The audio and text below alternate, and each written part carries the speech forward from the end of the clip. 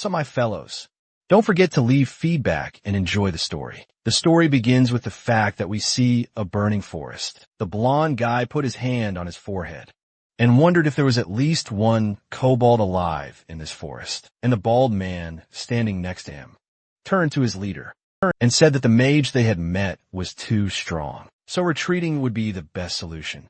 The blue-haired leader of this gang turned to them and shouted that it was time for them to stop being afraid, because if the fire was so strong, then it meant that the mage had not yet regained his strength. The leader was frightened by the sharp sound and bulged his eyes. The gang noticed a man coming out of the forest.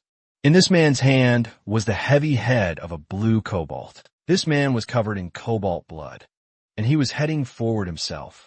Suddenly he noticed a small gang in front of him and stopped. The guys grabbed their swords tighter and stood up. The leader pulled out his dagger and said that his opponent should just stop quietly. The mage put his hand on his head and grinned, to which the leader said that he should put the kobold's head on the ground, and then he would save his life, throwing out his shoulders and grinning. The guy with his head in his hand said that. Then he would act on his own, resting his head on the ground. A bright flash of blue began to appear in his hand. The leader abruptly turned towards the forest and gave a command to his comrade, who was hiding in the bushes. A crossbowman jumped out of the bushes with lightning speed and fired a shot. The arrow flew directly into the back of the guy, who came out of the forest. Sensing this, he turned around and activated his magic, starting to shine. The arrow began to take on a completely different route. With the help of magic, the arrow stuck in the leg of one of the gang. Two guys opened their mouths. From what they saw, the two of them rushed to attack and swung their swords. At the leader's command, the mage makes a quick dash back. Waves emanated from his hand, which formed a shield, which surprised the gang. He folded his hands, making a clap. Thanks to the clap, bright particles of ice began to appear around him, which rushed straight at the bandits. The leader looked ahead with a frightened look and did not understand how he could do this. After all, this is the magic of ice. The blonde man was completely frozen in one pose. The ice block began to fall forward under its own weight, flying past the mage, falling to the ground. It crumbled into small pieces. The mega's hand began to turn red a little, which made the leader wonder if he wasn't a fire megas, and this whole fire was just caused by explosives. Suddenly fire began to appear in his hand, with his hand bent in front of his face. The mage stood with a straight face, starting to attack. He withdrew his hand with fire to the side. One of the fiery attacks flew straight into the bushes. Other shots of fire began to hit the people from the gang. Hiding in the bushes, they jumped out of the fire screaming for help. There were several corpses lying around the mage, and fire was burning everywhere. He began to walk forward towards the bald bandit, who was shouting in fright that he should not approach him, placing his hand on his head. The megas used an explosion that completely tore him apart. From the inside, the leader fell to his knees in fear, because he saw what was happening to his comrades. After killing the bandit, he began to walk forward straight towards the blue-haired bandit. The leader was shaking with fear, and with a frightened face, said that he did not understand how it was possible to wield two elements at the same time. The mage began to raise his sword from the ground, and then swinging his sword, he said that it was all because he was an outsider. The bandit's blood flew everywhere. The protagonist threw the kobold's head on the table of the tavern, which he came to some time after the battle. The bartender looked up at him in surprise from such a roar. All of the visitors began to look at them. The bartender, examining the head, said that he was surprised, tilting his head to the side and raising his hand. He said that the mage had indeed been able to destroy the kobold. With a straight face, the main character stuck his sword right into the table. The bartender looked at the sword in fright and said that the mage had encountered vigilance, to which he received the answer that they had already been buried. Bringing his face to the sword, the hero's eyes turned red, and he himself said in a terrible voice that there were also those in the bar who should be buried. The bartender sighed and looked at him from under his brow, and then told the boy not to worry, because he had nothing to worry about. Suddenly a man from the audience raised his hand and shouted that these vigilantes do nothing but eat meat and drink alcohol, so they are ordinary robbers.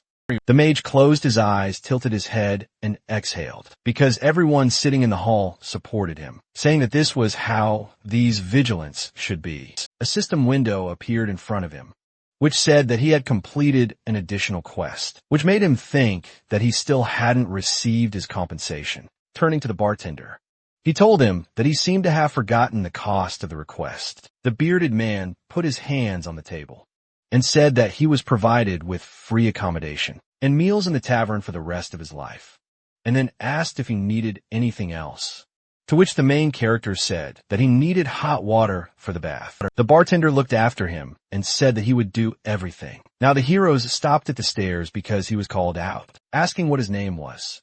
The bloodied megas turned around and said that his name was Ian Hope. Images of a fire-breathing dragon began to appear in his head, and he thought that this was a game that was illegally downloaded from the same community. He introduced the 4 heroes, reflecting on how it was a semi-open, dark fantasy game full of intrigue and conspiracies. Ian was standing, and behind him was his real-life ghost. But now Ian was just a character in the game of Aquilonia, which he had been improving until he became one himself, which awaited the player in the second half of the game. Then he presented a slightly different version of the improvement tree, and said that he did not follow the methods of the game, but did everything in his own way. If he wanted something, he trained or developed. Ian, holding his chin in real life, realized that his character had failed. He hovered his mouse over the system, uninstall window, and decided that he would create a new one and just improve it. A huge number of different messages began to appear in front of him, in which it was written that someone was watching him, that someone wanted to delete the world. Suddenly, a moment later, he finds himself in the middle of a crowd of enemies, hiding behind a tree from the dragon. He recognized this place because it was a learning area from the game, and he could not immerse himself in long thoughts at all. In such an environment, he is sharply attacked by a bandit, but he manages to block the blow. Blue lightning flew from his eyes, and he, gathering all his strength in his hands, dealt a crushing blow to the bandit. The blood of his enemy splattered everywhere. Falling to the ground, he looked at his hand and trembled with fear. But he realized that in the 6 months that he had been there, he had already managed to adapt a little to this dark world. His sword is right next to his bathroom, when he suddenly heard a sound. He began to pull it out of its scabbard, preparing to attack. He brought his sword directly to the neck of the ordinary maid, who was holding a bucket of water. She opened her mouth from fright and bulged her eyes and said that she just brought hot water. Jan put his sword back and realized his mistake and apologized to her. He spread his arms and made himself comfortable, while she bent down to pour water.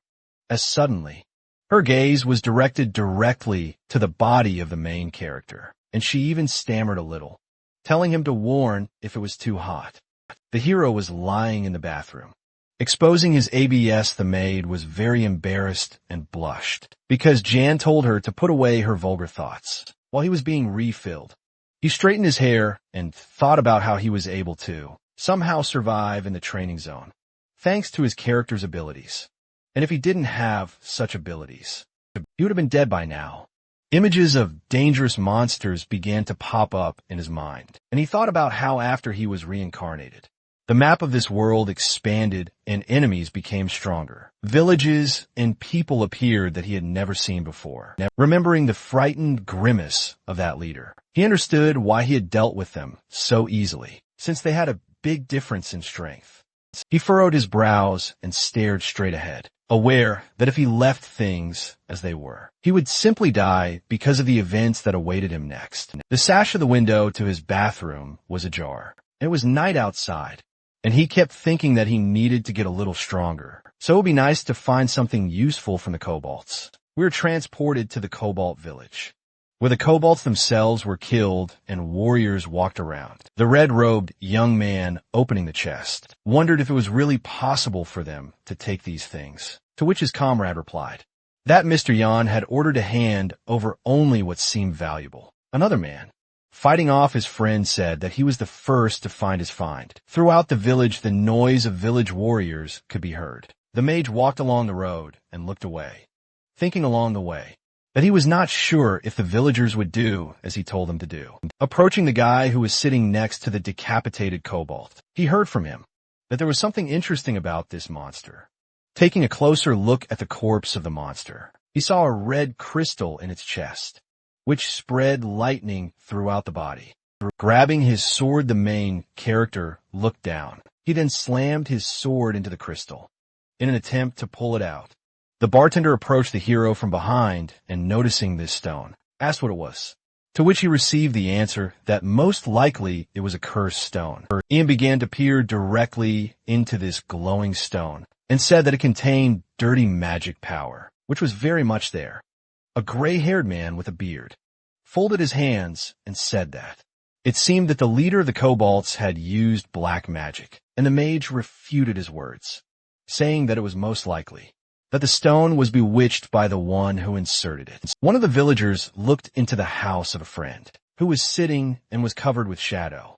The guy noticed a large red ball in the hands of his friend. There were many such houses in the kobold village, but they were all looted. The warrior smiled mischievously, holding the cursed stone in his hands, saying that he wanted to take it to his mother. And then, with a terrible grimace on his face, he turned around and said that if you eat this stone, you will become a puppet. Yun lifted this stone to his face and noticed that it was shining brightly. A moment later, we are transported to an unknown hut. The main character looks down with his arms crossed and says that everything doesn't look so bad.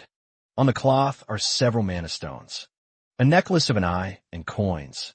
And the protagonist wonders which of these items were found in the hut of the kobold leader. The cursed stone lay in his hand, and he knew that it was the most fragile catch among all that was there. Putting his hand in his pocket, he thought that if he cleaned it, the stone would be useful. In the other pocket, a blue glow began.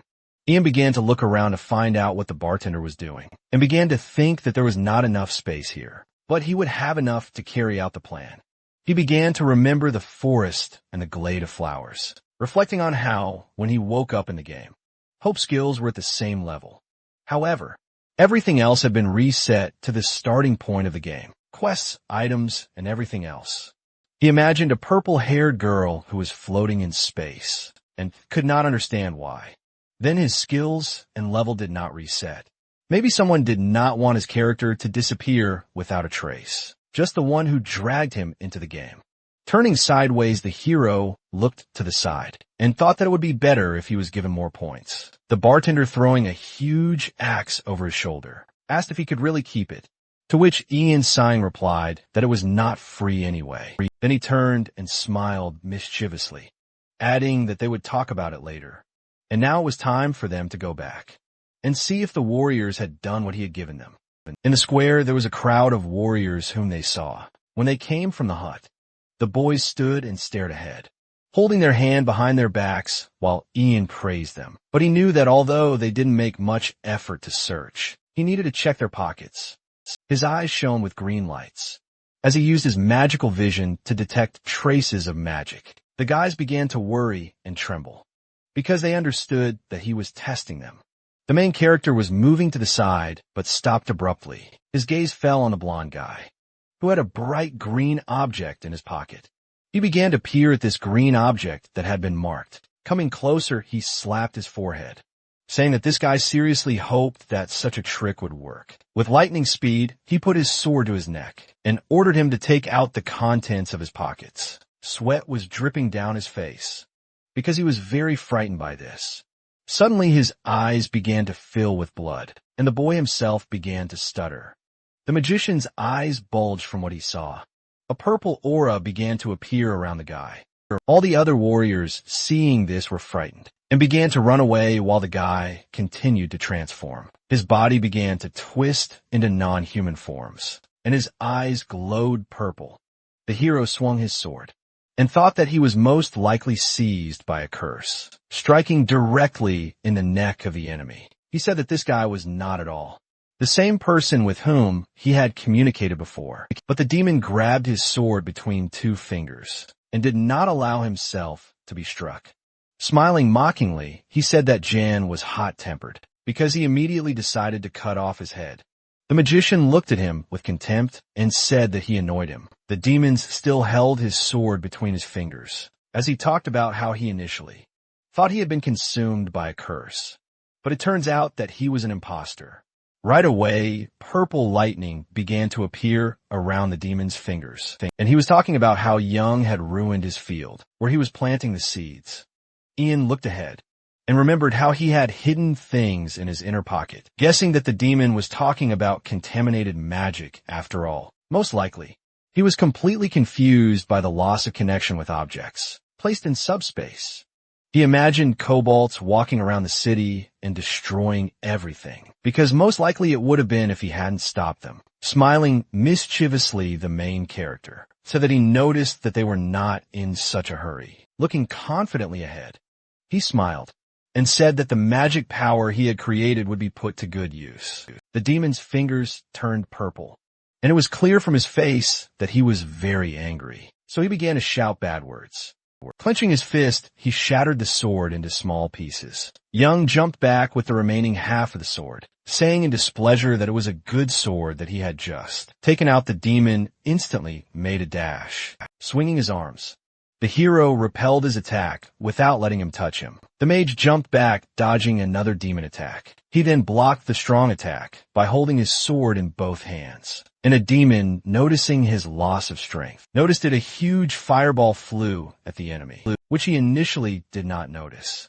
But as soon as the enemy paid attention to him, his eyes bulged wide, and then there was a strong explosion. Fireballs were flying behind the main character, and he had a sword in his hands. The demon with burned clothes got up from his knees and did not understand how he did it. Burns were visible on his face, and his hair stood on end. Young jumped into the attack, holding a fireball in his hand, and interrupted the demon, saying that he was talking too much. The puppet began to be torn to pieces by such an explosion. All the warriors opened their mouths in shock, not understanding what was happening.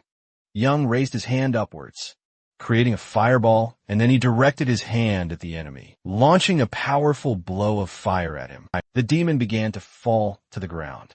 The blow was so strong that it was almost completely burned, lying on the ground. He maliciously shouted that this mage was just pretending, and promised that he would definitely come back for him. Yang made a sweeping slash with his sword while the enemy said that his insignificant soul was imprisoned for eternity of suffering. In this body, the demon's head detached from the body and flew upwards. Due to Yang's strong blow, flying far to the side, the head continued to make sounds. The main character squatted down and, holding a sword in his hand, said that these were typical conversations between a murdered person and a murderer. He struck the enemy's body with all his strength to get something. Ian was able to get this cursed stone out of the demon, but he noticed that it was much smaller than the Cobalt leader, sitting in front of the entire crowd of warriors. He began to rise, and then, pointing his sword in their direction, he asked with a menacing voice if anyone wanted to surrender voluntarily. After a while, we are transported to a bar, while the weather is sunny outside. The bartender stands at his counter and wipes his glasses. Suddenly, Ian enters the bar in a new blue armor and with a bag in his hand, sitting down at the table.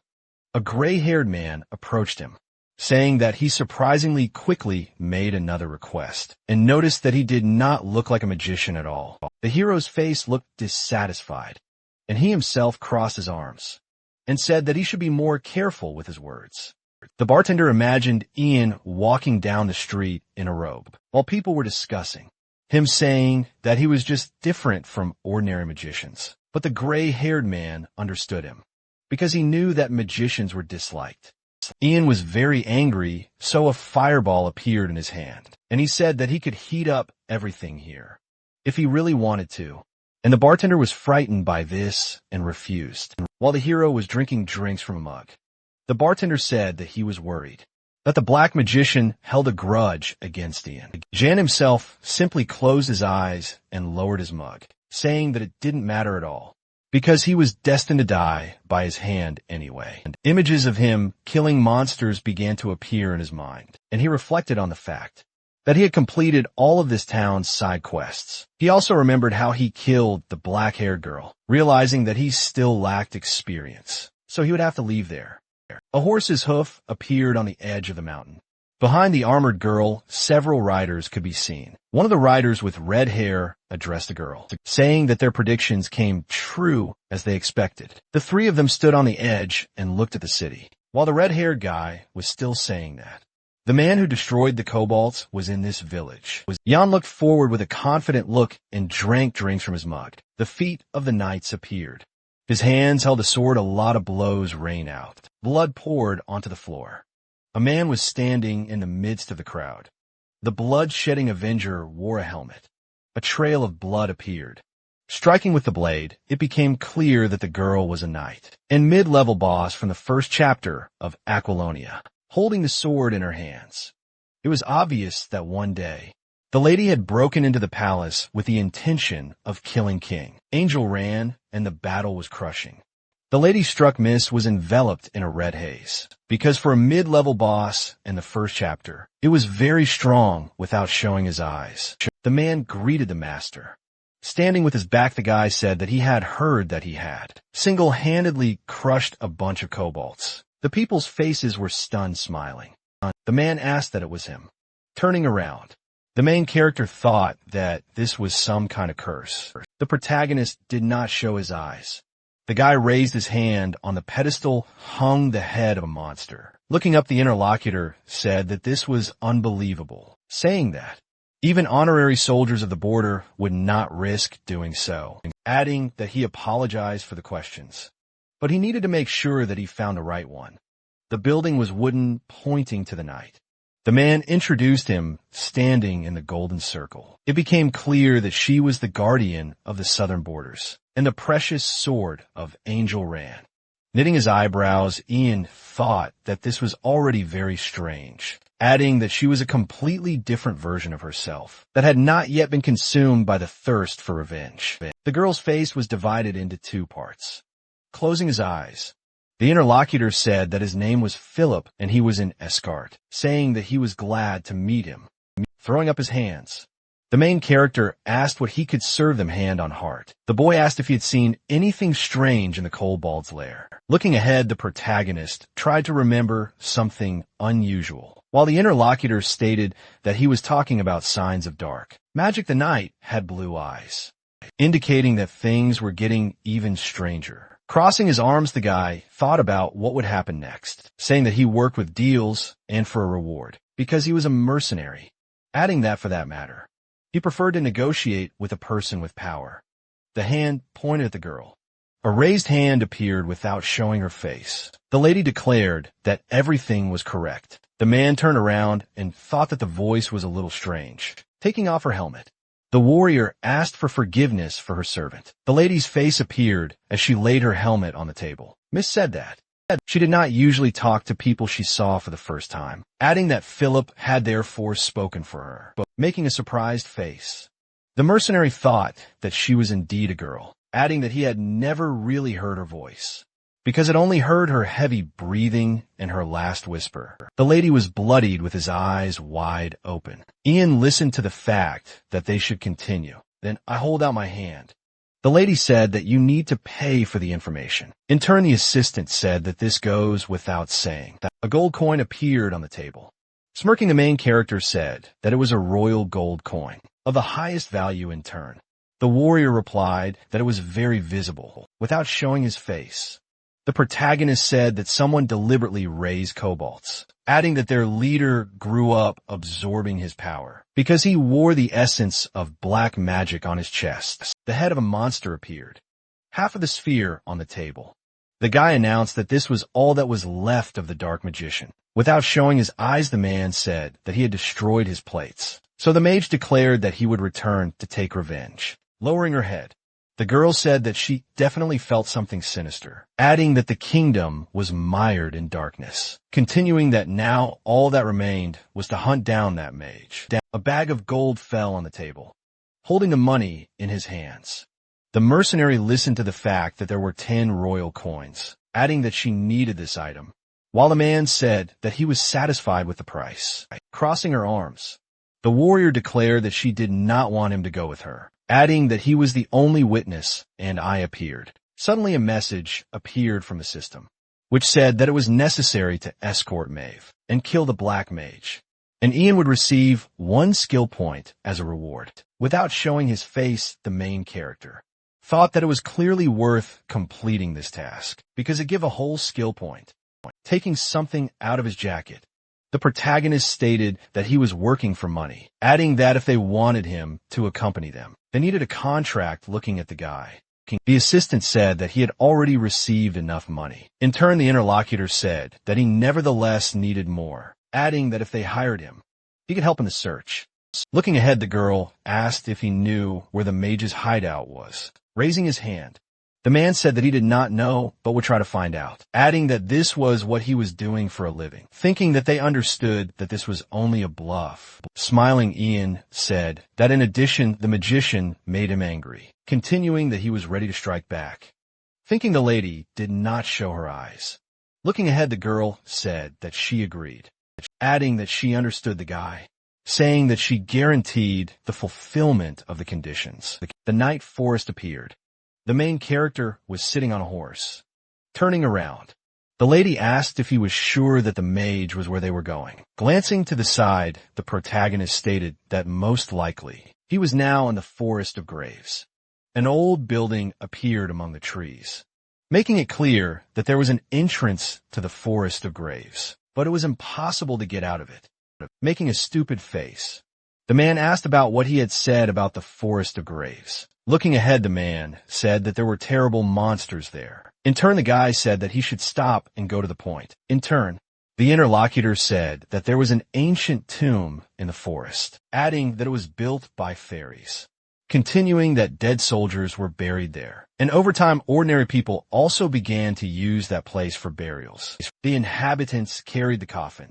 It was dark, and it became clear that at some point the fog began to thicken. Dropping his hands, the man stated that no one else saw people coming out of there. In turn, Ian thought that everything was the same in the game, adding that he should definitely go there. Looking ahead, the knight said that this was the very center of the kingdom, asking that he really thought that a black mage could be there. The main character, without showing emotion, stated that he scattered seeds and is now waiting for the harvest, which means that he needs a shelter hidden from human eyes, adding that isn't the center of the kingdom the best place, because they say that it is always darkest under the lamp. Sitting on the horse, the guy asked if they should discuss all the details later, and now set up camp in turn. The warrior said that it was a good idea, because the time was already late.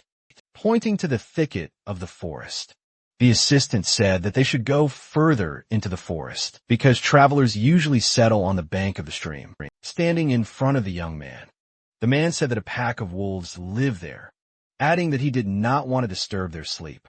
Mounting his horse, the boy said that he would make a fire. Exhaling, the mercenary said that he was stupid because he would trample everything. Friend of Fag appeared. People were on the green spectrum. The mouth of the beast appeared. The wolf pack consisted of many creatures. The leader appeared. The allies were sitting around the fire. Looking at the girl, Ian thought that she was completely different, asking where her vengeful nature was, which had turned the king's castle into a bloodbath, continuing that there must be a reason for this. Like any madness, the lady lowered her head. The main character closed his eyes. There was a bag in his hands holding the spoon. The assistant said that he would finally be able to unpack the package. The girl, looking through the open door, told the master to stop smiling. The lady said that there was ham and cheese in the package, adding that he should be careful. A blush appeared on the boy's face, holding a spoon in both hands. The man said that the lady had a loving look, while the protagonist said that he would not be silent. Turning around, the young man asked if he wanted to share with him. In turn, the man said that he would share if he closed his mouth. Sparks flew in the wind. His hand was on the bundle, holding a spoon in his hands. The guy asked if the gentleman was laughing at him. Taking something out of his jacket, the man ordered the young man to shut up. People froze in anticipation. Putting on the helmet, the lady said that they had unexpected guests. The comrades and arms turned. Horror appeared on the guy's face, saying that they were wolves. A lot of eyes appeared as he prepared to draw his sword. The man said that it was a curse, because it seemed that today they would be left without dinner. White wolves appeared without showing her eyes. The warrior declared that these wolves were larger than usual, asking if it was the work of a black mage. Looking ahead, the interlocutor said that they would deal with them and find out. And taking out her sword, the girl said that he was right, adding that Philip should mount his horse and stay away. Turning around, the lady said that Jan should do the same. Knitting his eyebrows, the guy refused, not very politely glancing to the side. The lady asked what he had just said. In turn, the man had declared that it was impossible to defeat wolves. In her armor, holding the horse by the reins, the assistant said that he was also full of wolves, in his direction without showing his face. The main character ordered her not to worry and follow him, adding that there is something that only he can do. The girl's face appeared holding the sword in her hands. The warrior declared that they should try not to die. Making a serious face, the mercenary said that it was all nonsense, continuing to tell her not to die as well. The paws of the animals appeared. Holding a sword, the protagonist announced how many of them there are. The wolf rushed to attack. The man parried the attack. Knitting his eyebrows, the guy said that the creatures were bastards, adding that the magic of the flames would cope with them in a minute. Turning around, the man thought that he could not show his abilities, continuing that you never know who your enemy will be. Human legs appeared. Ian, without showing his face, said that this was the most invisible to the eye. The sword became longer, swinging his blade.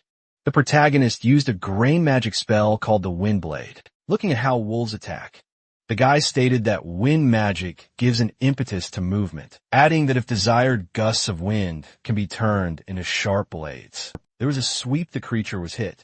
The wolves, I was red, the blood that came from the monsters appeared. The opponent's mouth appeared. The man was right in the wolf's mouth. Suddenly the animals, I became wider, standing with his back to him. The mercenary used gray magic, an ability called Wind Curtain.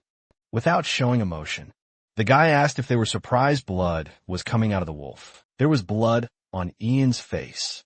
While wiping the liquid, the main character heard that there were 2 more left. There was a swing of the blade. The wolves were killed in a matter of seconds. Looking back, the protagonist thought about her being stronger than he thought, adding that he was surprised by both companions, knitting his eyebrows. The guy thought that this battle had dragged on, saying that it was very bad, because this could only be the leader's tactics. People fought with opponents, using the ability called the Search for Magical Power. The man thought that he needed to find the main one as soon as possible. Magical power surrounded the man's feet. The wolves were surrounded by light. Glancing back, the mercenary realized that he had found an enemy. Turning around, Maeve listened to the address to herself, putting the sword in the scabbard. The ally said that she had to take the horse, adding that he would take the leader's head. Holding out her hand, the warrior asked what was happening, ordering her ally to return. Jan flew over the wolves, his lead pushed off the air. The main character rushed forward. The mistress's eyes opened wide. Man made his way through many animals, holding the sword in her hands. The girl said that it had just flown into the air, asking about what she had not imagined, until the assistant's voice rang out, defending himself with a shield.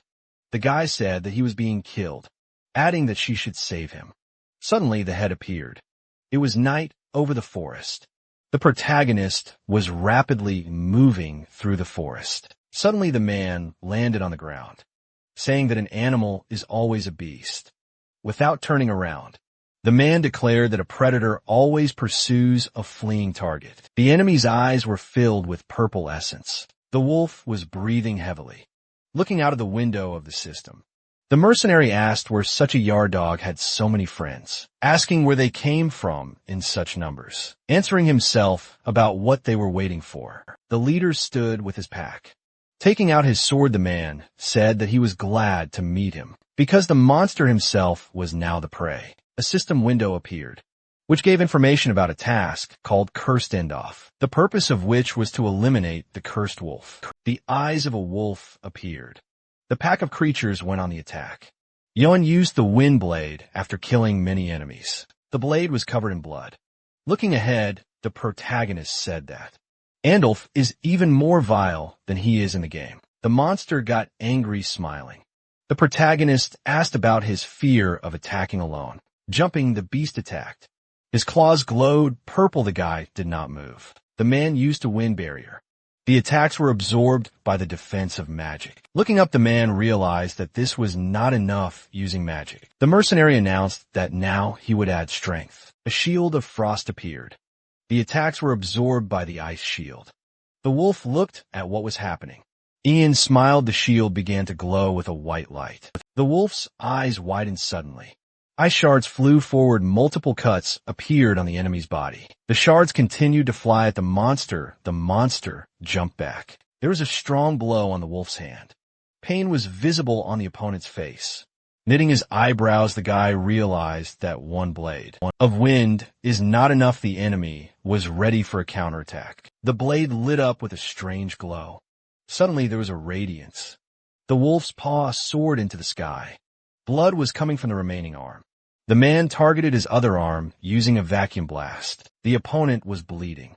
The leader was missing both arms. The man did not show his face. Looking at the broken blade, the mercenary asked how long ago he had left the village. The enemy, falling to the ground, coughed intensely. A purple charm appeared. A purple light emanated from the opponent's body. Opening his eyes wide, Jan asked what was going on. A bright light appeared. The man was thrown far away. The main character knitted his eyebrows. The monster without both arms jumped up. The protagonist watched his enemy run away bleeding. The monster looked away suddenly. The wolf's head turned red. The leader of the pack hit the ice barrier. The fragments flew forward. The enemy fell to the ground. A lot of fragments fell down. Anger was visible on the face of the enemy. The beast was trapped in an ice trap. Without showing his face, the guy asked why he was coming to his senses so quickly, using a spell called the Dungeon of Frost. The man asked if he could cope with it. A bloody essence appeared. Black magic diluted the spell of ice magic. The wolf was on his knees. The monster tried to dodge the volley with crystals. The fragments hit the monster. The enemy received a serious blow. Looking ahead, the beast heard words about where he was going. Lightning appeared on the wolf's face. The man using lightning magic asked why he did not call for his help. Swinging, the mercenary said that this could not be. In the eye of the beast was the image of a man. A powerful attack appeared. Lightning rang out. The monster fell to his knees. Young landed on the ground swinging. The main character used a low-level gray magic spell called the Wind Blade. The blow fell on the beast in the stomach. In the protagonist's hand was a spell called a vacuum blast. The opponent's body took the blow. Blood was coming from the monster's mouth. The monster fell to the ground, holding his head. The guy said that to hell with him. Suddenly his eyes turned purple.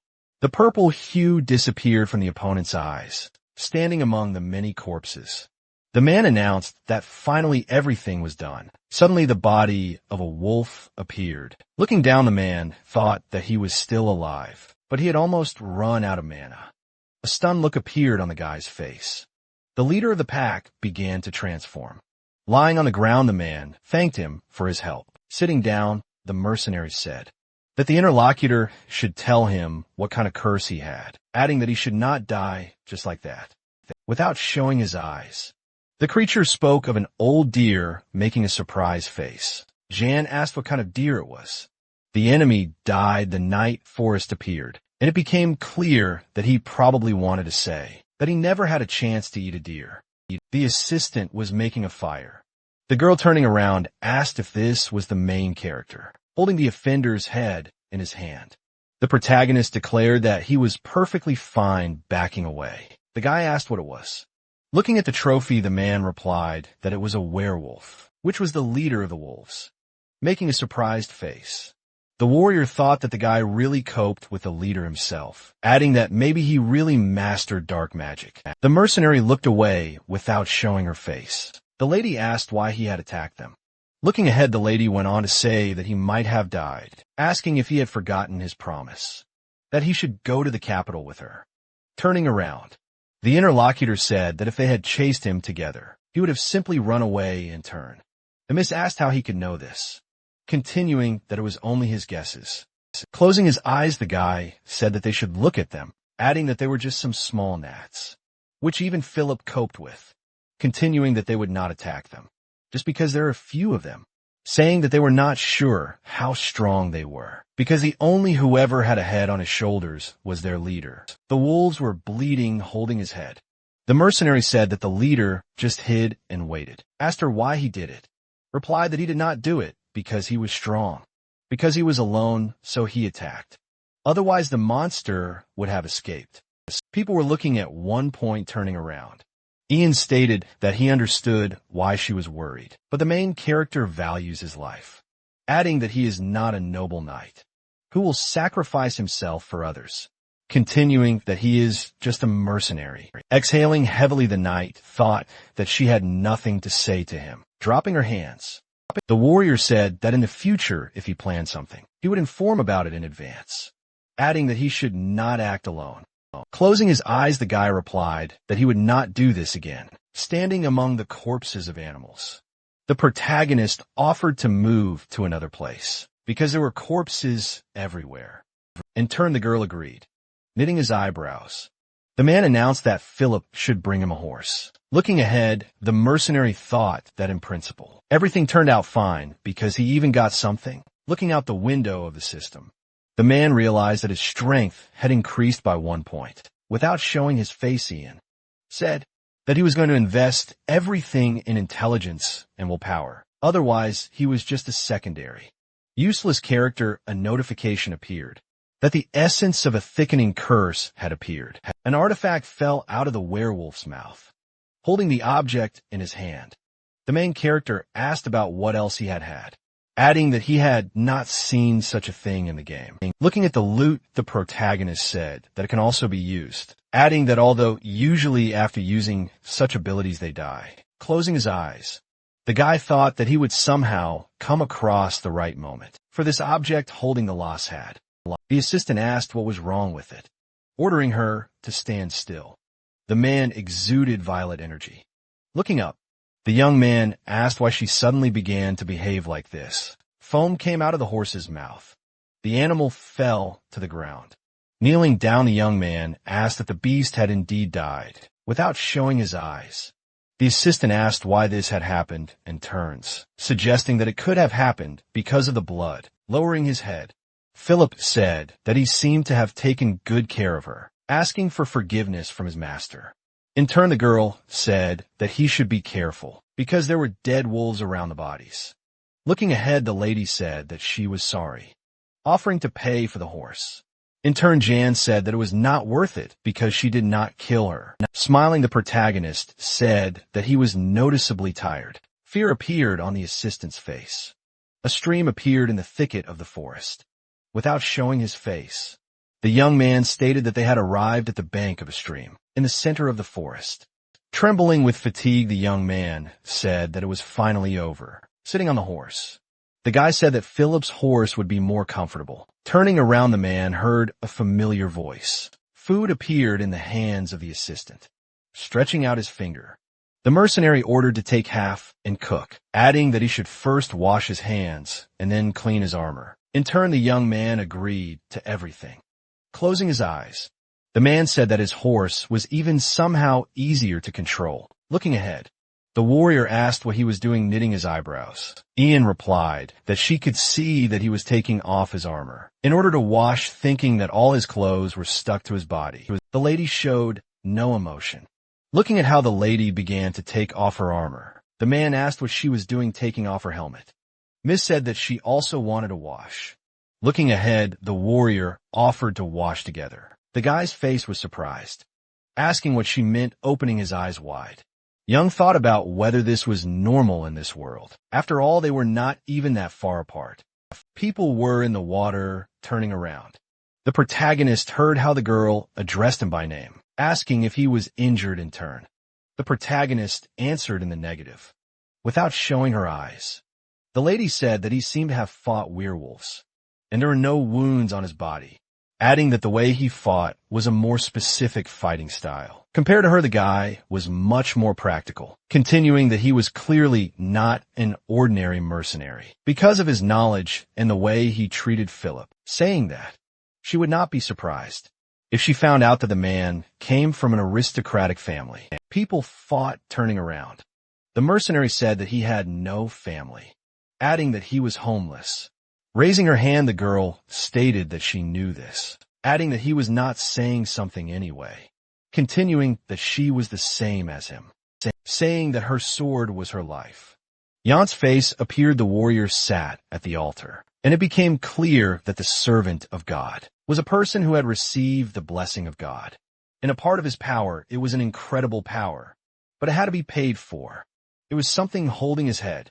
The main character asked what kind of god Tyran is. In turn, the girl asked if he was serious. Looking away, the protagonist stated that he did not get along well with the gods, thinking that there were too many gods in Aquilonia, because the guy could not know them all.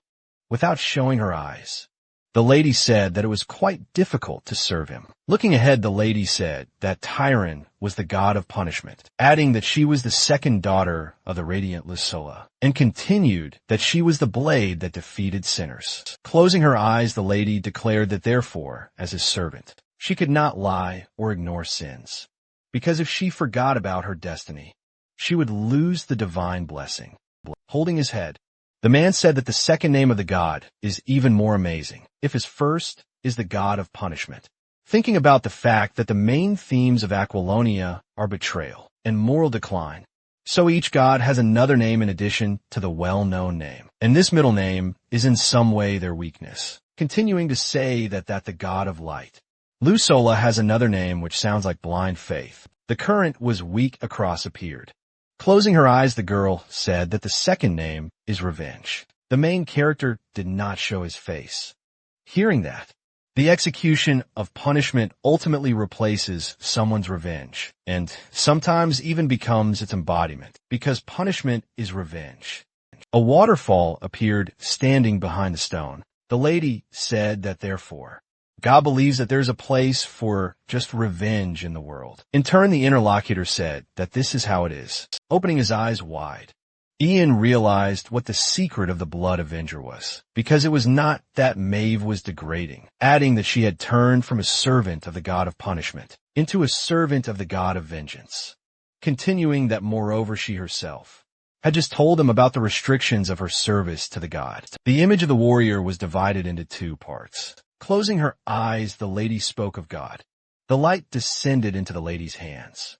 The demon of revenge attacked the soldiers. The main character held his fist close to his mouth. Looking away, the protagonist thought that she must become a demon of revenge, because this is the only way the boss will appear. A black silhouette appeared, gritting his teeth. The guy thought that he did not have enough information to talk about, something saying that he would need to observe it all. Turning around, the girl asked that he did not serve any god in turn. The man stated that he was not going to do this. In the end, the lady said that he had his own reasons for this, continuing that even now one of them was looking after him, assuming that one of them was already coveting him. The mercenary stared at the moon, saying that it was possible. The man showed the middle finger. Water flowed over the waterfall while the man said that he was hungry, offering to go eat, making a happy face. The assistant announced that he was able to defeat the werewolf single-handedly, adding that he admires the master every time he thinks about it. Exhaling heavily, the guy thought about the fact that the young man could not shut up from yesterday's dinner, asking what was so special about it, because there were a lot of such monsters everywhere. Looking around, the young man said that they hadn't seen such monsters yet. Turning around, the man asked what he had just said, thinking that when he was in the Angel Rand Kingdom, he had seen hundreds of such monsters. Turning around, the girl said that this was true because on the state road, there were only goblins and kobolds. Opening his eyes wide, the mercenary asked about the state road, thinking about the fact that after he got out of the border swamps, he had arrived in the city of Vakur and the kingdom of Agelran, adding that he had also started playing the role of a mercenary. In that city, the route of the main character appeared. Ian was killing a monster, slapping his face with his palm. The protagonist said that he had paved the way for them, while the assistant asked what had happened. Turning around, The guy said that Philip's quiet days had come to an end, adding that the kingdom was much more dangerous than he thought, because it was now completely tough there. People looked at the burned village, looking ahead and surprised. The man said that he didn't think she would catch up with him so quickly. Making a sad face, the young man asked that they must be robbers. Glancing ahead, the assistant asked why such things were happening on the state road, since they were not on some outskirts. Greeting her teeth, the lady said that she would not forgive those who did this to ordinary residents, without showing his eyes. The man thought that this holy knight was angry at every little thing, adding that in the game he also wasted time on such trifles and could not acquire dark magic, continuing that he did not mind completing the tasks. Silhouettes of people appeared in the distance, smiling. Ian said that they would find out everything now and turn. The girl asked what his words meant. In the end, the guy said that he would just ask those people. People were digging a hole. Anger appeared on the lady's face. Persons were digging a grave, holding a crossbow in his hands. The man ordered them to work, making an angry expression. The chief said that he had asked to dig only 6 graves for them, asking why they were so slow to do so, continuing to tell them to work normally, because he didn't care if they didn't get enough sleep. The man turned the warrior, rushed forward. Looking at one point, the personalities asked different questions. Putting out his hand, the superior declared that they should take a bow or something, and aim at the horse, but did not shoot, because real knights are merciless to everyone except ordinary people. Sparkling eyes. The lady ordered them to lay down their weapons and sit on their knees. Looking ahead, the man said that she should at least tell the reason for the attack. Otherwise, they would have no choice but to attack. But knitting his eyebrows, the commander said that he had ordered them not to shoot. The arrow flew straight at the lady. The warrior repelled the shell. Looking ahead, the man said that the knight was a monster. The sword began to shine with blue light. A beam rang out, which hit the enemy. Gritting his teeth, his superior thought about his people. A warrior appeared on his knees. The man said that it was a small misunderstanding, adding that they had done no evil, continuing to let her explain themselves without showing her face. The girl said that she would listen to them later, and the main character would interrogate them. Raising his hands, the man asked what was happening. Gesticulating, the boss recognized the protagonist. Ian looked down, bewildered. The main character furrowed his brows in bewilderment. Miguel was covered in sweat, and reminded the guy that they had often seen him in Valkyr. The player remembered how the mercenary sat on his knees in front of him and thought that he had seen him. Then in the end, Maeve looked at Ian and asked if they knew each other, to which the young man replied that the man had a familiar face. He smiled contentedly when Miguel said he would tell him everything. The mercenary knitted his brows, and the protagonist thought that he wanted to be kind first, and then bared his fangs, but this fool did not stand out for his mind. Before sitting on horseback, the young man agreed to this offer, and then asked what had happened to the village. The warriors held torches in their hands. This happened even before they came. Bright sparks burned in the air. The old man grabbed the knight by the arm and asked what they were doing. The rider turned to the villager and explained that this was the Lord's order. He opened his mouth wide and added that they had been ordered to move all the inhabitants to the city of Orndal, so there was no time to delay. Suddenly the guy's eyes bulged out in amazement and asked if he was talking about the Marquis of Vultured. The little boy looked at the rider with fright and asked why the Lord would burn down an entire village. Phillips sweated when May suggested it was the war. The protagonist furrowed his brows and thought that people and supplies were being gathered from all over the kingdom in a stronghold for a war with a neighboring country. They were on horseback, and Ian said that when the war broke out, the Lord would not be able to hold all the territories, and the village would have been ravaged and burned anyway. He had just done it beforehand. The boy was covered with sweat with horror. The player closed his eyes and thought that the Marquis had his own goals. Everyone looked towards the corpses, and the protagonist asked what they were. The mercenary furrowed his brows and explained that this was the family of the village elder. They resisted the order to the last, so they were executed. He turned around and added that they were digging graves for them. The young man looked at Miguel and asked if this was all. Then they looked at each other silently. The man opened his mouth wide and shouted loudly that he was not hiding anything. The writer put his hand on his face and thought that it was all in vain. And judging by the fact that the task window did not pop up, the mercenary was not lying. Maeve looked at Ian and he said that he believed the man. Looking away, the girl said that she would see if anyone was left in the village. The protagonist furrowed his brows and called her meticulous. Miguel looked at him from behind in bewilderment. Suddenly, the player grabbed the hilt of his sword and asked if he wanted to die. He sang on his knees, saying that thanks to the outsider, they were able to justify themselves. But he wondered if they could finish what they started. He laughed happily when he heard a positive answer and said that they already had to go on their main mission. Miguel turned around and loudly ordered the others to set off. Everyone ran away, and Philip assumed that this was some kind of important task, since as many as 6 people went there. The mercenary scratched his neck and said with an awkward smile that it was a little uncomfortable to talk about it here. The young man raised one eyebrow and asked why the man was looking back at the master, to which Young replied that there were a bunch of scoundrels among the mercenaries who stole tasks from others. Opening his eyes wide, the main character said that the man took him for such an impudent man. Miguel closed his eyes and explained that there were just rumors about a pack of wolves that feed only on human meat.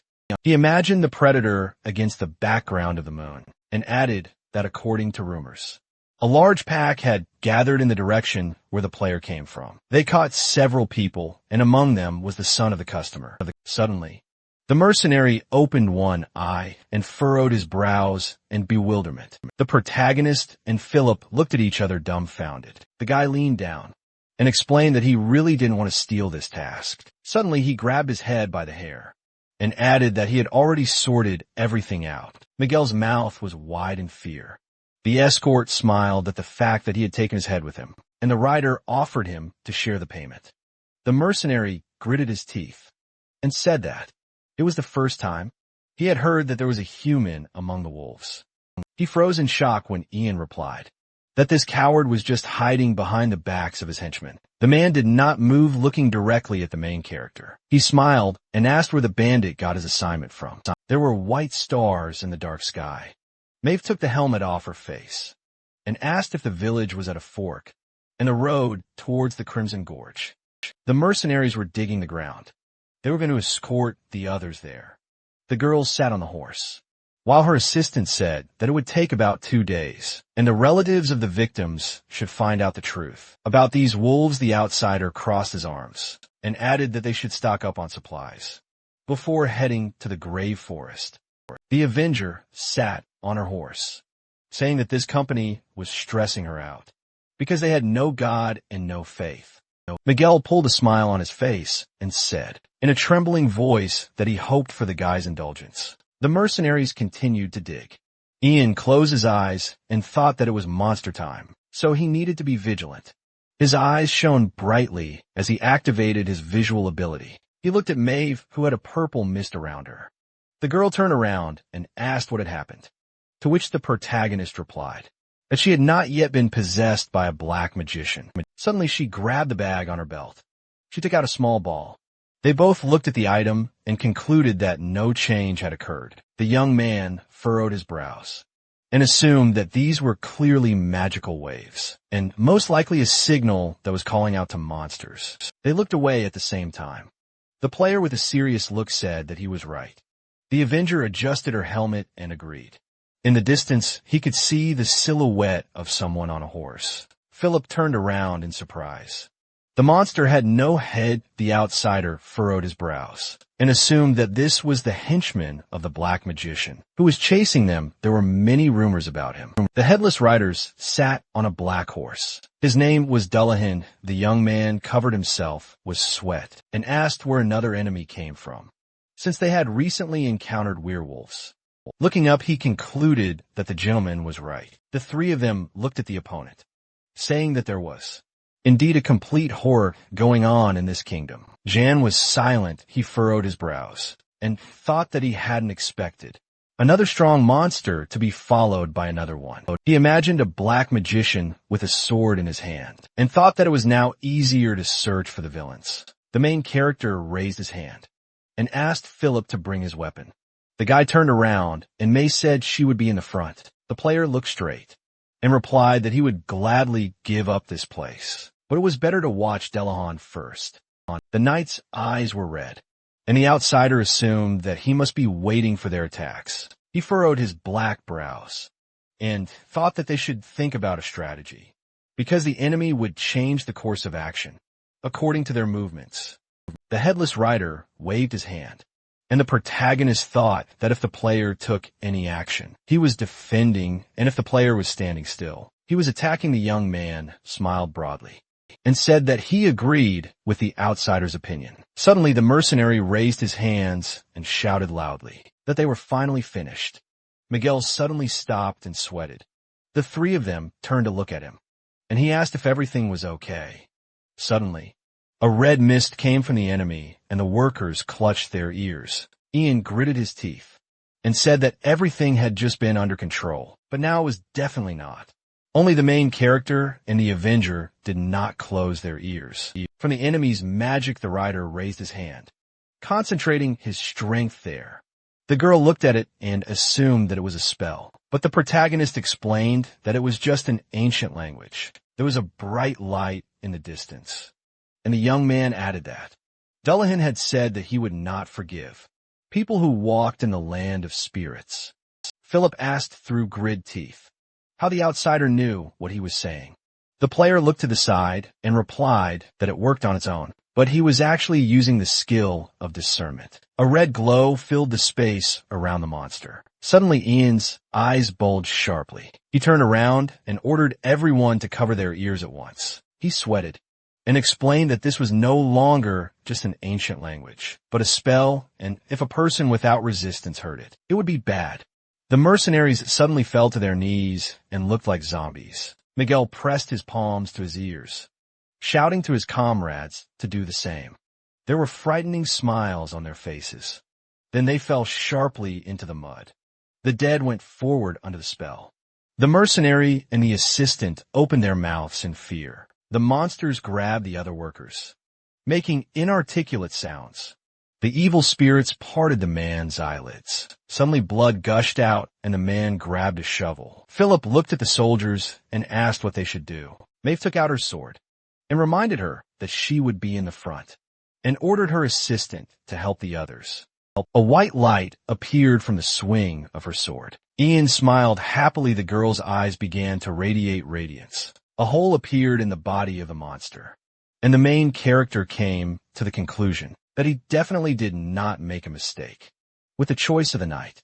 He looked at the fight, saying that the Avenger would do just fine. Philip fought zombies. There was red energy around Delahanna. The knight rode a horse. The enemy was not so simple. He turned around and thought that the headless rider had suddenly dissolved. As she collided with him, pieces of his clothes were in the air. Suddenly, the enemy was to the side of her. Maeve was covered in sweat when she saw that the villain had returned to his original form. The monster raised his hand and said something in his own language. Dark energy appeared in front of the knight. She raised her sword, greeting her teeth. The girl then sliced through the enemy wall in one motion. Shrapnel scattered in the air. Suddenly a claw appeared in the air. Maeve looked at it dumbfounded. She managed to cover her face with the blade of the weapon. A whip of bone grazed her helmet. Delahan attacked her with many whips, but she kept repelling. The headless rider waved his hand. Suddenly the whip was behind the girl's horse. The point was right next to her green eyes. The thread was tied tightly around her wrist. The knight gritted her teeth and led out a pained sigh. Her hand was trembling, and she thought that the corruption had seeped through the saint force and was spreading throughout her body. Maeve looked at her hand in horror and cursed out loud. Suddenly, a blue beam of light threw the whip away from her. She looked to the side, dumbfounded. The main character was away from her. The Avenger covered herself with sweat, looking at him in surprise. The calm-faced guy replied that he had dealt with those dead people. So he was a little late. The enemy's weapon emitted a red mist, and the protagonist decided that now they could finish with it. Young raised his sword and said that he would strike Dullahan once more. With full force, he furrowed his brows, and added that he would do it in such a way that the opponent would fly away. The headless rider struck. The whip slammed into the ground between the two warriors. Then the enemy rushed after the outsider. Maeve clenched her hand into a fist and said she didn't know that her partner was up to him, that he could trust her. The tip of her sword emitted a blue light. Her horse was breathing heavily. There was a bright glow around the girl, and she said that she would take great pleasure in slaying this abomination. Her gaze was resolute. The whip flew quickly in the air. The ground cracked right under Young's feet. He turned and gritted his teeth. The enemy was right behind him, saying that he had caught the main character. The young man smirked and replied that he was the one who caught the monster. The horse ran forward. The enemy turned sharply. The knight struck a powerful blow with her sword. The enemy's clothes were torn. The girl rushed forward, thinking that Dullahan had dissolved again, which meant that she had failed to kill him again. Behind her was a black substance. She looked to the side and warned her comrade that the headless rider would now regain his form. The young man with brightly shining eyes replied that he knew about it. The outsider swung his weapon in the air many times. The avenger gritted her teeth, not understanding why he did it. Suddenly her eyes bulged sharply. Pieces of black cloth floated in the air, and the girl noticed that the opponent's matter around the cut piece was dissolving. Suddenly a whip appeared in the air. It attacked the player's horse. Blood gushed out of the animal's mouth. Yang's eyes was shining. He furrowed his brows. Then he jumped up, swinging his hand for a punch. Suddenly the skull fell to the ground. Maeve's green eyes widened in surprise. The main character was also stunned. He gritted his teeth and swung his hand to strike. He attacked the skull. A flash of light appeared. The blade trembled. The avenger's eyes lit up. A red light flashed in front of the outsider. The girl gritted her teeth and thought that the enemy had pierced all her sacred power and paralyzed her entire body. Her ally didn't move either. The skull rose into the air. Dullahan apparently about to regain his form. The guy grabbed it and thought that he had to get out of the paralysis. There was a red glow around the skeleton, and he said something in his own language. The outsider said with a smirk that known monsters always have at least one special ability in case they are in danger. Closing his eyes, he added that he knew that the scoundrel also had this. Jan held the sword in his hand, thinking that he had initially considered many passive abilities to be useless, but together they formed a synergy between them. Veins protruded on the hands of the main character, and he thought that this was not paralysis, but a very short blending. The skull's eyes was shining, and the outsider said that villains are very useful at such moments. The young man then threw it to the ground. He raised his sword and said that it was time to put an end to this. The monster even sweated from fear. Suddenly he galloped away, opening his mouth in fright. He ran away from the ruthless player. The sword struck the bone. Then there was a powerful explosion. Maeve stared at her partner, hitting her skull. Her eyes widened in shock, not understanding how the paralysis had gone. She imagined a headless horseman, while the protagonist was smashing the skull. The girl did not understand how he was able to hit such a monster. With physical attacks, deep cracks appeared on the enemy. The scoundrel opened his jaw wide and shouted something in an ancient language. Jan grabbed the weapon with both hands and told Dullahan to prepare to die. Then he plunged the point right between his eye sockets. A blinding light appeared. The avenger covered her eyes with her hand. A powerful wind blew. It shook the trees. In the past, Ian had slightly furrowed his brows when he was suddenly called a vile bastard. The papers with the inscription scattered in the air, and the villain shouted about the seeds he had so diligently cultivated and did not understand how he dared. The dark mage walked over to the glowing sphere and decided that he would think of it as an opportunity to get rid of this freak, taking hold of the platform with his fingers. The sorcerer exclaimed that soon the kingdom of Ellen, or rather the entire world, would return to its true form and become what it was originally. Spreading his arms wide to the sides, the wizard shouted that, as his servant and foreigner, he would throw off the shackles of humanity and be reborn as a perfect being. The man clenched his jaw tightly and noticed that when the time came, the first person he would swallow would be this vile bastard. There was a view of the high wooden fence behind the houses. Throwing the tool over his shoulder, the villager asked if his comrade had heard that the head of the village eventually died, to which he said that his only son had been torn to pieces by wolves. It seemed as if the mercenaries were sitting at the table in the establishment, and the citizen asked if there was any news, and then clarified that he meant those hunters who left, and said that they would definitely catch wolves. But no one knew the answer. A crowd of people was passing between houses in the village, when suddenly a resident asked, "What was the noise?" A dark skull wrapped in ropes was visible. The knight saddled his horse, and the villagers were surprised that he was completely covered in armor, as well as the part of the skeleton that hung behind. Lowering his jaw, the farmer exclaimed that this was the mercenary who went hunting wolves. Miguel wrapped his hand around the severed part of his body, while the townspeople were interested in what she was holding in her hands, after which they exclaimed that it was the head of the culprit and asked to see his brave face. So he must have killed it himself. The mercenary tiredly parted his lips as the people shouted with joy that they didn't think he would be able to fulfill the request, and besides, he was amazing. Raising his hand, the fighter shouted that they had arrived even an hour earlier, and all this was thanks to him and the village guide.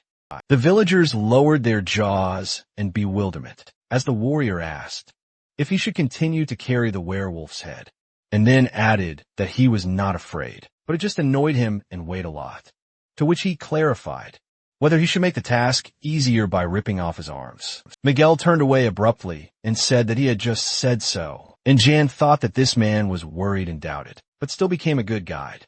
It seemed as if the hunters were sitting by the fire at night. The mercenary buried the ground with a shovel. Turning his head back, Philip asked his partner to finish, to which he replied that everything was fine, because he was doing it for his own good. And since he was the only one who managed to survive, his subordinates could reincarnate into evil spirits and curse him. Lowering his eyebrows, the man noticed that in any case, they made a lot of effort until the very end. The teenager lowered the corners of his lips in frustration, holding the food forward on the branch. The escort asked the mistress what they should do, since the journey takes much longer than they expected, to which she replied that it was. And since Ian had joined them, they had begun to fight almost every day. The main character closed his eyes, and his partner noticed that they were also late, because they had lost their horses. Looking back, the guy said that would take at least another week to get to the Grey Forest, but if they continued like this, they would not have time to search elsewhere. Rubbing his chin with the back of his hand, the soldier asked if the Grey Forest was their goal. Raising an eyebrow, Miguel said that they did not need any week, because 5 days would be enough to get to the village, after which he added that if they went along the side road that was known only to old mercenaries sitting on the ground. Ian clarified if he would take responsibility for this, to which Ian hesitantly muttered that it was, even though it was a bit dangerous there. Putting a sharp branch in front of him, the main character asked him, in this case, to lead them to the Grey Forest. Lowering his jaw in fright, the man was surprised at what he had just said. Suddenly the player threw the precious object with his finger, looking down in bewilderment. The hunter asked why they were going to this cursed forest at all. At the same second, a bright light fell on the guide's face, stretching his palms forward. The fighter clarified whether it was an imperial gold coin. The mercenary turned his gaze to the side and thought that it was twice as expensive as an ordinary gold coin, and it must have been difficult to refuse, because he had accidentally taken his request. Smiling broadly, the guide explained that the food in this village was quite good, and the beer was also not bad. While the player mused that, Since he was only going to go with Maeve to the grave forest, it would be good if he replaced him as a witness to the black mage. Pointing his finger at the large estate, Miguel invited them to gather in this tavern when they had finished their own business, and then added that he would go to receive a reward for the task, with the wolves throwing the money into the hands of the assistants. The protagonist asked him to go to the stable and buy a horse for the two of them, to which he exclaimed that it was quite difficult without it, and thanked him. The user said that he was lending him money, so he would have to pay back every penny. When suddenly the Avenger looked away and clarified if Ian said that he would go to the solar temple. The girl said that she also wanted to pray, and invited him to go together, when suddenly the main character put out his palm in front of him and said that it was better for them to go separately. Tilting her head, the knight replied that she understood him, when the interlocutor said that after that, he planned to go to another place, and then asked what these two guys could do if one of them did not come earlier. The mercenary walked over to the small building and thought about how people like Maeve valued faith and honor, standing near the entrance. The player mentally said that, in other words, she was an ideal target for priests, and wondered if he wanted to lose money by coming to this place with her, and decided to refuse a moment later. The protagonist threw open the door to the room. There was a sculpture on a pedestal, and the user was surprised that it was standing in such a place, after which he thought that it was not mana or light, but a real miracle, so it was definitely a real temple. Magic dust particles could be seen in the hands of the statue, and Ian realized that he could finally cleanse it of black magic, tightly clenching his hands into a fist. The main character did not understand what was happening. A man appeared behind a mercenary and asked who he was. Narrowing his eyes, the priest explained that now was not the time for prayer, but anyone could enter. The mercenary lowered his eyebrows in alarm as the stranger exclaimed that, as an apostle of the goddess of light, he had found himself in their run-down lands. Lowering his jaw, the player did not understand what nonsense he was saying. Placing his palms together, the priest of the temple declared that the only time solar emitted divine brilliance was quite a long time ago, during the visit of the apostle of the entire empire. Particles of magical dust fell to the floor, and at the same time, the protagonist reflected that he had misunderstood everything and believed in his own belief. But whatever it was, this was a feeling. The user furrowed his brows sharply, folding his hands in displeasure. The main character apologized and explained that he was a simple mercenary and not an apostle or a believer, to which the old man clarified whether he was an apostle. Looking at the statue, Jan thought that he was uncomfortable because he felt as if something was watching him through this sculpture, so he couldn't pretend to be an apostle when he was looked at like that. And besides, no one knew what divine punishment could be incurred for it. Squeezing his eyes shut, the priest wondered if it could be that he wanted to serve the glittering goddess Solar. Smiling, the mercenary said in his mind that this was ridiculous, and everyone continued to talk to him about the apostle, when suddenly the apostle's quest really appeared. Looking at the system screen, which stated that the essence of the quest was to receive a divine blessing, as well as to become part of the faith and its representative, after which he would be able to partially use its power. The player remembered that this quest was in the game, but its level was not enough, and now these restrictions have been lifted. Bowing, Edward asked his guest to think about it properly and make the right decision, and then added that when this magnificent moment came, he could remember him as a sincere person. The protagonist closed his lips sharply. The user agreed and promised that he would definitely remember this, and then noticed that now he needed his help, to which the priest turned a blind eye and allowed him to speak, stretching out the dark orbs in his palm. Young wondered if these items could be cleansed of dirty magical power with the goddess's divine light. Raising his eyebrows in fright, the temple attendant shouted that this was desecrated by dark magic, and then added that it was not an ordinary monster who did it. Standing in front of the interlocutor, the main character clarified whether this was possible, because he was leaving the city tomorrow by noon, to which he exclaimed that he could not refuse him. Bringing his hand to his face, The old man noticed that the goddess had poured out more grace than usual, but his physical abilities were poor, so it would be difficult to purify more than one. Grabbing the unusual orbs with his fingers, Edward stated that if he donated coins for the upkeep of the temple, even if his body was sick, he would still be able to purify more if he prayed to the goddess all night long. A satisfied grin appeared on the mercenary's face. Magic particles began to fall from the palms of the statue to the floor, clicking on the system screen. The player dismissed the quest and muttered that it would take a lot of investment to serve Solar. Magical grains of sand seeped through the fingers of the sculpture, lowering his jaw. The priest began to speak loudly about the grace of the goddess. The old man said that he refused, when suddenly the protagonist looked away and clarified what he had said. After bowing, the minister of the church explained that he had made a mistake, after which he added that he could only help someone who is under the protection of the goddess, and this would be an honor.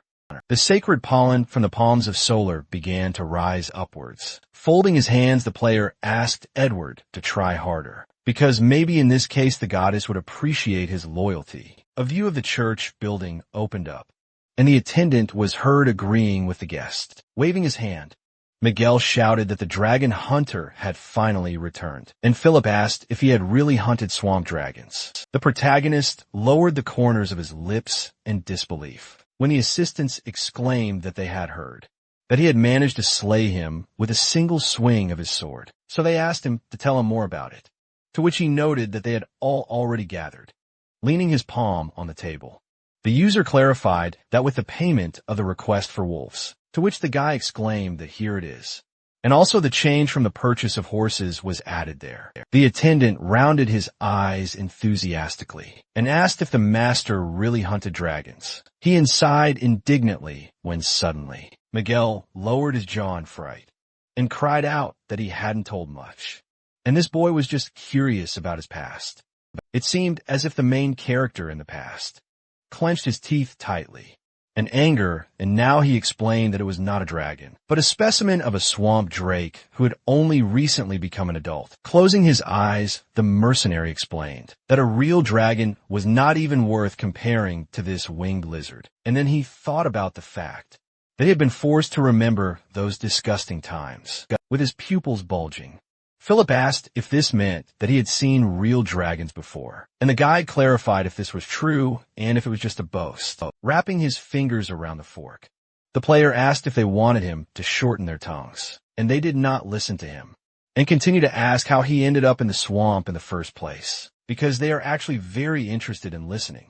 The man said that there were rumors that the swamps were cursed, and that it was possible to say goodbye to life if he set foot on these lands without being a descendant of ancient humans, when suddenly the protagonist, chewing on food, suggested in his mind that in his character information window, there was a mention that he was a descendant of ancient humans, and that was probably why he was not affected by the madness of the Dark Barrier, which is a special origin or something like that.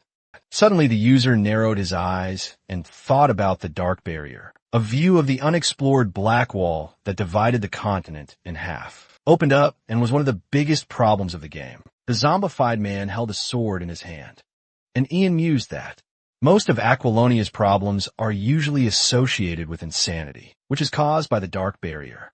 But the same could be said for their current target, namely the Dark Mage with a crash.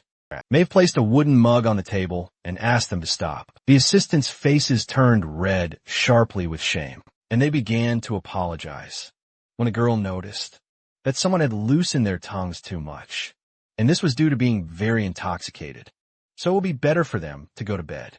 The guys jumped towards the exit when suddenly Miguel clarified whether it was because of his partner, to which he shouted that he was the one who started all these enthusiastic speeches. Closing one eye, the main character realized that he did not have a minute of peace when suddenly he was called out. Turning her gaze to the interlocutor, the Avenger asked if he would like to go out and take a walk for a while, after which she added that she had something to say. Burning torches could be seen on the walls of the houses as she walked down the street. The lady asked if he was all right after receiving that item. After defeating Dullahan, looking at the ring on her finger, the player clarified whether she was referring to the trophy, holding a weapon in his hand. The protagonist was indignant that he had broken his sword again. Suddenly, a sharp splinter flew out of his skull. The user threw the projectile away with a blow of his finger. Streams of dark magic approached his eyes, and he didn't know what it was. The hands of being suddenly appeared in space, and someone was heard talking about cursing people forever. The monsters grabbed Yang's neck as a voice told him to die. The fingers of the undead pulled. The smile on the face of the main character. And then he clarified whether this was madness, and whether this was his level. After which he added that this was nothing compared to the madness he experienced after finding himself in the game as an outsider character at the same moment. Blue energy beams sprang out from the mercenary's fist. The player's pupils noticeably decreased in size, and then he wondered if this was all that morons were capable of, and then decided to crush them with his own mana, and invited them to try their weapons on themselves. The protagonist clenched his fingers tightly and assumed that it was much quieter now. Yang's eyes began to radiate a bright glow under the influence of complete submission, and he realized that feelings rushed straight into his head, as if a new body part had formed. And he also felt the same way when he first felt the magic power. Inside, a small beast appeared in the palm of the protagonist's hand. The snake's scales glittered, and the mercenary was surprised at its appearance. Smiling, the player asked if she had just conveyed her feelings to him, and if she would become his pet. Suddenly, the reptile wrapped itself around the protagonist's finger, to which the protagonist said that he had received something valuable. Looking at the ring, the user realized that it was the best trophy that could be obtained after defeating Dullahan, and immediately, the system reported that the Swamp Hatred was an unusual ring, in the shape of a snake that contained a will, so that in exchange for some life force, the wearer could use a curse that caused confusion on the opponent. With his pupils bulging in fright, Ian thought that he couldn't use it at the beginning of the game, because he would be confused if his willpower and intelligence were at a low level, and besides he would never have thought that he would remove the restrictions in this way, and then announce that he was fine.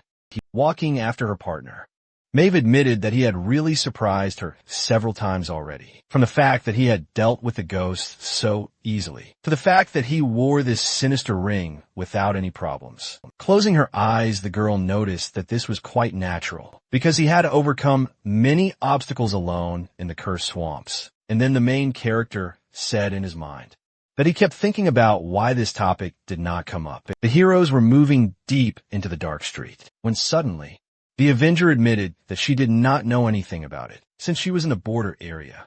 So she was lucky to meet such a person.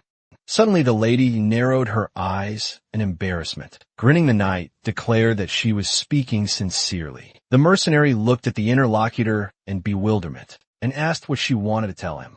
Standing near large boulders, Maeve reported that she had first learned of the dark mage's existence a few days after she had been ordered to return to guard the national borders. Some time ago, the messenger held out an envelope, and the girl said that when she was about to return, she received a letter from her only younger brother. Leaning her back against the rock, the Avenger imagined the silhouette of a relative and replied that his name was Vernon, when asked if she had a younger brother, after which she added that he is the head of the loyal family and the shield that protects the royal family, a position that has been passed down from generation to generation. Placing the lantern on the cobblestone, the player thought about the fact that he did not remember such a thing in the game, and then noticed that it was strange that the knight, an apostle tower and defended the borders, while the younger brother was assigned to protect the king himself, to which the interlocutor replied that if she had stayed, Vernon would not have been able to achieve such status. Lowering his eyebrows, the protagonist mentally said that such a noble sacrifice was difficult to meet in these dark times, after which he assumed that this was what attracted the attention of the goddess. Tower was a flashback in which the older sister was watching her younger brother train, and now the knight explained that the problem was that Vernon also understood this, because he had always been a child who tried to prove his worth. Holding the paper in her hand, The lady stated that she thought that was why he had sent a letter, saying that while the king was busy preparing for war, someone in the kingdom was cultivating the seeds of darkness, and then added that surely the dark mage they were looking for was one of them. Stretching his palm forward, Ian asked if he could take a look, and his partner asked if he could also read, but realized that she shouldn't have been so surprised. Lowering his gaze, the main character said that he is very ambitious, and says that he will use the capture of the dark magician. To revive the family, there were vague symbols on the sheet. And then the mercenary read that he wanted to save the kingdom by exterminating immorality, as well as ruling his own lands. After which he thought that this was really a young guy who suffered from an inferiority complex and a desire for recognition, because only a few words were addressed to his sister. From the entire letter, Maeve was standing with her hands folded when she suddenly remarked that it looked like he wanted to keep her under control so that she wouldn't be able to take his credits, to which Maeve replied that she did. And although she was embarrassed, it was true. Closing her eyes, the girl admitted that at first she did not even think of going in search of the dark magician. Looking sadly to the side, the Avenger reported that there had been no answer from Vernon, and that a month had passed. Holding the letter in his hand, the player explained to the mistress that a month was quite a long time, and began to talk about what it meant if there was no response from him within a month of going to the dark mage.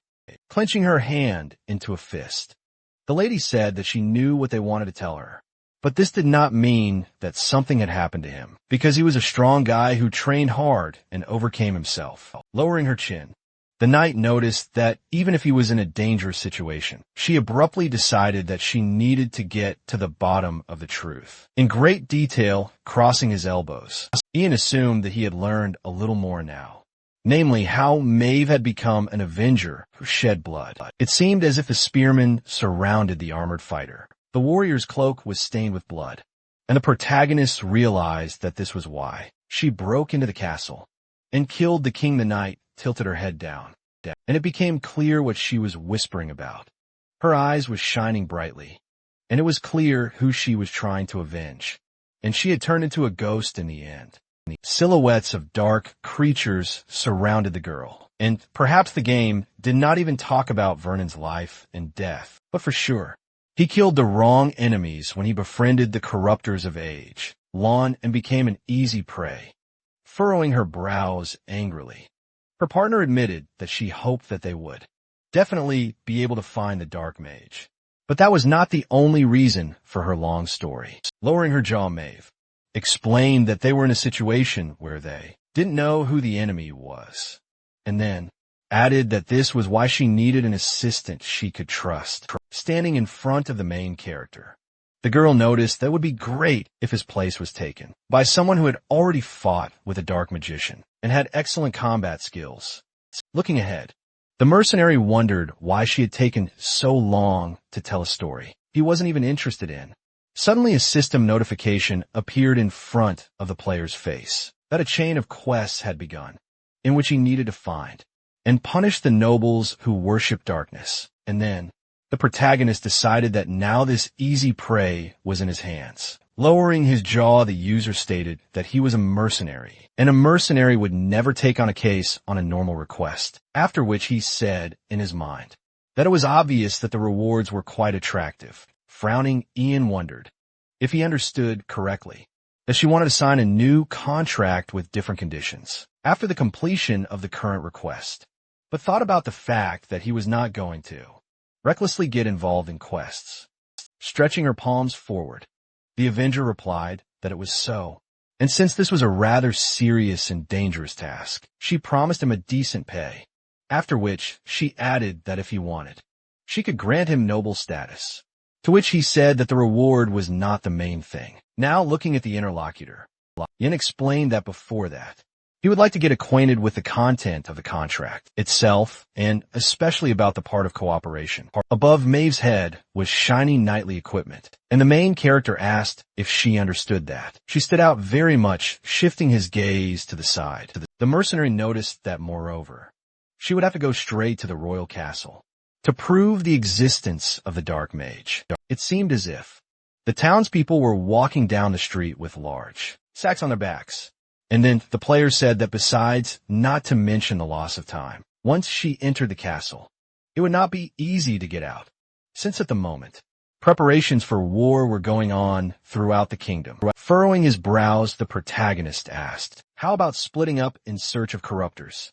A girl in iron armor grabbed the handle of the weapon, and the user reported that she would be outside. Jan himself confidently closed his lips and decided that he would act outside, folding his hands. The main character said in his mind that he was inclined to go alone, because anyway the goals of the quest were corruptors, so he would be able to deal with them on his own. And as a bonus, there was no risk of encountering those letters outside the castle, who were associated with this lady. Her partner rounded her eyes in bewilderment and said that in order to prove the existence of the dark mage, she needed witnesses. It seemed that Miguel was smiling broadly, and the player clarified whether it was true, that he was no longer the only mercenary on the team, to which the interlocutor exclaimed that there was also this person. There was a view of the ears of corn in a huge field, and then Maeve asked her assistant to think about it, because there was still time.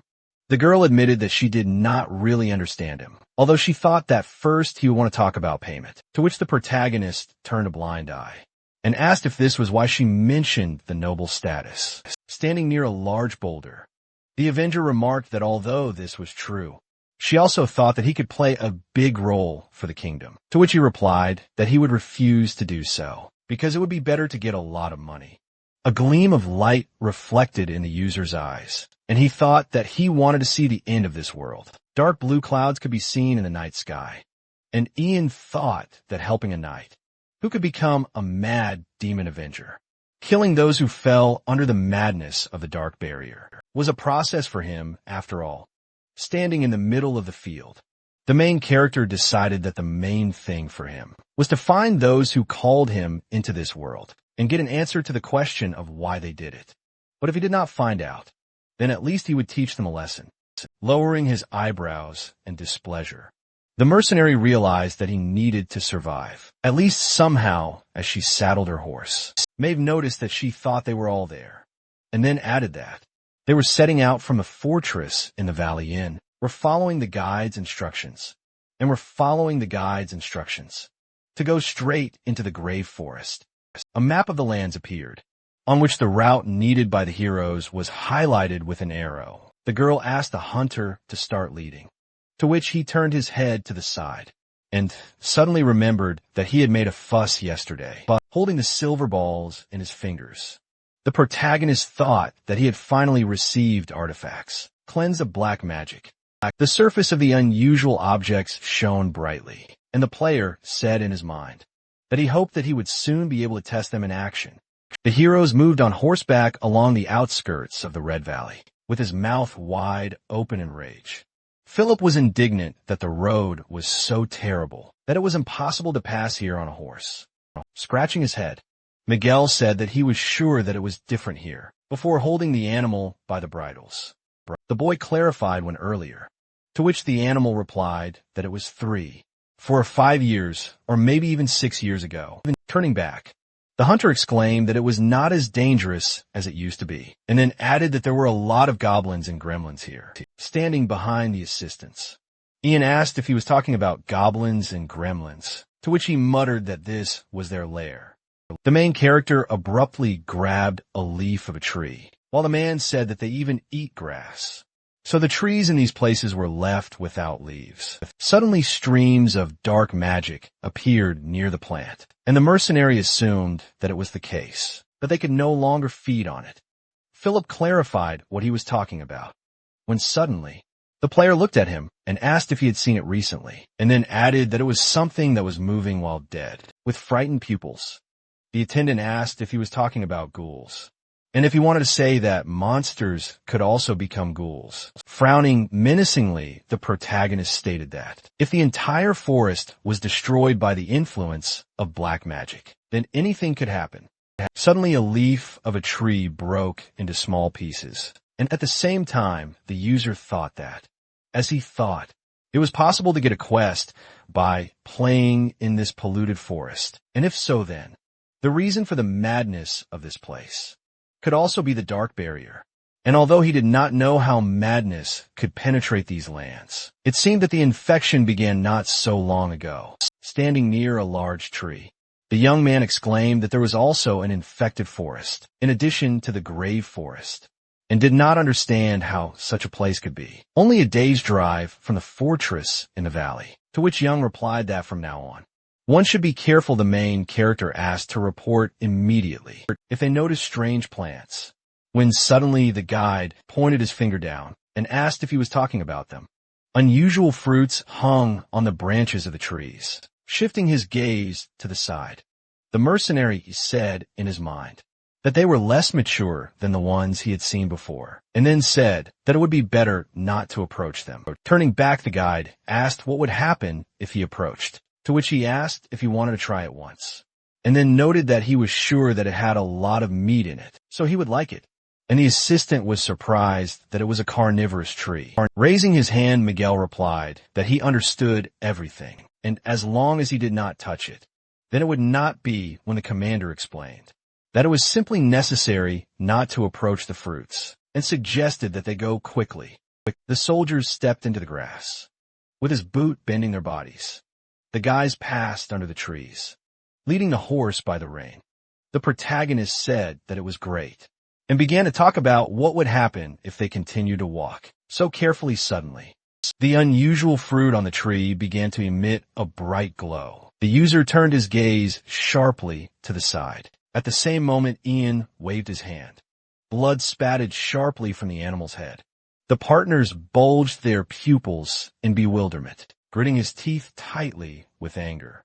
The main character cried out indignantly that not even a day had passed since the purchase of this horse. A red tentacle dragged the horse's head with it. The mercenary's eyes began to emit a bright glow. A moment later, the player rushed after the monster. The protagonist grinned furiously.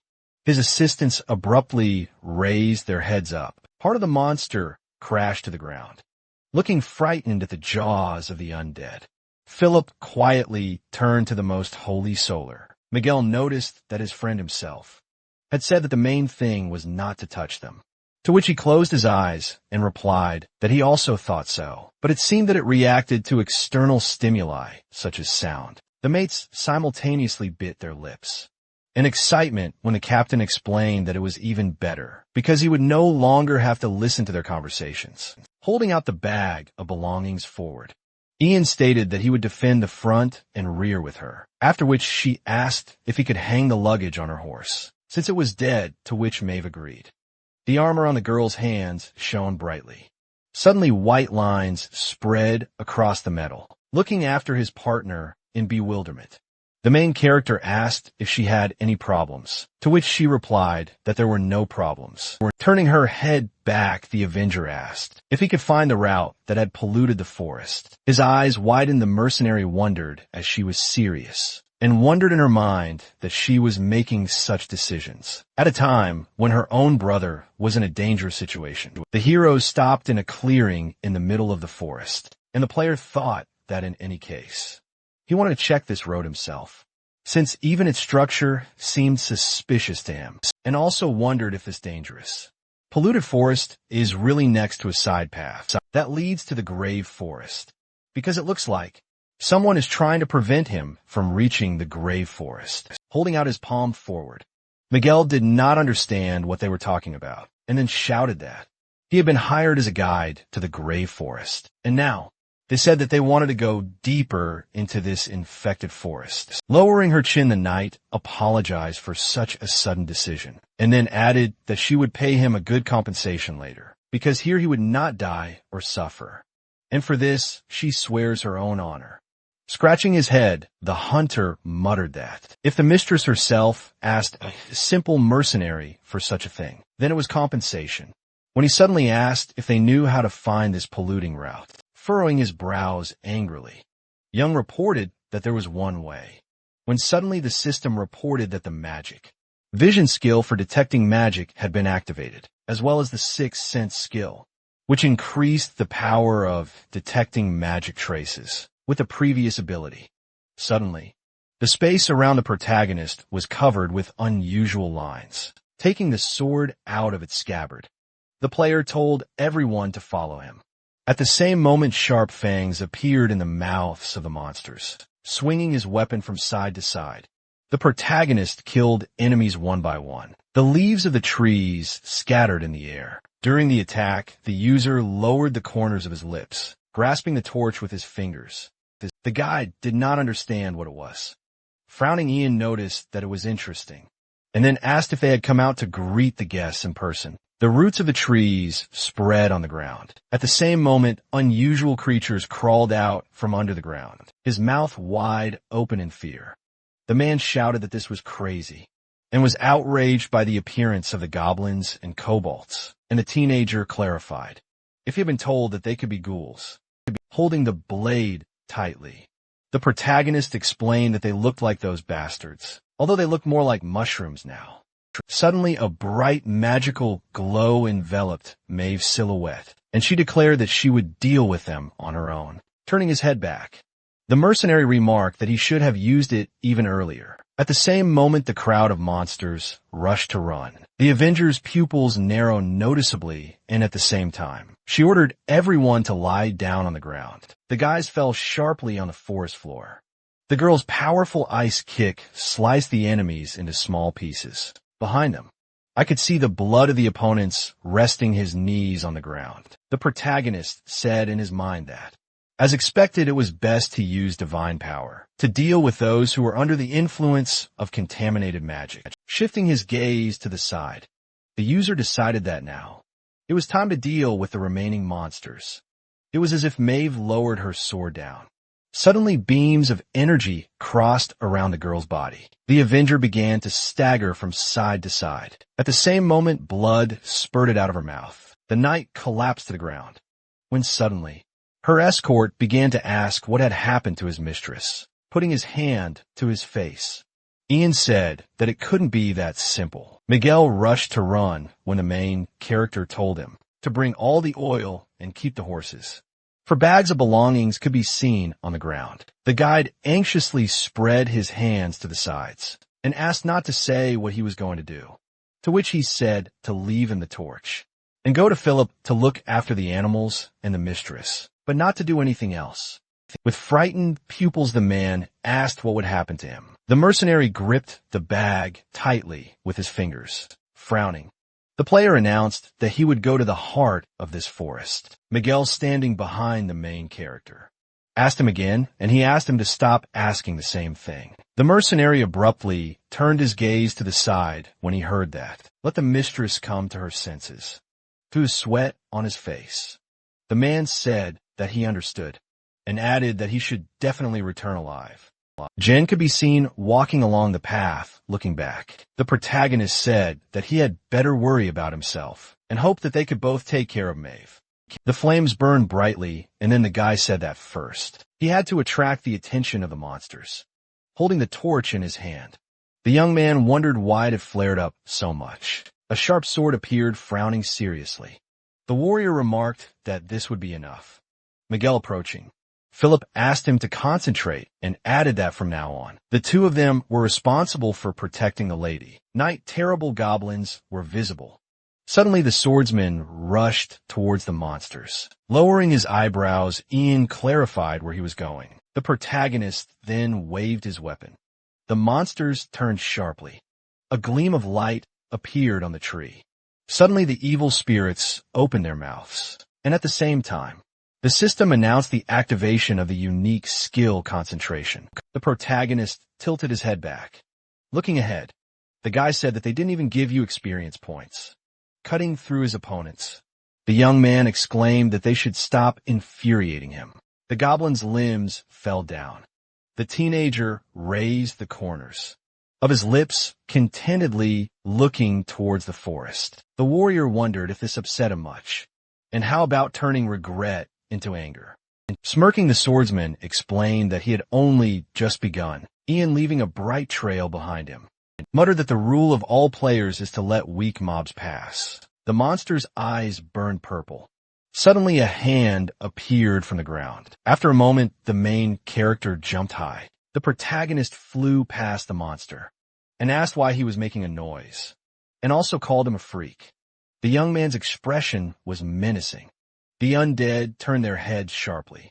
Suddenly the young man's torch shattered into 2 pieces upon landing on the ground. The teenager said that he was some kind of mid-boss, and also added that he no longer had a torch. The warrior then looked ahead in surprise. Unusual lines could be seen, and at the same time, the swordsman activated the unique skill of the sixth sense, and said that he had this ability, and now he could see clearly. Lowering his eyebrows, the player said that he had found a route of the pollution, standing in front of a tall tree. The user reported that the boss was a twisted ancient tree. Red buds were visible, and Ian wondered why it was so big, and thought it would be smaller, because it was not as dirty as it was in the game itself. An unusual ball appeared above the palm of the protagonist's hand, and he noted that it did not matter, because he needed to follow the plan, and also added that he would finally try the purified artifact. In action, the round object emitted a bright light, and then the protagonist realized that it attracted his magic like a magnet. After a second, the guy frowned seriously. Suddenly, the monster rushed in his direction. Strange monsters bared their teeth. Rushing from his seat, the young man exclaimed that he had not even given time to think. A moment later, the evil creatures opened their mouths. The teenager quickly dodged enemy attacks. A sharp object protruded from the ground. Suddenly, tall branches appeared, thrusting his hand into the magic portal. The warrior muttered that he could rushing to battle now, but there was no need to do so. Suddenly, the swordsman took out a rag. The player poured dark liquid over his enemies. The user then threw away a piece of cloth. A fire appeared near his palm. A second later, Young released a burst of flames. There was a powerful explosion. The monsters' bodies could be seen burning rapidly. In pain, the monsters opened their mouths. Looking ahead, the main character said that he did as he planned, standing in front of a tree. The protagonist said that the fire had engulfed him, and then muttered that if he had only studied strategy while playing this game, he would not have had to teach the character useless gray magic and miss out on skill points. The guy parted his lips thoughtfully, looking up the young man, said that he was still able to cope with this useless magic. Noticing the purple trail, the warrior noticed that he had found another weak point. Rushing from his place, the swordsman was displeased that he was placed so high. The player abruptly covered his face with his hand. The user clenched his jaw in disbelief. Young then slid across the ground. The heads of monsters appeared. The main character sat down on his knee. After a moment, the protagonist smirked, taking out an unusual ball. The guy said that he kept thinking about when he would use steam technology. Steam could be seen coming out of the holes, and at the same time, the young man muttered that this was the twisted wood technique he used in a crisis situation. The evil spirits rushed down, and the warrior explained that in order to extinguish the fire, it emits steam and then uses a powerful, long-range attack using all its heads. But the important thing is that this period takes some time. Lowering his gaze, the swordsman realized that now was the best time to use his magic skills. Suddenly, the circular artifact began to emit an unusual energy, lifting the corners of his lips. The player said that this is a spell with a short range, but you can try to strengthen it with an artifact. The magic ball glowed brightly through the sweat on his face. Ian wondered why he wasn't stopping and said that something was wrong. Clenching his jaw, the protagonist exclaimed that he was draining his magic more and more, and added that there was no such thing in the game. A glint of light reflected off the unusual artifact. The protagonist opened his mouth in confusion. A magical flash of light appeared. Suddenly, there was a powerful explosion. The guy stretched out his palm forward. The young man narrowed his eyes sharply. The warrior destroyed the top of the tree. Touching his face, the swordsman said that his eyes hurt, and added that it wasn't the magic power of a purified artifact, but rather he had simply absorbed his magic and amplified it. Looking ahead, the player wondered why it was so different from the game itself. Introducing the knight, the user muttered that in the game, he was fully armed with magical weapons and artifacts, after which he wondered if all these items could then control the artifacts. Looking at the unusual orb, Jan said that the concentration of magic power was lower than before, and he was going to use it more than 50 times.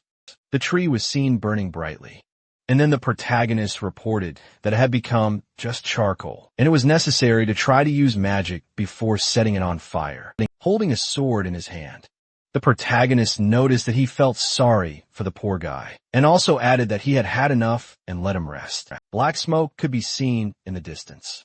And then, Miguel could not understand what he had done with all this oil, noticing the powerful flames. The mercenary said that the pillar of fire that had recently soared into the sky was probably Yang's work. Hearing a rustle, the guide turned around abruptly and thought that there were still ghouls. After a moment, the warrior, closing his eyes, said that it was him and asked the guide to relax, standing in front of the swordsman. The man asked if he was okay and added that he didn't look very good, while the player said that he needed a rag to wipe off the dirt. Wiping his face, the user muttered that no one knew that it would be such a tin thing. Previously, Jan had stuck his sword into the monster's body, and now explained that it happened after. He struck the weak spot with his sword, and added that the pieces of falling embers created an explosive chain. The main character asked Miguel to stay where he was, after which he said that if something happened, then let him deal with it, and he went awash. To which he, holding a torch in his hand, replied positively. It seemed as if the guys were sitting by the fire. Philip turned around and saw the gentleman come, and then the protagonist asked the mistress if she was all right. Move through the sweat on her face. Notice that this was the first time this had happened to her, because she had no illnesses at all. Her attendant, looking at the warrior, said that he thought she had been poisoned, and then he said that since she was an apostle, it was not a simple dark spell or curse that weakened the divine power. The guy, taking out his sword, asked the Avenger to provide it to him, and also said that he would put her on her feet in no time. And at the same time, the player asked what he was going to do. Jan lowered the corners of his lips in bewilderment, and the young man explained that it was necessary to cut the wound and drain the infected blood to such an extent that the body would begin to cope with the infection on its own, and asked not to worry, because they had already done this several times when they were at the border. Touching his forehead, the protagonist thought that his level of knowledge of medicine was like that of the Dark Ages, and informed that he needed to give it up if he didn't want to kill her. Dark energy flew near the night, and the protagonist muttered that he felt something uncomfortable in her left hand, and then wondered if it was infected magic. Sitting next to the girl, the warrior asked Philip to remove the armor from her left hand, to which he received a positive answer. Then the lady's swollen hand appeared, abruptly opening his jaw. Her escort was greatly surprised, and the swordsman said that, as he thought, it was due to an injury received from Delahan in the past. The monster had wrapped its arms around Maeve's arm. Sweat was dripping down her face, and then the player thought that this was strange, because no matter how strong Delahan's curse was, it would not be able to defeat the divine power. Imagining the statue of the divine apostle, the user wondered if he could then just pray to Solar, and at the same time, realized that he would have to send her a love message. Closing his eyes, Ian said that he did not want to do this, but the situation required it. The protagonist's expression was confused, and he wondered if he could absorb it. Looking at his hand, the protagonist wondered if it was swamp hatred, after which the system reported that swamp hatred was a snake-shaped ring containing a will, and the warrior muttered that the information window did not say anything about absorbing the curse or imagining the broken skull. The swordsman whispered that this was actually Delahan, and it was not unusual to absorb a curse. Lowering his gaze, the player said that it seemed that the ring did not want to speak to God, and it turned out that he was not the only one who hated all this. Parting his lips, the user turned to the guy and asked him to hold her hand tighter, and at the same time he asked what he wanted to do, to which he received an answer that he wanted a cure. An unusual ring appeared on the finger of the main character. The young man's pupils turned sharply white, and he clarified why it was alive and moving, after which Ian explained that it was his pet, with his mouth wide open. Philip asked if that was what he called the monster, and then shouted that the mistress needed to stay away from corrupted humans and monsters, and added that if he used it on her, the goddess would get angry. Looking at the teenager, the protagonist asked if he considered him a spoiled person, and then he noticed that he did not look like that. Frowning menacingly, the warrior said that he should then be silent and hold her hand, and if he said a word more, he would do anything bad to him that came to his mind. After a moment, the guy took me his hand. Suddenly, the swordsman's pet clung to the Avenger's limb. The monster could be seen absorbing dark energy. Smiling, the young man exclaimed that it worked, and added that the black mark had disappeared. The strange creature opened its mouth happily, raising the corners of his lips. Philip said that this monster was really able to heal her, and then the player explained that now she was not in danger. Suddenly, the eyes of the small monster lit up red. Then the pet of the main character angrily opened its mouth. Clenching his jaw, the guy asked what was wrong with him, to which the user replied that he did not know. Looking at his pet, Ian asked him to climb back. The monster tilted its head down. A moment later, the dark snake jumped on the protagonist's finger. The young man asked if it was okay to wear it like this, after which the protagonist, closing his eyes, said that although he had tamed the snake, its true nature had not disappeared. And it was like with him, because no matter how much he told him to shut up, he continued to chatter, clenching his fist. The swordsman said that they were starting for real now, and then asked the teenager to shut up and bring him a dagger, bandages, and alcohol. And the system wrote that it was a first aid skill. You could see how the fire burned brightly. Suddenly, Mayhav opened her eyes. Looking ahead, the warrior asked her mistress if she had come to her senses. Raising her hand, the Avenger said that she was getting help from him again, and added that she herself had decided to find the root of the pollution. And in the end, it all ended like this. Leaning on his knee, the player said that he had already solved the problem with the root of pollution. And then Philip asked him again, and the knight asked if he was alone. Tilting his head, the apostle noticed that everything had turned out in this way again. The girl reported that a contaminated magic artifact had taken possession of her. And at the same time, the user frowned seriously. Opening his mouth wide, the guy asked how it was, after which Ian asked if she was saying that the dark magician tried to defile her. It seemed as if the mistress was surrounded by dark energy, and she replied that, strangely enough, he had only sent a warning, and said that it was brazen to use red magic, and that this man would soon pay for everything, and then disappeared, turning her gaze to the side. The lady explained that he probably meant some particular mage, and it might help if you understood who he was talking about. Maeve asked the protagonist if he had any ideas, and then he smirked and said that he wasn't sure about it. Squinting, the protagonist realized that this meant that he had noticed him. A burned tree was visible, and it was heard that this monster had already been eliminated. Miguel, digging with a shovel, exclaimed that the first thing to do was to find the dark mage, and as quickly as possible.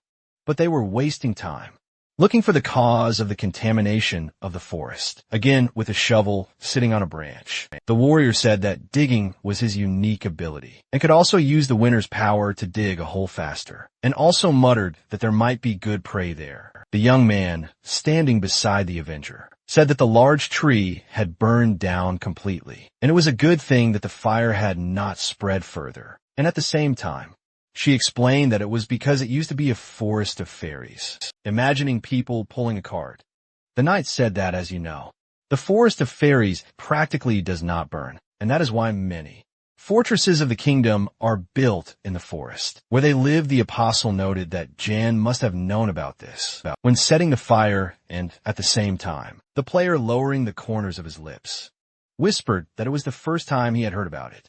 Then the user smiled slightly, noticing the seed of an ancient tree.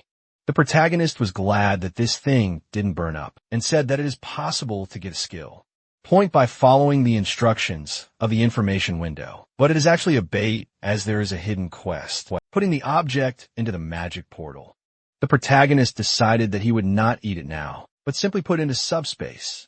The warrior looked back sharply when he heard that this was madness. The mercenary's expression was confused, and the mistress asked what had happened.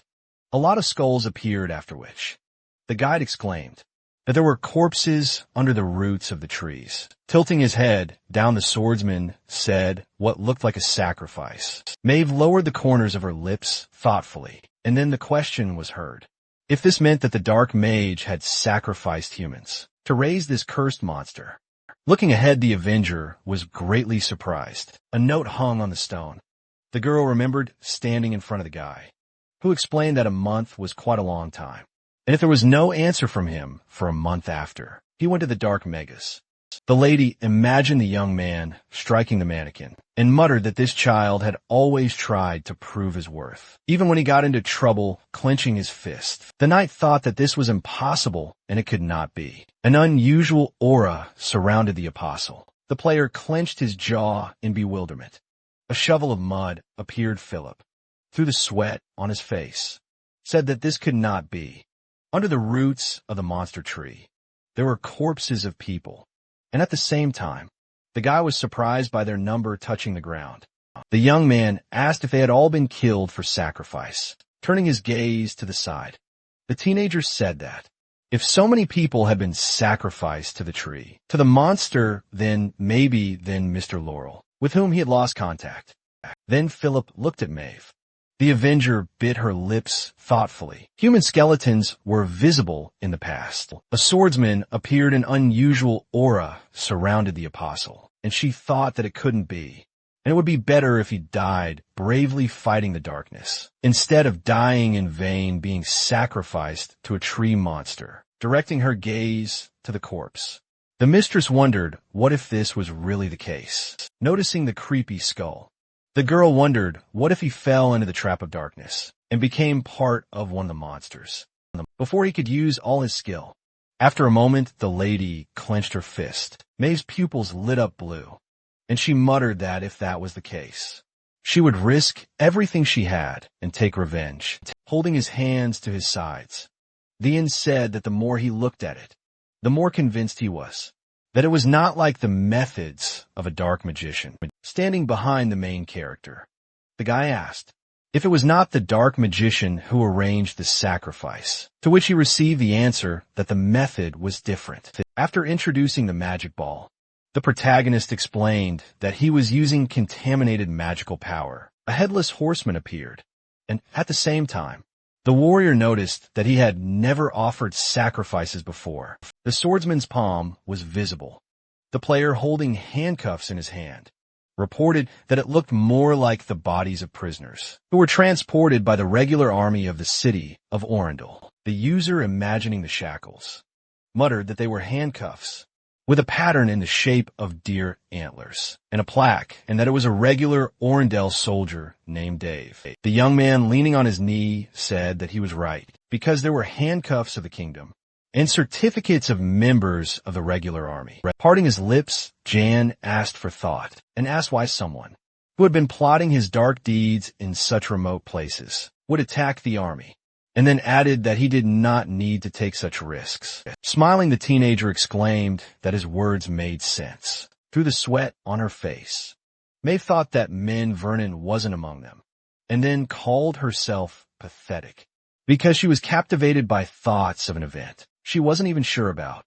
Closing his eyes, the main character said that apparently the goal of the next contract, after defeating the dark magician, was determined. Frowning seriously, the protagonist said, "This is the Ornandel estate of the Marquis Bertrade, in the city of Age Lawn," standing in front of his companions. The warrior noticed that, even if all of this had nothing to do with the dark mage, it could be the work of an immoral person, and therefore, he would go to Orendel and personally check what was happening there. The swordsman clarified what they thought, and at the same time, the Avenger nodded her head, replied that she understood him, and added that he could go. Stretching out his palms, Philip asked if the lady had signed another contract, after which she explained that it was necessary, because it was necessary to find immoral people. The girl looked down thoughtfully, and the player said that she had agreed, and therefore let her stop chatting and bring a horse, after which he added that if this horse also died, then he would saddle it to Witch. The guy replied that he thought that this was not the time for jokes. Taking off, the young man realized that he was not joking, and then asked where the horse was. The user turned to the lady, and then she turned around. Corpses of people were visible, and Jan asked if she could pray for them. Lowering his eyebrows, the main character said that he thought it would be better if the gods put their souls to rest, lifting the corners of his lips.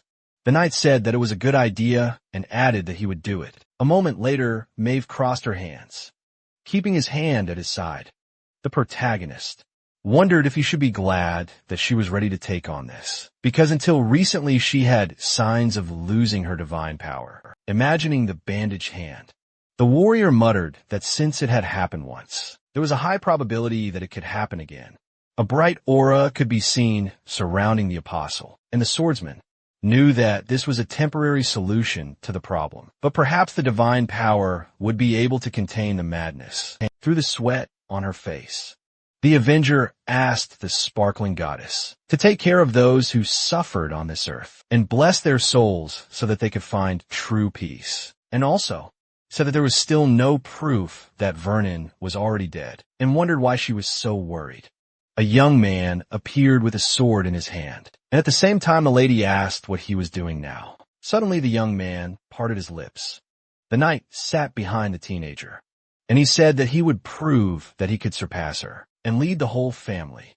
Opening her jaw, the girl exclaimed that he had already done enough. Her brother asked if it was so, whereupon the lady, holding out her hand, replied that he did not need to be so zealous. Sweat was dripping down Maine's cheek, and the guy noticed that, as he thought his sister did not know anything at all. There was blood on the young man's face, and he said that she did not know that he was already dead. The Avenger's gaze was confused. Touching his helmet, the knight wondered what kind of delirious dream. It was a card appeared, and then the apostle wondered if it was lying on it. Her escort walked near the cart. Turning around, Ian asked if she was awake. The mistress asked how long she had been sleeping, and what kind of cart it was, after which the main character, parting his lips, said that apparently she did not remember anything earlier. The guys found an abandoned cart on the way, and the protagonist decided to use it. The girl's expression was surprised as she sat in the carriage. The lady thought that she could not remember anything, because she was absorbed in her personal experiences. And then the warrior said that she had woken up just in time. Sweat was dripping down May's cheek, and the swordsman informed her that they would soon arrive at the grave forest. Opening her mouth wide, the Avenger asked if she had already looking at Miguel the Knight, asked why they hadn't warned her beforehand. The back of the players had appeared, and he replied that I asked her not to tell them, because if she had known about it earlier, she would not have been able to rest so well. Opening his mouth, the apostle listened that if she had nothing to object, that let her rest a little longer. Then the girl nodded her head, turning her head to the side. The lady noticed that this time she would give in to him, frowning in displeasure. The user muttered that he was about to rip out his eyes. Suddenly the carriage stopped in place. The mercenary clarified why he had stopped, and then Jan, sitting on the cart, said that it was not him, and added that the horses refused to go further. Holding the magic orb in her hand, Maeve said that a sinister magical power, similar to that contained in the contaminated artifact, was in front of them. A thick haze was visible, and the main character said that the lands of evil begin here. Turning his gaze to decide, Philip asked if he meant to say that these lands were cursed, to which he received a positive answer. An eclipse of the sun appeared, after which the protagonist explained that these lands are cursed and corrupted by the influence of the Dark Wall. The travelers raised their hands and bewildered it, and the warrior said that even the laws of nature are different here, and it is impossible to say for sure what could have mutated. And he also added that it is said that those who enter this forest do not come out of it anymore, and then wondered if it really would not be possible to get out of it. Sitting in the cart, the Avenger remarked that she would have to leave the cart here, and then asked to take everything necessary with her. And the guide said that he had just said that whoever entered the forest would not come out of it again. The swordsman said that everything was fine, and if they killed the dark mage, then the curse would be lifted. And at the same time, the guide, opening his jaw, asked why he was not concerned about it. Crossing his palms, Miguel said that if you think about it, his job was to bring them to the grave forest, after which the player remarked that if he wanted, he could just kill him, to which he exclaimed that this was not what he meant, but simply wanted to show him his loyalty. even in a dangerous situation like this. Suddenly, the user slammed his foot on the ground near the trees. I could see the guys lowering his eyebrows. Philip said that he was ready for this, but he was still very nervous. And then the mercenary said that he would have to go to looking ahead. Jan asked if everyone was ready, and then the knight replied positively. Parting his lips, the apostle said that no matter what happened, he would not retreat. The pupils of the main character lit up brightly. Suddenly red eyes appeared. With a smirk, the protagonist thought that he had noticed his presence, and added that it didn't change anything. Lifting the corners of his lips, the warrior muttered that apparently he was not ready to meet the guests, and yet it was nice to see his stupid face. And he would also have to pay for torturing him by sending his monsters standing near. His partners, the swordsman, noticed that he needed experience points and rewards. A view of the eerie forest opened. The guy's body was shaking with fear. Turning around, the young man asked if they were going the right way, to which the player replied positively, and clarified how many more times he was going to ask, lowering his eyebrows. The teenager realized that he had asked in vain in the past. Philip, sitting by the fire, wondered if the dark mage was really in the grave forest, and if it would not be a waste of time. And the user said that if he was just cowardly, then let him say so, clenching his fist. The guy shouted that he himself would lead them through this forest, narrowing his eyes. The young man muttered that he hadn't thought he would really let him lead them. The teenager looked in the direction of the mistress, frowning seriously. Philip thought that he needed to pull himself together for the sake of his mistress. Lifting the corners of his lips, Jan realized that he was not completely hopeless after all. Looking ahead, the main character felt something strange, noticing the green energy. The protagonist wondered what was going on here, and noted that contaminated mana could not flow indefinitely. Suddenly the guy walked through a thick fog. The guys, opening their mouths in surprise, asked if they had come out falling to the ground. The young man exclaimed that he did not think that they would really succeed. And then Miguel said that he did not believe in him either, and directly heard the fear come out of him. And the soldier said that they were rejoicing in vain, because everything was just beginning. Then the swordsman bit his lips thoughtfully. A monument could be seen in the distance. And at the same time, the player muttered that they were there. The entrance to the underground KRYPT appeared. Meve, standing in front of the dungeon, said that this place was here, and her escort said that their journey did not end. Looking down, the user reported that he was leading from now on. The mercenary, his eyebrows lowered in bewilderment, asked if they would go straight there, and if he would give them time to think. A dark passage appeared, and Jan explained that they had to make up their minds before they even set foot in these dark lands, and then added that it was time to descend. You could see how the guys were moving their legs. Philip and Miguel held torches in their hands. Suddenly the guy raised his eyebrows, being behind the protagonist. The young man asked if they had come. A moment later, the protagonist slammed his foot on the floor. There was a view of a wide corridor. Looking around the room, the guys were surprised by such a huge space underground. And then the teenager said that it was very dark here, and he felt how claustrophobic was beginning to take place. The warrior turned his gaze to the side, and Maeve asked him to stop, and said that she thought she should say a prayer before they moved forward. Looking back, the swordsman asked if something was wrong. Clenching her fingers, the Avenger said that her stimula had been weakening since they had entered here, and the player had asked her about the stigmata. At the same time, placing his hand on his chest, the knight explained that this was the mark that had been placed on her soul at the moment when she was elected an apostle. A palm appeared, and at the same time the lady said that thanks to it, she could communicate with the god and receive divine power. Squinting in bewilderment, the user wondered what this didn't sound like a slave contract. Ian remembered staring at the system screen, and muttered that he had almost pawned his soul twice, without even realizing it. In the past, the main character stretched his hands, and now he thinks that in this cursed world, even the gods can betray. The protagonist remarked that she could pray now if necessary, after which the girl nodded her head.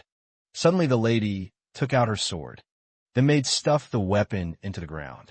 The Avenger was surrounded by a bright aura. The guys were standing near the knight.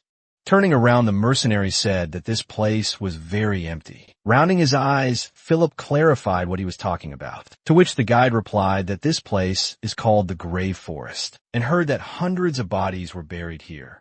But it was strange that they had come this far, and never met any remains. The warrior wondered if they really didn't understand, and then the guide and the boy raised their eyebrows in surprise. Crossing his arms, the swordsman said that they needed to see it with their own eyes. Smirking, the player said that this bastard had prepared for their meeting. Suddenly the guys looked back. Suddenly the gates began to close. The partners of the main character abruptly rushed towards the entrance and shouted that the gate was closed. A moment later, a magical inscription appeared. Purple words flew in the air. An unusual text filled the walls of the room. The young man, holding a torch in his hand, asked if it was an ancient language. The teenager turned his gaze to the protagonist, and he replied that this was the spell that caused everything in the tomb to function. Noticing the light in the distance, Ian noticed that, as he had said, everything would begin now. Suddenly, a huge number of skeletons appeared. The undead were walking towards the guys, taking out his weapon from the magic portal. The warrior said that he would have hung up an advertisement, that he was a necromancer. Then the swordsman frowned menacingly, raising his eyebrows in surprise. Philip asked where he got the mace, and at the same time Miguel wondered if he was hallucinating. The monsters quickly approached the player and his team. Jumping sharply, the user asked the guy and the mercenary to protect the mistress, after which they asked if he was going to fight alone again. Ian left a bright trail behind him. The monster's eyes burned purple. A moment later, the protagonist delivered a slashing blow. The skull of the undead crumbled into small fragments. The warrior continued to attack his opponents. The swordsman lowered his eyebrows sharply, using the lower gray magic. The player threw the skeletons aside. After a second, the user swung his weapon. His mace was surrounded by an unusual energy. The shadow of the club appeared on the monsters' heads. The user then demolished the enemies in their path. The bones of the undead could be seen falling down, and then the main character noticed that it was quite good, gripping the handle of the weapon tightly with his fingers. Ian noticed that this was what it meant to use a wind blade in conjunction with a mace, because it was like a hammer. Suddenly, an army of skeletons rebelled behind him. The eyes of the undead emitted a bright glow, and the main character said that the enemy was hiding and watching through them, like a rat looking back. The mercenary thought that it was not yet time, pulling the mace behind his back. The player thought about the fact that the more of these monsters, the higher the probability of one of them dying, after which he thought about what he should do right now. With a sly grin, the protagonist asked if his opponent was afraid, and then advised him to look better, while cowardly hiding behind the monsters, because he would instantly smash their skulls, imagining that they were toys. But this was a provocation. The bone monster clenched its jaws tightly, spreading his hands to the sides. The dark magician told the user to get out of the way, and then called him a bastard, with their mouths wide open in fear. The assistants did not understand what was happening. A moment later, a crowd of evil spirits approached Yang's body, swinging his weapon. The main character thanked his opponent for getting angry, after which he invited him to see which of them would last longer. The guys were holding torches in their hands, greeting his teeth tightly. Philip asked if they needed help because there were too many enemies, to which Miguel wondered if he had forgotten. But they had been told that they had to protect their mistress. Maeve held on to the hilt of her sword with both hands. The girl's eyes began to radiate a bright glow, and then she asked her partners to get out of the way. The skeletons flew away after another blow. Immediately after, the protagonist attacked one of them with his elbow. The girl suddenly made 2 quick jumps. Holding on to the blade, the mercenary called out to her ward. Her gaze was fixed somewhere forward. The soldier, turning around, said that she was late. The knight flew past him immediately afterward. She grabbed the blade with both hands. The hilt soared into the air. The first swing struck these enemies. Their bones rose into the air. The girl swung for a second attack. Another blow fell on these bones. The guy, grinning, realized that he felt insignificant. when he had to look at something like that. Someone was coming up behind her. The protagonist immediately attacked this monster. The girl turned around the young man, nodded affirmatively. At this moment, two glowing weapons appeared. They began to fight back to back. The assistant held the torch and watched what was happening. The mercenary, frowning, shouted that he should follow him and not stand. Philip immediately ran after him. The two of them continued to fight the monsters. The girl bowed her head slightly. The hero, turning around, remembered that one of the weaknesses of his ally was low stamina, but it was still extremely strange that she got tired so quickly. Frowning, the guy realized that it wasn't like her divine power had waned, and maybe it could be due to the stigma connection. The mercenary ran ahead and asked why it was already clear ahead. The protagonist's eyes opened wide, due to the lack of understanding of what was happening. Because was it really magic? Power flowing through the chains of spells. The ceiling above the assistants began to glow purple. The bone on the ground also began to glow a little. The escort turned around and tried to figure out what was wrong with the skeleton. All the bodies of the enemies began to fly in the same direction. A substance appeared. When the fighter realized that it was immortal garbage, Philip, with his eyes wide open, shouted a question about what it was, while the young man thought that this enemy appeared even earlier than in the game, and apparently this was due to the fact that enough corpses had been collected here. The assistant, holding a torch in front of him, shouted that this monster was coming towards them. The mercenary, placing his hands on the wall, said that the gate had already closed as expected. Opening his eyes wider, the man asked if the gates were lowering. There were still a huge number of skeletons.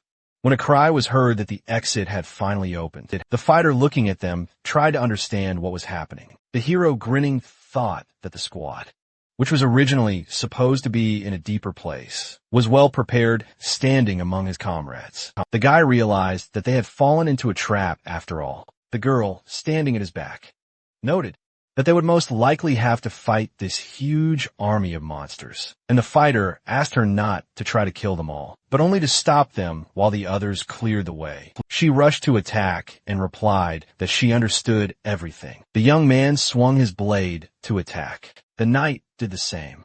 The mercenary, standing next to his comrade, asked him to look ahead. The fighter continued to beat the monsters with his weapons. The bones flew into the air again.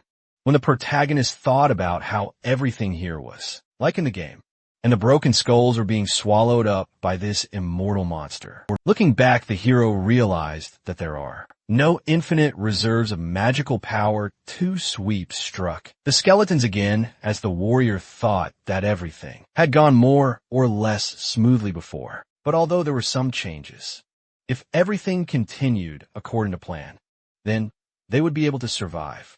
Some glowing white threads appeared. The young man's eyes widened, looking at the monster. The guy asked about what this enemy was doing here. The opponent covered his face with his hands and was said to be a lake ghost living by the lakes, who possesses men by absorbing their energy, as well as luring women into the lake and possessing their bodies, making them possessed. When the protagonist thought about how they were supposed to meet him later, but now this opponent is also enslaved by a dark mage. These white threads struck the skeletons. They immediately rushed to attack. The young man waved his weapon. This ghost dodged his next blow. The protagonist's gaze was directed back. The creature flew over the heads of the allies.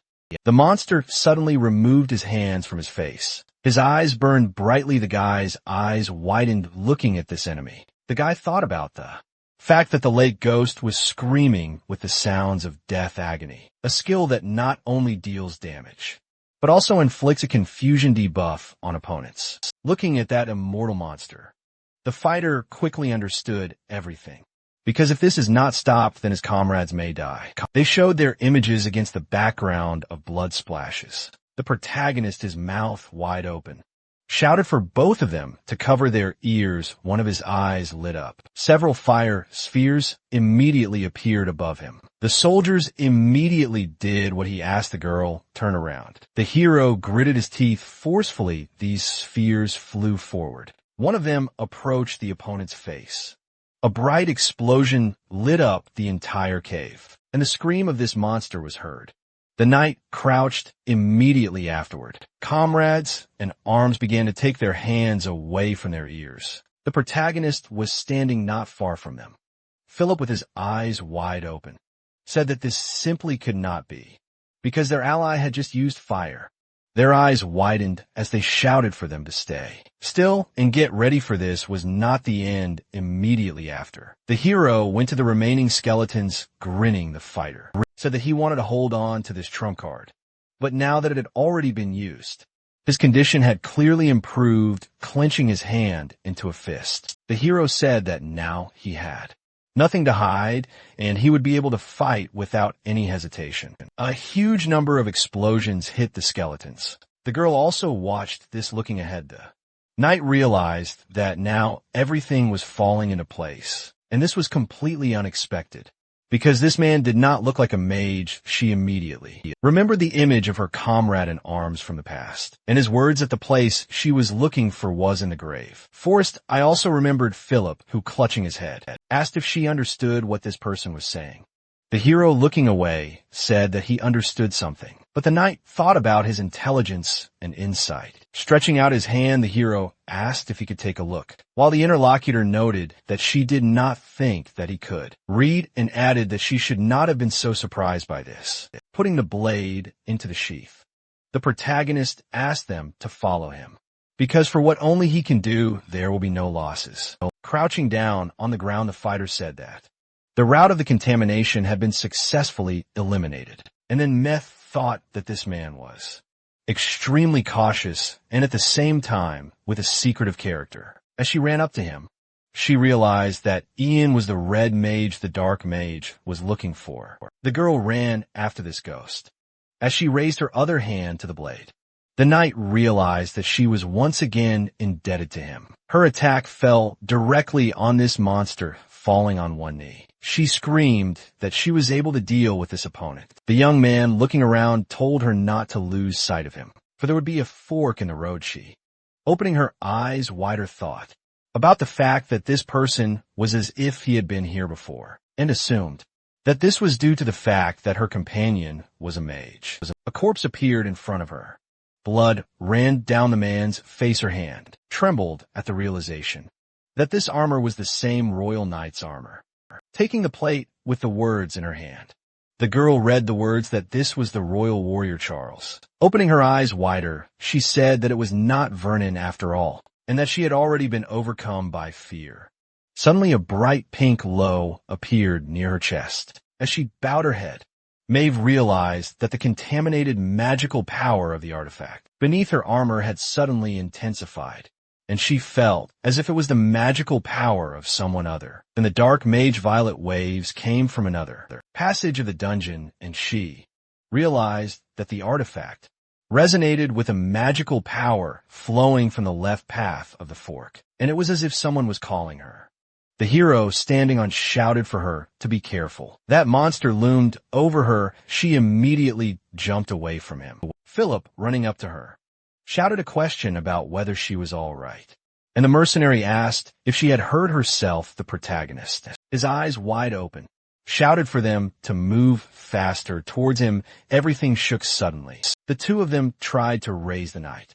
A wall began to appear in front of them. The fighter, looking at her, said that she apparently saw something, and because of this behaved like this. And in the end, they were separated at a fork in the road. Turning his head, the fighter realized that there was nothing to be done about it. Looking at the crowd of monsters, the warrior knew that he had to kill the dark mage first. One of the fighters, looking back, shouted that their opponents had begun to advance the knight. Looking at the glow in one of the passages, realized that they had to go there, and there was nothing to be done, and realized that she needed to collect her thoughts, because she needed to get her comrades out of here. As she walked forward, Meth asked them to follow her so that she could clear the path in peace. Philip began to run after her, but the mercenary asked not to leave him alone. A bright white glow appeared. The bones flew to the sides. Immediately after that, more bones flew into the air, and a shout was heard asking where the mistress was in such a hurry. The assistant, with his eyes wide open, asked them to do it together. There were many skeletons in front of him, The fighter walking beside them asked what could be wrong with them, because why they didn't attack them, the mercenaries. Eyes widened as someone ordered the monster to step aside. Someone walking towards them greeted them and noted that they had come to the right place. The knight began to raise his helmet. The assistant wide-eyed spoke of this voice. MEV, with her eyes wide open, said that this simply could not be. It was Vernon, the man. Immediately lowered his helmet back. When she tried to ask him something, the enemy immediately attacked her, blocking the blow. She asked why her former comrade had suddenly pointed his sword at her. There was a smirk on his face.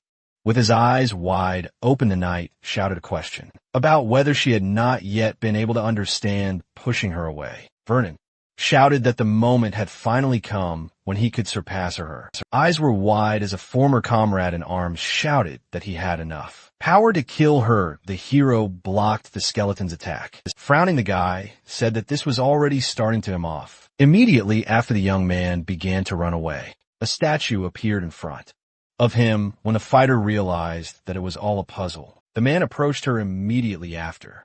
The protagonist made a jump, the fighter's sword, over the statue. Immediately after, the guy landed on the hilt of the statue's sword. The blade immediately plunged into the ground. A passage down opened under him. The young man, going downstairs, remembered that this hidden passage was a shortcut to the exit, which was used after killing a dark magician at this time. The girl held back countless enemy attacks, as the fighter thought that although he knew about the existence of this place, there was no point in leaving if he had only managed to kill an intermediate boss. Someone was walking quickly towards him.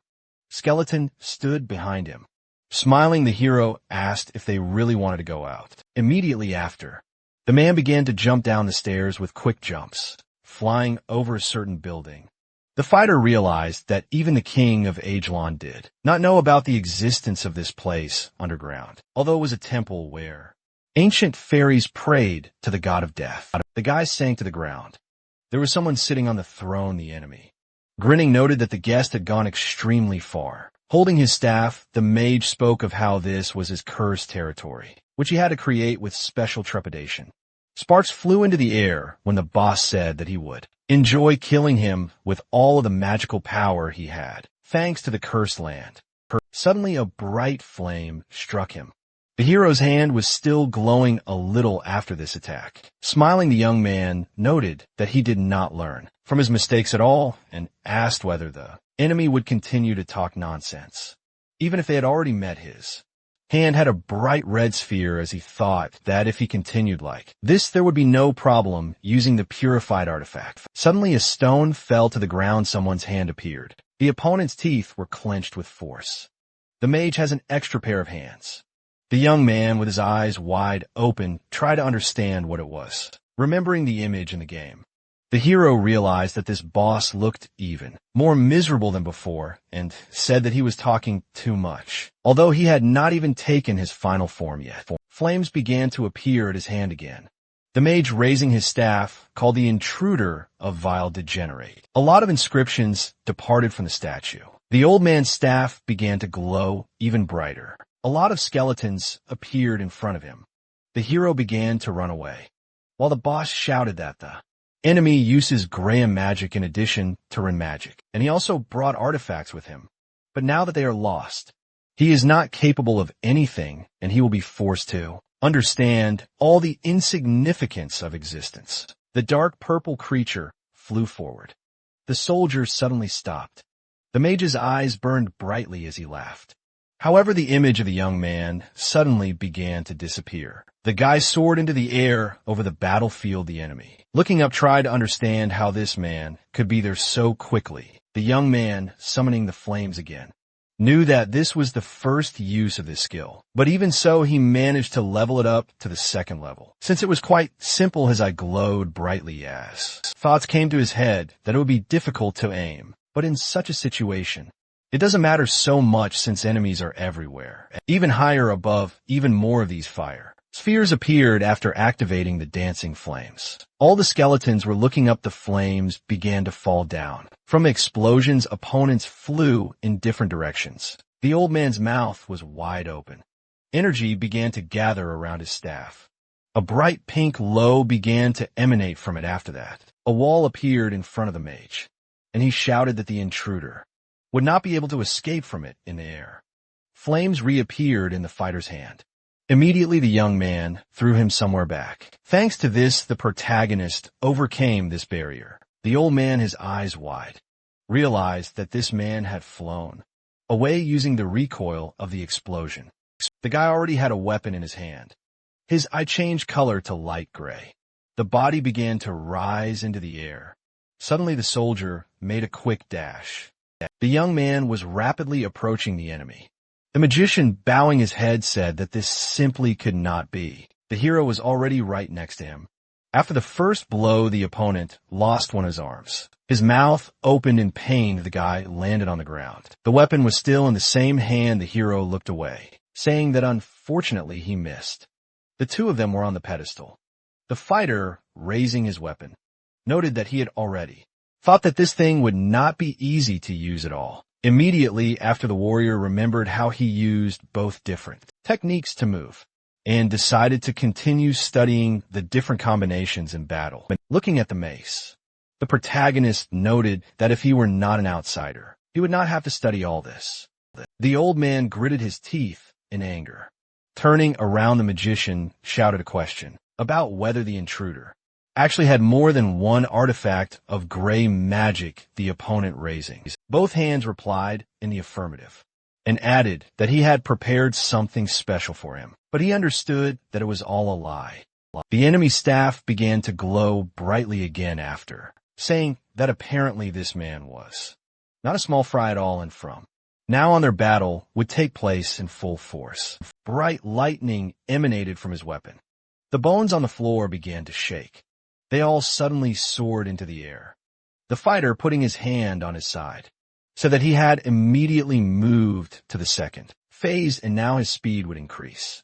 A black hand appeared. A skull also appeared. A completely different monster was already standing in front of him. The guy, licking his lips, understood that now the weakness of the opponent's physical defense is absolutely unimportant, since his new form is extremely predictable. The magician, raising his hand, told the intruder to look at this. Energy began to accumulate in his hand after saying that this power was obtained by him from the abyss of emptiness. The enemy, putting his hand behind his back, spoke about what would make a person understand that death is a blessing for him. Immediately after, a bright beam struck forward.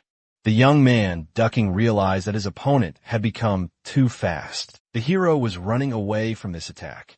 A multitude of similar rays illuminated the room. The skeleton, looking somewhere to the side, shouted that the man was just running away from him and hiding like a rat. The fighter, looking back, realized that his opponent was enjoying it, and as expected, the game strategy also worked here. Running in front of the monster, the young man knew that he needed to go around it and shorten the interval. Drowning, the protagonists remembered that this megas would not hold only this technique permanently. The enemy continued to use this magic.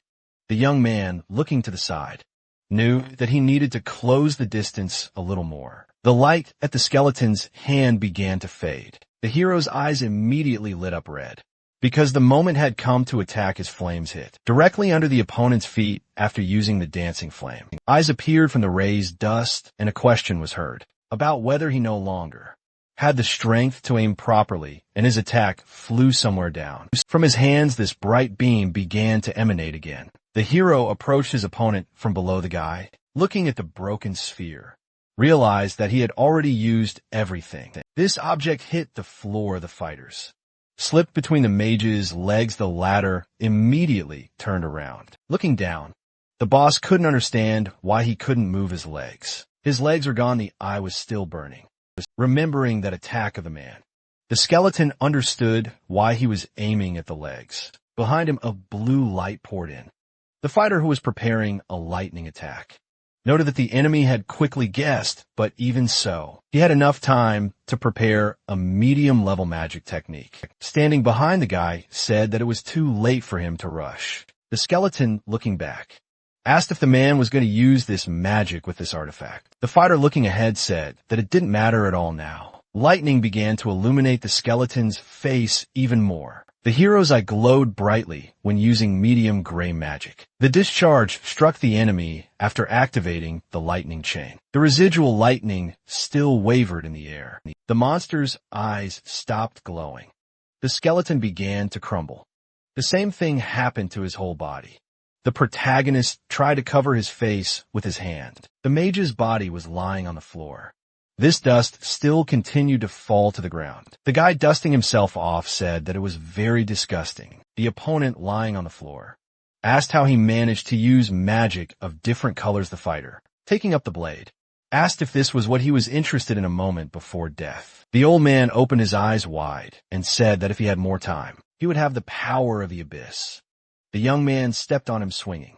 The guy explained that even if he had more time, he would not be able to learn the whole truth and gain immortality. The protagonist narrowed his eyes when he called out the name of the enemy. The magician's eyes were still wide open, turning around. The boss asked how the man had managed to find out his name. Immediately afterward, a bright flash lit up the room again. The opponent's head rolled on the floor. The fighter, cheating his blade, asked why he had asked so many questions since he would not have been able to understand anyway. Immediately afterward, the guy raised his hand to his face, holding his head. The man said that he was going too far with magic power again, and if he had to use it again, he would be exhausted. Looking at the boss's head, the young man knew that he needed to take the loot and thought about keeping his magic staff and using the head as proof of killing him. Suddenly, something began to appear from the old man's eye. His spiritual image appeared there. The fighter, looking at him, assumed that it was his spirit, and suddenly shouted that it was like the third phase, which was not in the game. The face of the rebellious mage appeared. The creature immediately rushed at the man. Flames appeared in the guy's hand.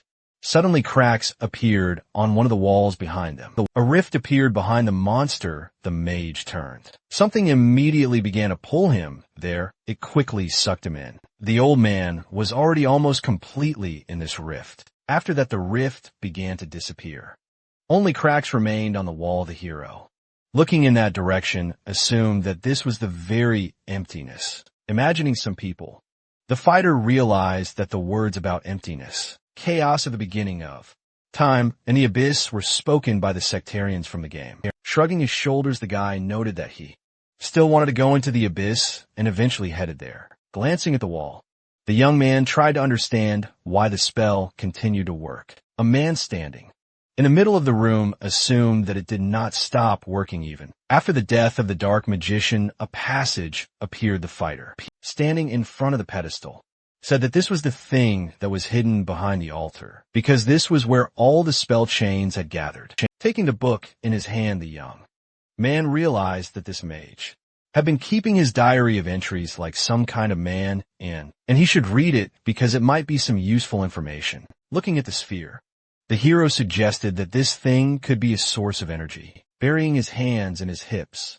the protagonist realized that this was a dark entity, but he had never met such a large one before. Looking at the glow, the warrior also noticed that its power was different from the contaminated artifacts, and it was more like pure magic, like divine power. Bringing his hand to his face, Ian said that he was somehow sorry for just destroying it, and perhaps he should trust this inner resistance. Glancing at his hand, the fighter decided to absorb some magical power. Immediately after the hero touched the sphere with his fingertips, his hand suddenly began to sink inside. His eyes immediately opened wider and incomprehension. A bright light began to illuminate the room. This light flooded his face. A glow appeared in the distance. The player found himself in space, but could not understand how he managed to get here.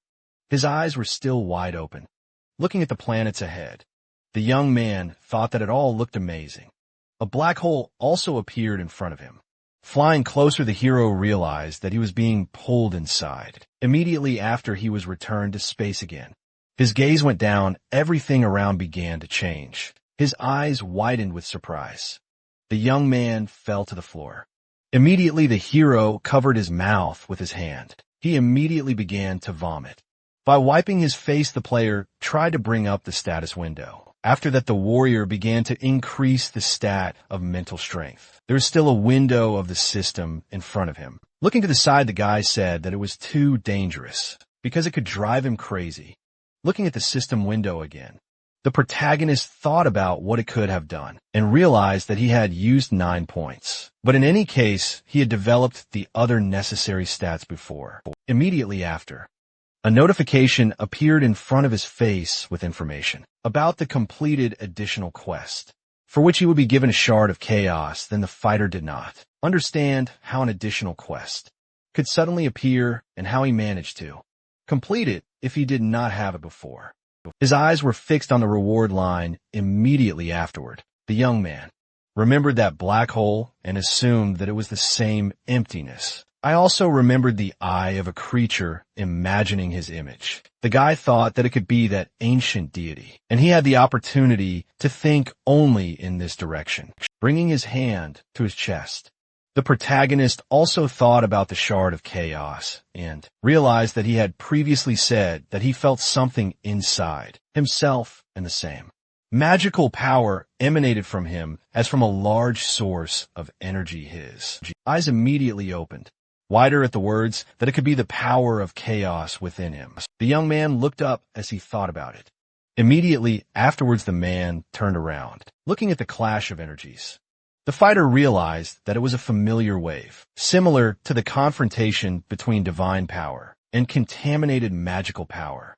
The blade pierced someone. Maeve's eyes were wide. People standing at the aisle talked about how this time this lady was chosen as the apostle, and no other was expected from her, because she was simply amazing. Bove was standing in the training area when the question was heard about whether this girl could become the head of the family. Someone agreed and began to talk about Vernon. She came up from the side and called out to him. Smiling, the girl said that she was happy to see him train hard, burying her hands in her hips.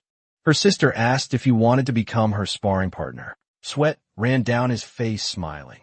Her brother replied that he was not ready yet and offered her to arrange this duel another time. A wall filled with magical signs appeared. The knights continued to fight.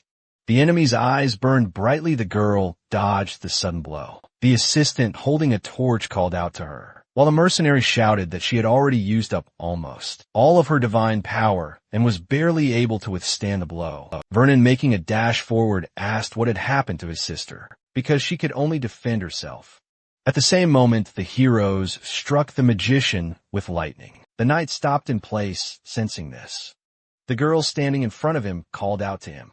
His brother, his eyes wide, spoke about how the master's energy had suddenly disappeared. Philip, wide-eyed, asked if he meant the black mage, and the mercenary exclaimed that their comrade must have finished him off by now. Looking ahead, she realized that everything was exactly like that. Lowering her blade, Maeve said that if this was true, then they no longer needed to fight. Opening her eyes wider, the girl asked him to return home, and although his body had changed, there was probably a way to return him to his previous state. The brother bowed his head. Her eyes widened as she asked what kind of delirium it was, because now that the one who was holding him back was gone, he had managed to free himself completely. His eyes began to glow even brighter, imagining the manor hidden by the flames. The fighter shouted that the first thing he wanted to do when he managed to get out of here was to burn the cursed kingdom to the ground, and then, when all the lives were taken, he would be able to become the strongest of all and become the sole and all-powerful ruler of his own territory, just like the demons behind the black barrier. His glowing eyes appeared, rushing to attack. The knight shouted that all this would begin after he managed to kill his own sister. A bright light began to illuminate the walls. The enemy suddenly stopped.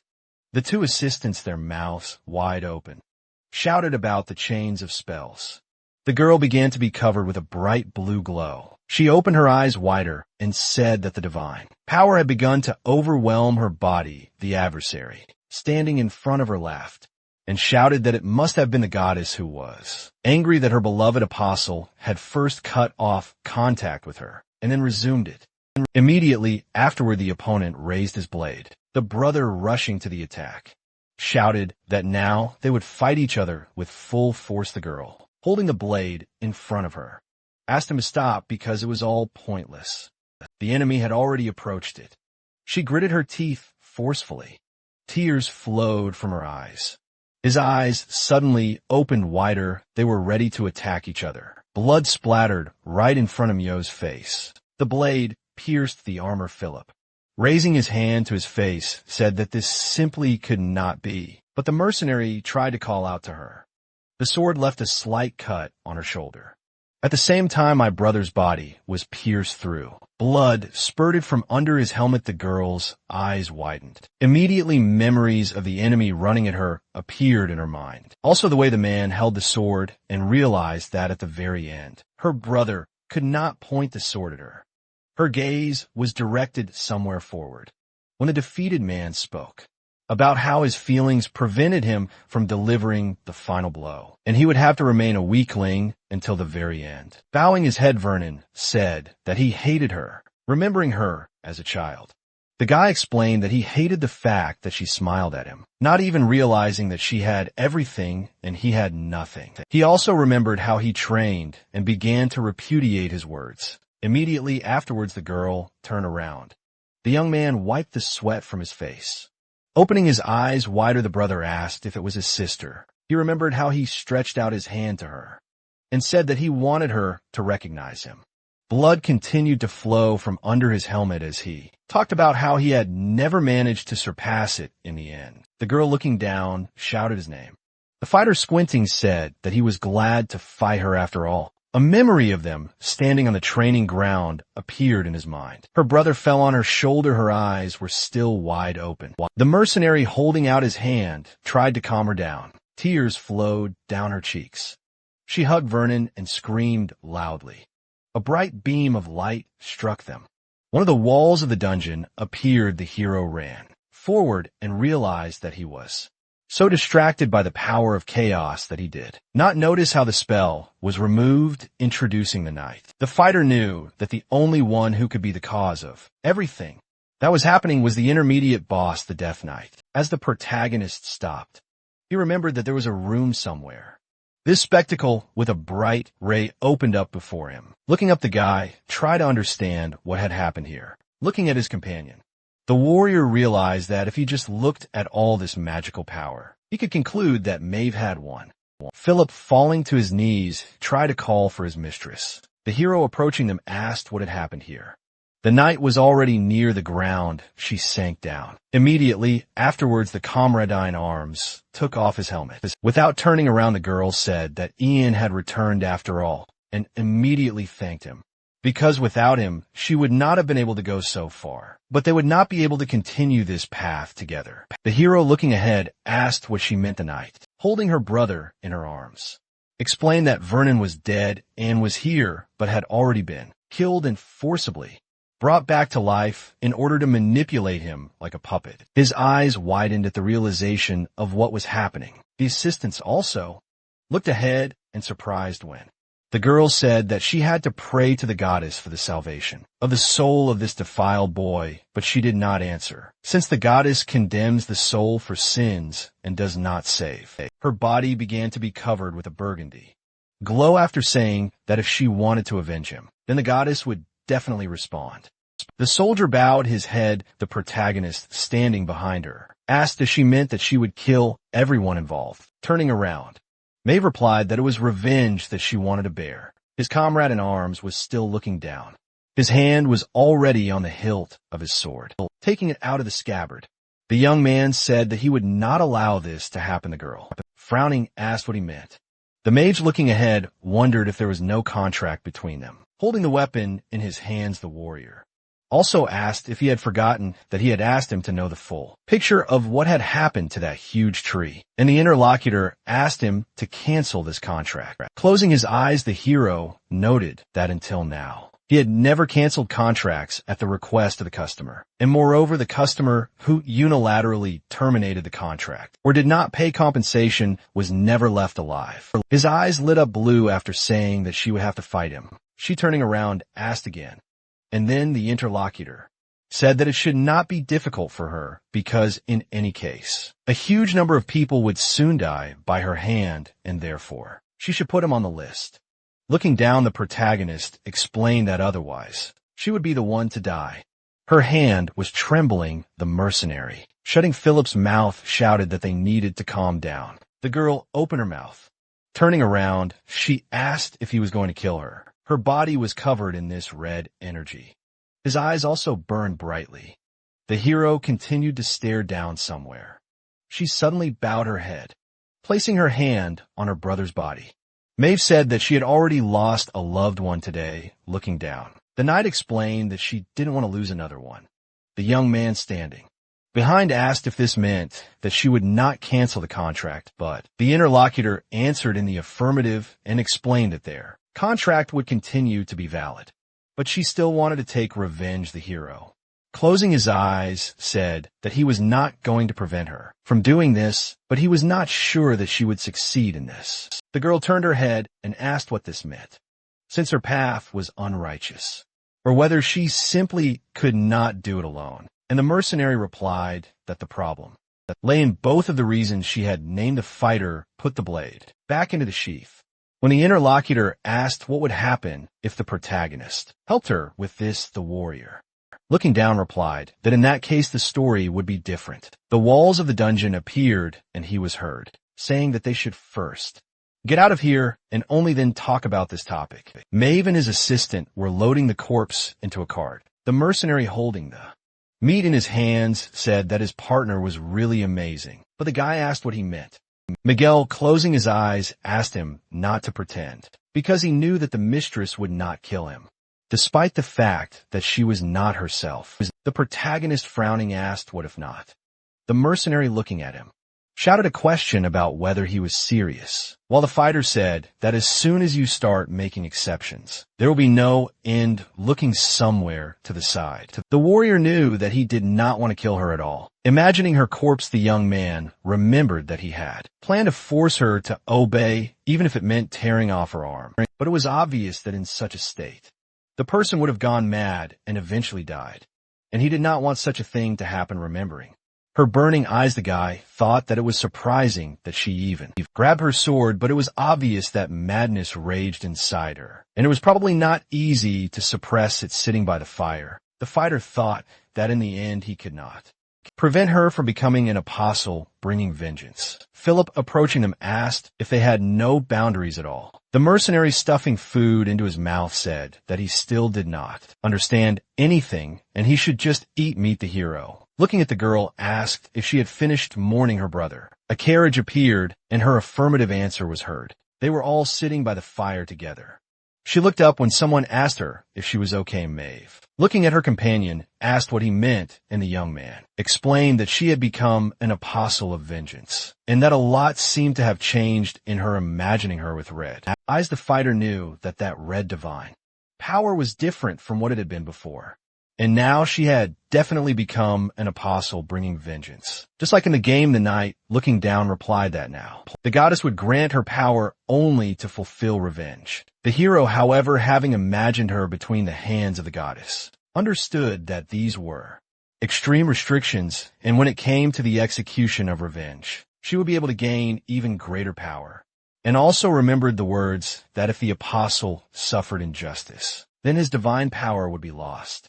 And this limitation that she had to observe was now gone, and she had the opportunity to do whatever she wanted to carry out revenge. She clenched her hand into a fist and explained that she did not regret the choice she had made. Still sitting by the fire, Maeve talked about how she would regret for the rest of her life that she could not kill the dark wizard with her own hands because, driven by personal feelings, she missed the main goal in revenge. Memories of what happened in the dungeon also appeared in her head. Immediately a sack fell in front of her. The hero, raising his hand, said that this was the head of that bastard, and they could take it with him. She opened this bag when the fighter said that the battle with him was quite ordinary. Her gaze was directed downwards. The assistant raised his hand to his mouth, looking at his partner. Philip asked if he had killed this boss with magic. The protagonist, closing his eyes, realized that he had already begun to think about when they would ask this question, and immediately answered in the affirmative. Miguel, rubbing the bridge of his nose with his fingers, asked if his comrade thought at least a little before speaking. Mead appeared by the fire, and he could be heard, saying that their comrade probably just didn't want them to know about it. But since he had no choice but to use it to protect the others, they should thank him instead of asking questions. So Phillips should just pretend not to see anything. The man immediately rubbed the back of his head. Bowing his head, the escort apologized for this and said that he would take this secret to the grave. The hero, winking at him, replied that it was just find the girl. Tying the bag back, noted that she definitely needed to give him additional compensation for killing the dark mage, and asked what he wanted to get for it. The fighter, bringing the meat to his mouth, remembered that he originally wanted to keep all the loot for himself, but in the end he made concessions and therefore said that he just wanted something worthy. She brought her hand to her face thinking about it. Maeve suddenly picked up her blade. The knight handed it to the mercenary, holding him in front of her. She asked if he would take her sword. Philip, wide-eyed, shouted that her sword was made of imperial steel, and the lady explained that this was why her blade was quite a worthy reward. The hero's mouth opened in surprise, taking it the guy realized that he would never have thought that she would give it to him, and immediately said that he would treat him well.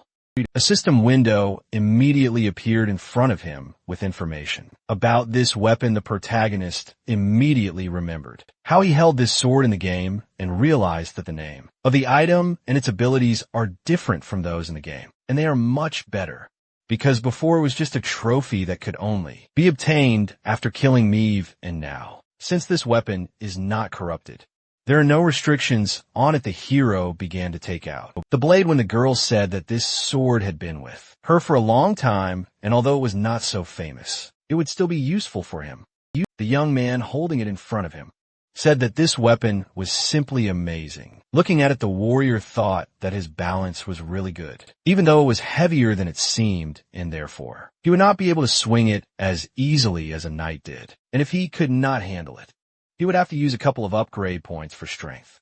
His gaze swept forward when someone called out to him. The girl sitting in front of him said that from now on, he would have to temporarily replace her, and added that he hoped that he would be able to get to the bottom of the truth and find out what had happened to that tree in Orendale. Looking ahead, Maeve also asked him to come back alive. The young man closed his eyes and replied that the only thing she had to worry about was herself after revealing them. The protagonist explained that if she wanted to take revenge, she needed to be extremely careful, as she was not allowed to kill anyone, and should also hide her feelings. At least until their next meeting. She immediately nodded affirmatively when the fighter said that she needed to stay alive, because someone would have to pay him for the information he managed to find out. Maeve, looking down, said that it was true and added, saying that she would not make a fuss until he returned. Tree branches appeared. The mercenary, putting his hand to his mouth, asked if they had finished discussing important matters, putting his hand in his bag. Miguel began to talk about how they had all really suffered. Taking out a keg, the man asked if they wanted to drink. The girl, closing her eyes, replied that she did not like alcohol at all, but after such an adventure, she did not want to refuse. While her partner noted that this was really a good idea because they all went through fire and water together, and therefore they could not part without drinking at the end. The young man closed his eyes. Alcohol was poured into 4 glasses at once. When the guy thought that on such a day he could really drink, the girl and her friend also drank.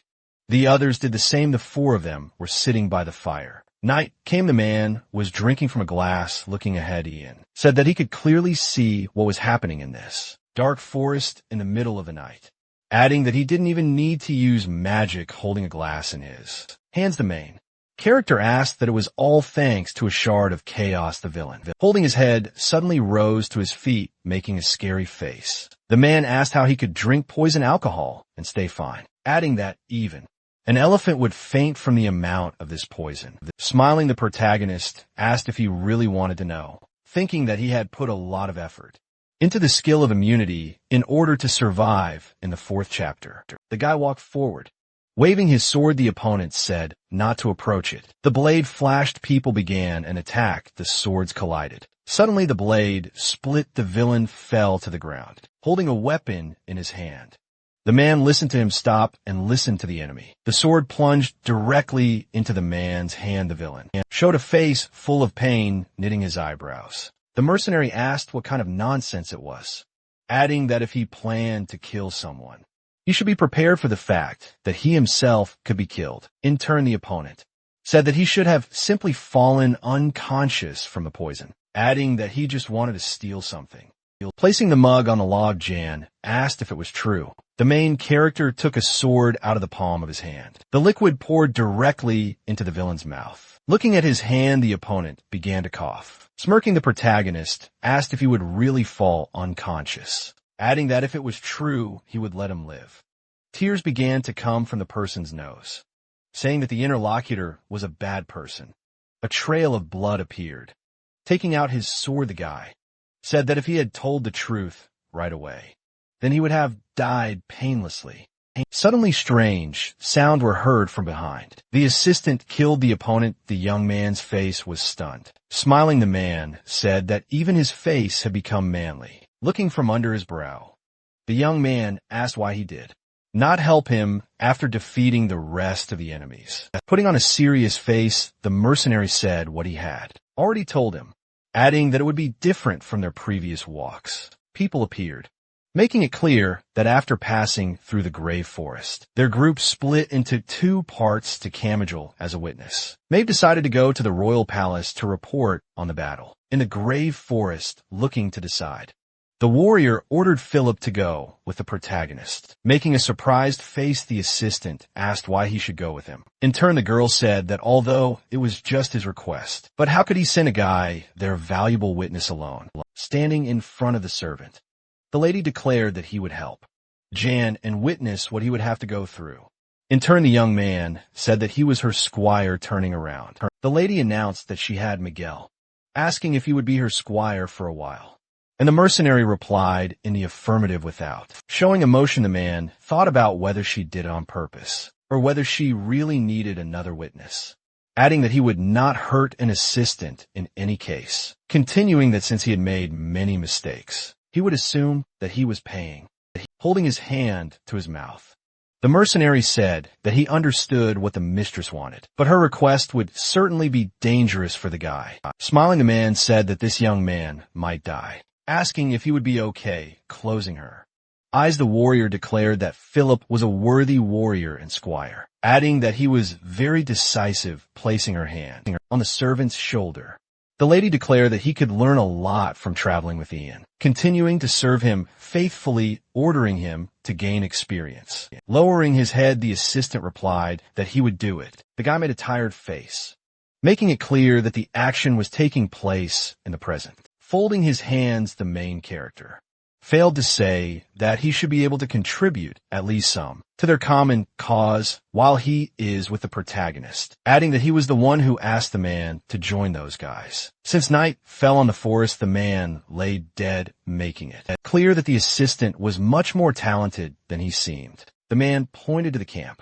Exhaling heavily, the servant thought that he had nothing to say because it was all true.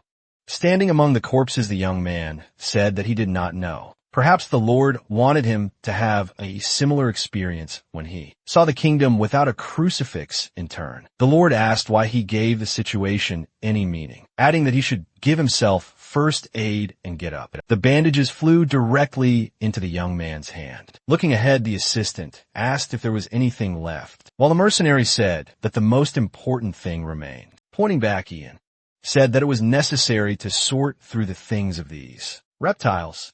And the guy asked what he now meant to empty their pockets. And putting his hands on his belt, the main character said that he believed that this was just a transfer of ownership, adding that he must have often seen this in the border area, where he was with his mistress, making a furious face. The assistant said that then they were just taking back what was stolen, continuing that now he was just going to take someone else's things for personal use, stating that this was completely unacceptable. An abrasion appeared on the servant's head. A bag of coins appeared. Turning around, the man thought that he was too excited because he even imagined himself a knight. So there were new things for the young man. Looking at the huge chest, the mercenary said that there was still something left, thinking about how the Chest was too well sealed compared to the mercenaries' skills, continuing that they had said that they were transporting something to the client before, giving him poison alcohol. The chest was studded with precious stones. The man was sitting on the ground. Looking to the side, the guy asked if he was the only one who wanted to open it, approaching the crate. Ian thought that perhaps he had missed this task in the game, adding that it would be better to open it at dawn. Something appeared from the jacket. It was clear that subspace repelled her. The man sat without showing his face. Making a serious face, the main character ordered him to move away. The blade was surrounded by magic. Multiple blows rang out. A chest appeared. Suddenly the box opened. The man looked ahead. The guy's eyes opened wide. Calling the master, the assistant made a surprised face. Pause appeared. The protagonist was dragged inside. His hands were on the guy's shoulders. A serious face appeared. His hair was white or red. I appeared. The girl was holding a man. Looking ahead, Ian thought that this was not an ordinary elf. The monster's mouth opened wide. The young man reached out to his master. The main character took out a blade. The monster's jaws bit the dagger. Shrapnel fell to the ground. The lady did not show her face. Smiling, the vampire said that he smelled very delicious, gritting his teeth. The protagonist realized that she was in a sealed chest because she could not be placed in a subspace, because there could be no living creatures in it, adding that he knew that she was the only vampire elf in this world who drank Rio blood. Red eyes appeared. Tesha was adjusting her hair. The lady looked forward, making it clear that in the future she would be reborn as Empress. Jinheel, after absorbing the vampire lord, the vampires entrusted the request for her transportation to such a weak mercenary. After all, she is an important character. The people were killed while the man was thinking that, although he did not know the details. It all looked even stranger than he thought. Holding out her hand, the elf said that she could easily escape alone, adding that she would kill him quickly because of this. Getting to his feet, Ian asked about the fact that her usual gratitude was to chew the neck of a man. In turn, the girl said that he should stop because she was hungry, continuing that in fact the lady was drooling now. Smiling, the lady stated that the protagonist was not a person. She could simply eat. Drawing his sword, the guy said that she understood correctly. Smirking, the lady said that he was too hot-tempered, looking away. The miss promised that she would not forget the smell of the man because it was very sweet. As she was leaving, the vampire said that they would meet later, adding that the guy should not die before that moment. Quick footsteps were heard. Smiling, the main character stated that he did not expect her to get out of the box. Pointing ahead, the assistant asked if it was normal that they did not chase her. In turn, the gentleman asked how to keep up with her, adding that someday she would come to him herself as she had promised. Lowering his hands, the servant said that he did not think she was a mere elf, adding that perhaps they had unleashed the monster, and that if they had not even touched the chest, she would have escaped on her own, assuming that the mercenaries had managed to catch her in the daylight. Glancing at his comrade in arms, the man ordered him to check the horses. In turn, the young man asked that they would go on right away. In turn, the gentleman asked that he wanted to stay here and wait for the other monsters to come here. Smelling blood, Philip lowered his head. Holding the horse by the reins, the assistant said that less than a day had passed since he had set off with his master, but he had already been almost killed by mercenaries who looked more like bandits, adding that he had encountered a strange monster, hoping that stranger things would not happen. Smiling, the guy began to pray to God that this would not happen. A village appeared, making it clear that it was a city called Orindal, which is located in the kingdom of Agelon. A wooden building appeared. The door opened. Legs appeared. The guide did not show his eyes. Looking around, the young man showed no emotion. Local residents were sitting at a table, pointing with his finger. The subordinate whispered that it would be better to sit at the back of the room. Making a foolish face, the man asked if they had to sit in the corner, and the servant replied that if there was a fight, it wouldn't hurt them, adding that didn't he remember that he had almost died so much last time. Smiling, Young thought that there was no greater demon of doubt in anyone, adding that they had already slept in the open air as they passed through the villages, suggesting that he had learned a lot during this time. The mercenary asked how the assistant fought the guy turn around, and it became clear that despite all this, he was still a child. At least no one seriously saw this guy as a paladin squire. Leaning to the side, the man asked what they were going to do next in turn. The main character asked why he was talking in a whisper in the end. The servant stated that they could be heard looking at the villagers. The protagonist said that he didn't mind the others hearing, going on to say that if they looked calm, they wouldn't even be noticed. The visitors were talking, and it became clear that the partners would stay here for a few days and see the situation, because it would be strange if they suddenly showed up and immediately began to ask about the missing soldiers. So, approaching the table, the girl asked what they should bring. Looking up, the man asked what they had to eat, and the lady replied that they had nothing special, adding that if they wanted to eat something, she could bring sausages, giving advice that if they ordered bread, stew would be better suited to it. Smiling, the master said that she should bring all this, asking that, judging by the large number of mercenaries, there was a lot of work to be done here, asking what you need to do here to get good requests. The lady was surprised by the silver coin hiding the fee. The miss said that if they immediately received a large request, there would be a conflict. Raising her hand, the girl said that this place looked ordinary, but there were rules to it, adding that they needed to take something minor first or a request that other mercenaries did not want to take because they thought it was too dangerous. Grinning, the man agreed, looking ahead.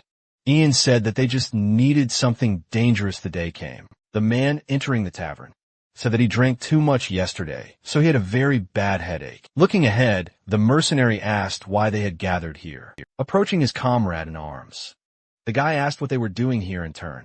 The ally said that the man would definitely want to join their bet. In turn, the mercenary asked what the point of the bet was in the end. The head said that those guys who came in the evening went to the tunnels dug by the fairies a long time ago. People held swords. A huge crocodile appeared above the man, saying that there was a large amount of waste in the tunnels, asking that they went there to catch a four-eyed man eating crocodile. Smiling, the interlocutor said that this was probably so in turn. The man said that there were only two of them, asking what the ray was. Pointing to the people, the companion said that depending on whether they returned by midnight or not, adding that if they returned, someone would take all the money, and if not this, someone would buy everyone a drink. The man pondered. A strange aura emanated from the main character. The guy's beard appeared. Raising his hand, the mercenary said that he would rather bet on them that they would return. In turn, the comrade, a stiff Patton, was serious in. The end, the man said that he would make good money if they returned, making it clear that if he lost, he would buy everyone a drink. The coin was lying on the table, taking the money. The ally said that he was really a good guy in turn. The acquaintance said that there was a reason why he liked him so much, adding that they were very similar to him. Smiling, the man said that they should go and find another guy to mock. Keeping his hands on his waist, the guy asked what it was, putting his ear to the floor. The man asked what it was like, a vibration that was coming directly from the ground. The mercenary, putting on a serious face, said that perhaps these were the guys. Asking what the hell they had done there, there was an explosion. The building began to tremble. A stone has fallen. The girl covered her head with her hands. People huddled against the table. The mugs fell to the ground. Without showing his face, the man asked what these sounds were. Mercenaries appeared. The monster's body parts were lying on the floor. Without showing his face, the main character said that they should call the chiefs, adding that they had caught the monster from the underground tunnels. People looked at the creature's head. Horror appeared on the lady's face with a serious expression. The assistant asked if she had heard what they had just said, ordering the lady to call the guard or their head at once. The servant leaned forward. The knights carried the monster's head. Putting his hands on his belt, the man asked if they really killed the monster from the underground tunnels, adding that the crocodile's head was simply huge. Raising his hand, the resident said that they must have used oil, because even sewage water was burning in turn. The interlocutor said that he used a sledgehammer, because it looked like everything would collapse soon. Making a stunned face, the guy asked what they wanted to say, that they really caught this crocodile. There was food on the table.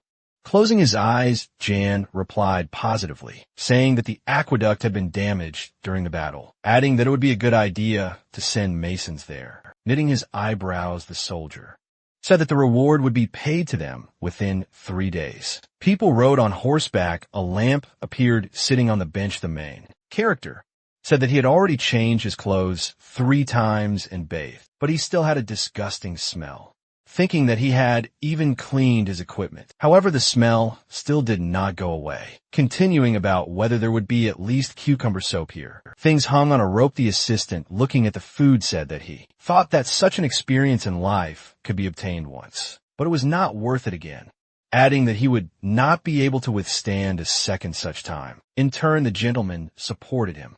Glancing to the side, the guy turned to his interlocutor. Raising his hand, the young man said that compared to yesterday, the attitude towards them had changed. Turning his head, the protagonist said that the world of mercenaries is determined by the ability to live and the skills that you have, adding that now no one will look askance at them.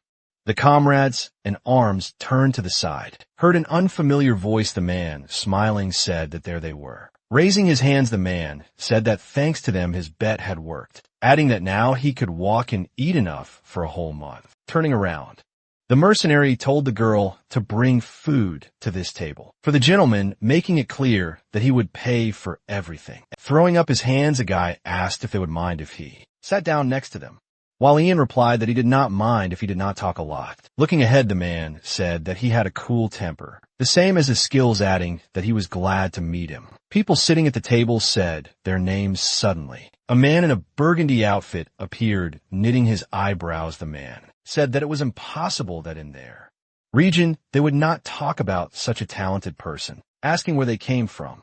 Closing his eyes, the protagonist replied that they came from the swamps with a grin. The mercenary said that they probably didn't want to talk about it, adding that he understood them, asked where they worked, and said that he was sure that he was a real celebrity. Gritting his teeth, Philip asked if this was an interrogation. The gentleman looked at his subordinate. Looking away, the man said he believed he had said enough, adding that he had proven that he had no criminal record by ordering the mercenary to get down to business, saying that he wanted to listen to a person who really had something to say. The man's face showed surprise. The young man was stunned. The man was standing next to the interlocutor, putting on a serious face. Young asked why the nobleman was behaving like a commoner, adding that he was acting like an influencer from the shadows. The guy smiled, holding his head. The nobleman said that he hadn't expected to be split so quickly, asking about how his game was so bad. The man, closing his eyes, asked for forgiveness from the master. In turn, the superior said that everything was fine, adding that apparently he was a person who could not be deceived. Sitting down at the table, the man apologized for his rudeness. Smiling, the guy stated that many mercenaries had a dark past, so he needed a little check. Lowering his head, the main character accepted the apology and turned the interlocutor thank for this. Looking ahead, the gentleman introduced himself formally, saying that his name was Declan. Making a stupid face, the assistant asked if he was really a nobleman. In turn, the protagonist said that he was the son of Lord Orndell, asking why the Thmo would check the identity of a simple mercenary. Putting his hands on his knees, the guy announced that his duties included managing the mercenaries of this city, adding that moreover, he was eager to meet such talented guisism. Turning around, the guy thought about how despite the fact that the city was full of mercenaries, it was quite peaceful here, suggesting that it was an additional parameter that was not explained in any way in the game. Without showing emotion, the servant apologized to the Lord, adding that he had taken on a very difficult job in turn. The young man said that he was not a young lord, because he was born out of wedlock, when his mother was a free citizen. Looking away, the young man realized this. Folding his hands, the mercenary said that he was confident in his identity, adding whether additional evidence was needed. In turn, the gentleman said that this was enough. Making a serious face, the guy offered to get down to business. Smiling, the nobleman asked if the boys wanted to work under him, continuing that he wanted to appoint them centurion and adjutant. A stunned look appeared on the faces of his comrades in arms. Looking to the side, the servant asked what he wanted to say, that he was gathering regular troops for mercenaries. In turn, the man said that he could say so, because there was a war ahead of them, adding that other lords neglected mercenaries, but he did otherwise, without showing his face.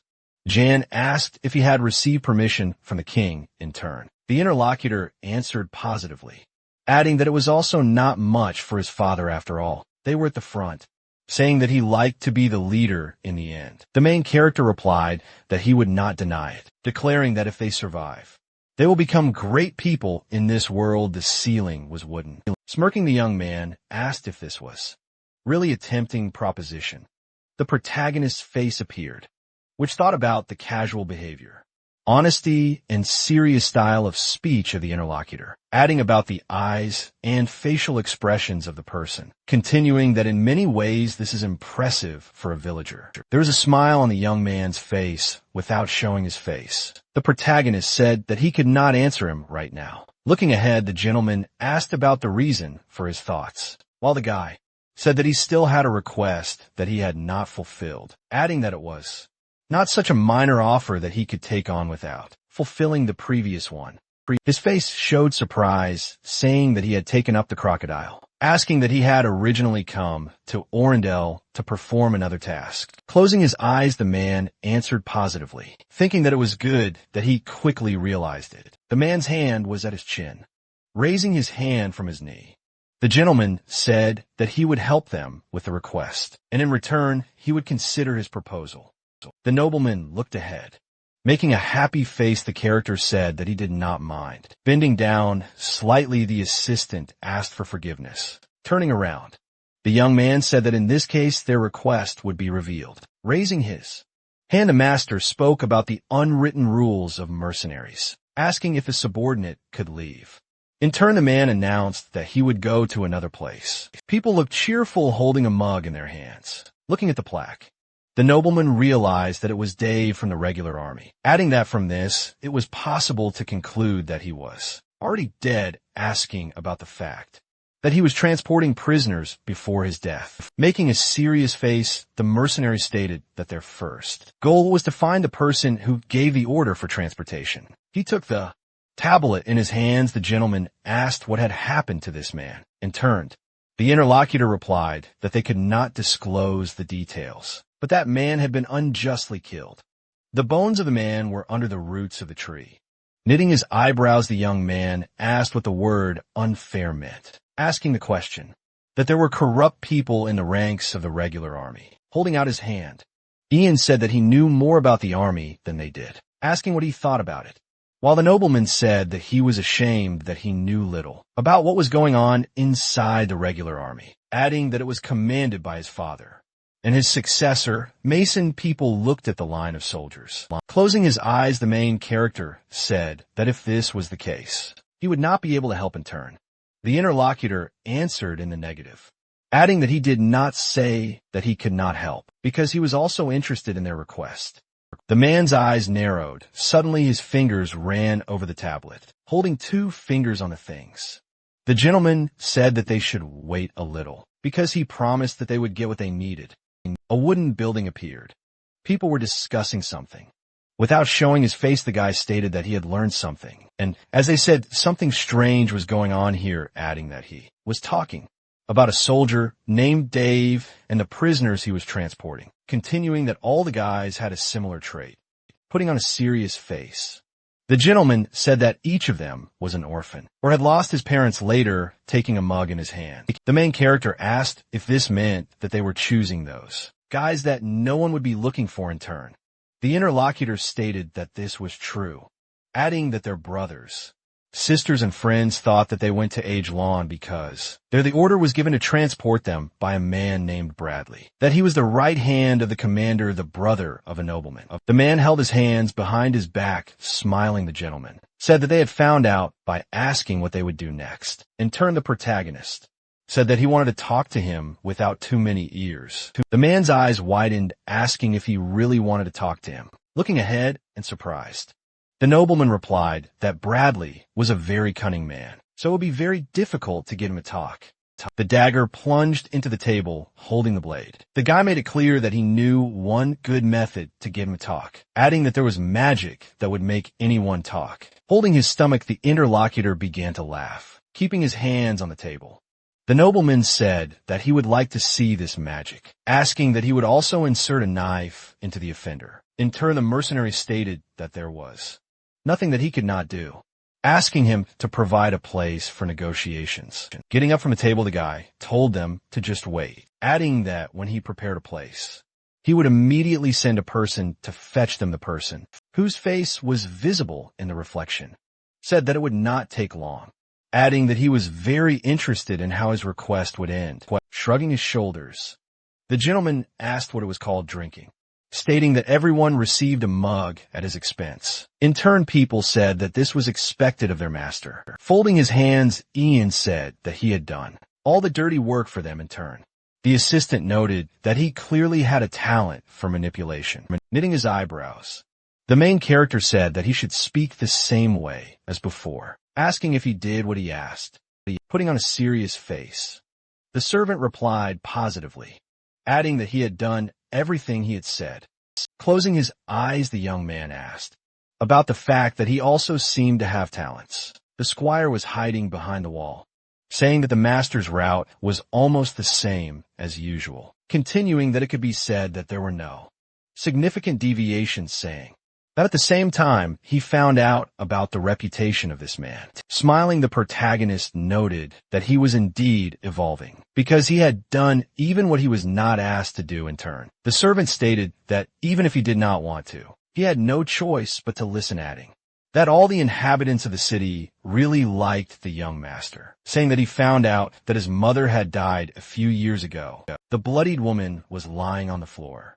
As the people marched forward, it became clear that although the Marquis considered him his son, Mason seemed to regard him as a thorn in his side. So everyone began to worry that when the war broke out, the young master would be sent to the fiercest battles and began to fear that he would only be able to return to the city when he was dead.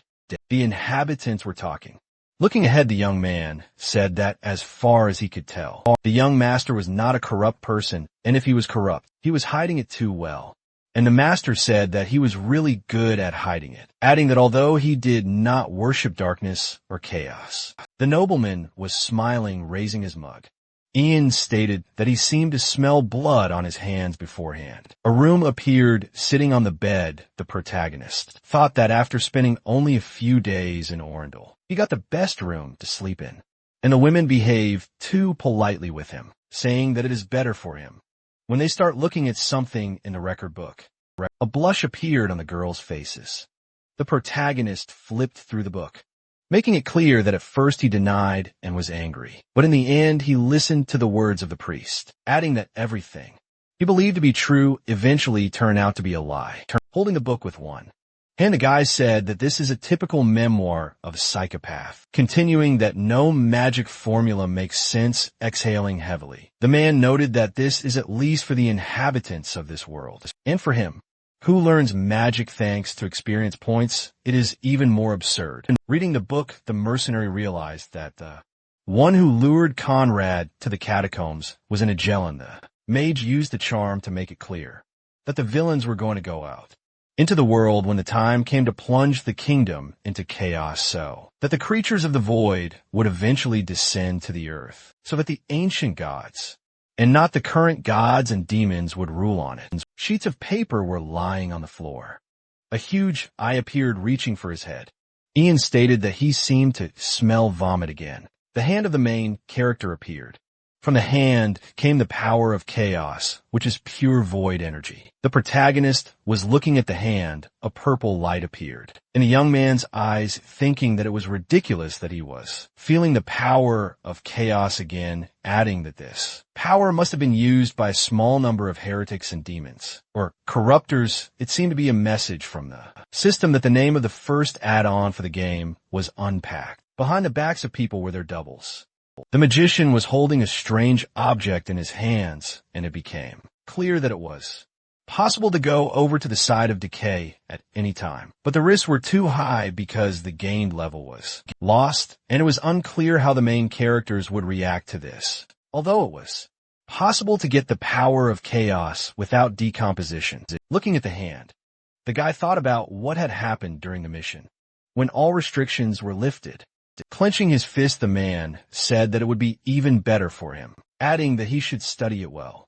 Because he lacked his magical power, the mercenary suddenly turned. Opening the door, the assistant asked if the master was asleep without showing his face. The guy said that he was asked to convey that the place for negotiations was ready. Smiling, the man said that he was doing a good job. Glav looked away, and it became clear that the time had come to console the one who had sacrificed his own people to the darkness with sword and fists. People were on the street. There was a bag on the creature's head. The man was tied to a chair. Turning around, Jan said that he had chosen a great place. Smiling, the nobleman said that he was just waiting, because it was in this place that he met his mistress named Rose. The bag was removed from the man's head, drew a port from the guy's mouth. Grinning, the gentleman said that he was very glad to meet Mr. Bradley, with a face full of rage. The man asked what was going on here, asking where Rose was. Standing in front of the villain, the guy said that probably she was sleeping at home. Knitting his eyebrows, the man announced that he had set this trap, asking what would happen if the Archduke found out about it, pointing with his hand. The nobleman said that it was better for him to take care of himself, because those guys wanted to talk to him today. Looking at the villain, the main character said that they had finally met. In turn, Bradley asked who he was, because he was seeing him for the first time. Smiling, the protagonist replied that he was also seeing him for the first time, but this guy knew him firsthand. Drops of sweat flowed down the man's face. Asking where he got this object from, shock appeared on the interlocutor's face when he heard that this thing was given to the guy by a ghost, with the words that he should find the guy who buried him under an ancient tree. In turn, the villain stated that he did not know anything about the ancient tree. Suddenly a hand grabbed the enemy. The man's eyes were blue. The hand continued to hold on to the opponent's face. Looking ahead, the mercenary said that this was the last warning, adding that he was asking once again on whose orders the subordinates were sacrificed. Turning away, the man asked what he was carrying. Suddenly pain appeared on the man's face. The hand struck the palm of the opponent. Looking at the broken finger, the mercenary asked whose order it was. Without showing his face, the enemy asked if he knew who he was. Another finger was broken, making a wicked face. The man declared that although he knew that the nobleman was mean and stupid, he could not believe that he had been deceived by his master, and allowed all this to be done. The third finger was broken. Looking at the prisoner, Ian asked where he was looking, stating that he should concentrate on their conversation, adding that he would not end up with only broken fingers, because there was still a lot that he could break, and of course, he would make sure that the villain did not faint, but felt absolutely everything. Snot flowed from the resident's nose without showing his face. The man said that this was an order from the Archduke. Opening his eyes wide, the nobleman was confused. After all, this was an order from his brother Mason. Looking ahead, the protagonist questioned if it was Mason's order, asking why the Archduke would give such orders. Looking from under his brow, the man said that he did not know either. Another finger broke, adding that he said that it would not take long because the strategic advantage of preparation does not take much time. Looking down, the boy asked if he wanted Arendel's independence and the founding of a new nation. Breathing heavily, the man said that this was what he had heard, adding that he was simply following their orders. The people were covered in blood. making it clear that small sacrifices were nothing. For the sake of Orndal's independence and eternal glory, smiling. Jan spoke about a small sacrifice for the sake of a great cause. In turn, the prisoner said that he had noticed correctly. Looking ahead, the villain said that he didn't want to do it either. But someone had to do it. The guy did not show his face dropping. His hands, the man said that he did it because he was a corrupt man and came up with a lie of such magnitude. The nobleman's face was stunned. The prisoner knitted his eyebrows, turning away. The man asked why he got along again about some corrupt people, adding that he had spun some incoherent nonsense. A blade appeared. The enemy's hand was cut off. Fear appeared in his eyes. Making a serious face, Ian said that the games were over, adding that if their king was corrupt, then he was one too, asking what he had been promised in return, immortality or power. Opening his eyes wide, the man asked what he was talking about. The gentleman was dumbfounded. Drops of sweat flowed down the villain's face. Looking ahead, the man asked how he knew about it. Asking if anyone else knew about it, the mercenary smiled, pointing to the interlocutor. The main character said that in fact he did not know about it either, adding that he only knew that the Archduke, whom he serves, is a corrupter, holding the blade in his hands. The protagonist made it clear to him that the Marquis was the same, continuing that he had just confirmed everything himself. The man's face became furious. The hand suddenly closed the enemy's roll, drawing his sword. The mercenary announced that, as a reward for cooperation, he would stick the blade up to the hilt, standing in front of the people. The nobleman told him to wait, putting on a serious face. The guy said that he was not against the murder, adding that maybe Ian would first tell him everything properly. Knitting his eyebrows, the gentleman asked what his father was preparing for the uprising and even behind the murders. Gesticulating, the man asked how this was possible, adding that they had not yet dealt with the accusations against this person. The man knitted his eyebrows. Without showing his face, the protagonist said that he did not mind, because the nobleman still needed to get a promise from him in turn. The guy did not understand what was happening. Turning around, the young man asked what the sound was. A shadow hung over the man. A monster appeared. His hand touched the nobleman. The mercenary pushed his ally away, taking out his sword. The main character ordered Philip to protect his master, holding the sword. In both hands, the assistant declared that he should hold on to it. Things began to tear. An unknown part of the body appeared. The monster was a strange color. Purple magic appeared. The man was above the monster. A tentacle strike rang out. Yang's sword struck his opponent. The blade is stuck in the villain's body. Smiling, the man stated that the other person's blows were lousy, adding that he was afraid that he would never be able to regain his body after accepting this great power. The monster was tall. Holding the sword in his hands, the swordsman asked if he really considered an empty space, while the monster replied in the negative, adding that he was just bored with him, saying that he should not worry, because he would not let him go without a fight. The monster's eyes glowed purple without showing his face. The protagonist stated that this is the words of the one who is about to die himself. The sword began to glow blue, sitting on one of the tentacles. The guy held the blade. The nobleman was stunned. Looking up, the monster asked what it was, a divine power, saying that it couldn't be because such a non-entity couldn't get it. Swinging, the mercenary announced that he was. Again, speaking in typical phrases, a bright glow appeared. The opponent rushed to attack. Ian's eyes shone white. A powerful blow rang out. The monster watched as the blow was approaching him. The man swung his sword. The monster's body was cut into two pieces. The swordsman sank to the floor. The monster's body parts were scattered on the floor. His opponent's eyes glowed purple. In one of the eyes, the reflection of the main character was shown. The blade was stained with blood. The enemy's head flew to the side. People were standing near part of the monster's body. Making a surprised expression, the nobleman asked about who they were, asking if they were really simple mercenaries who had come to fulfill the request. The gentleman looked at his subordinate. Turning around, the assistant said that it was just a role. In turn, the superior said that he should do what he wanted. Smiling, the young man asked permission to introduce himself again. Without showing his face, the guy said that he was a swamp dragon hunter, a slayer of dark spirits, adding that he had dealt with werewolves, ancient tree monsters, and even beheaded the headless horseman.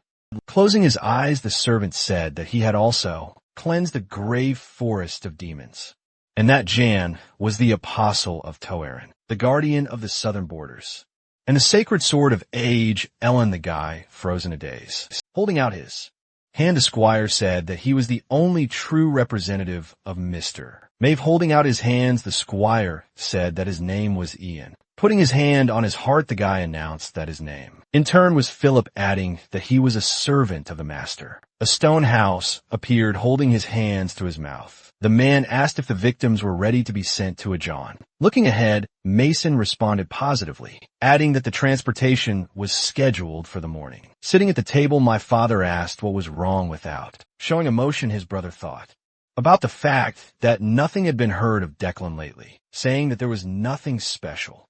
Smiling, the Marquis said that he should not worry about anything. A black monster appeared, surrounded by flames, making it clear that the old dear would not be able to leave Orendal. The subordinate, opening the door, asked if he had finished his business. People froze in a daze. Parts of the monster's body were lying on the floor. The main character was covered in blood. Turning around, the guy said that they had come just in time, ordering them to clean the room. Knitting his eyebrows, the man asked what this meant, asking where Bradley had gone.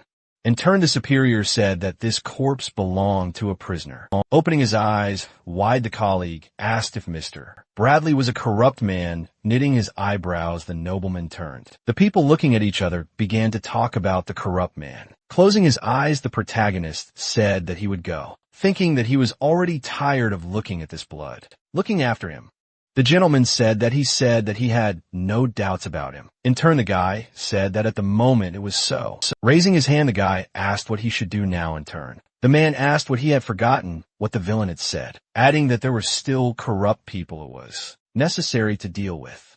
Them, knitting his eyebrows, the nobleman said that he meant his father and brother. The faces of his subordinates were stunned. Looking ahead, the man said that this was true. Bloody parts of the body appeared. The nobleman began to clap. Lowering his head, the man declared that this answer was excellent. People turned around and thought that they shouldn't have heard about it, adding that they needed to leave unnoticed. The door closed suddenly. Philip was standing near the door. The gentleman, glancing ahead, asked if he would stay a few days before the completion of the case, while Ian asked what his words meant in turn.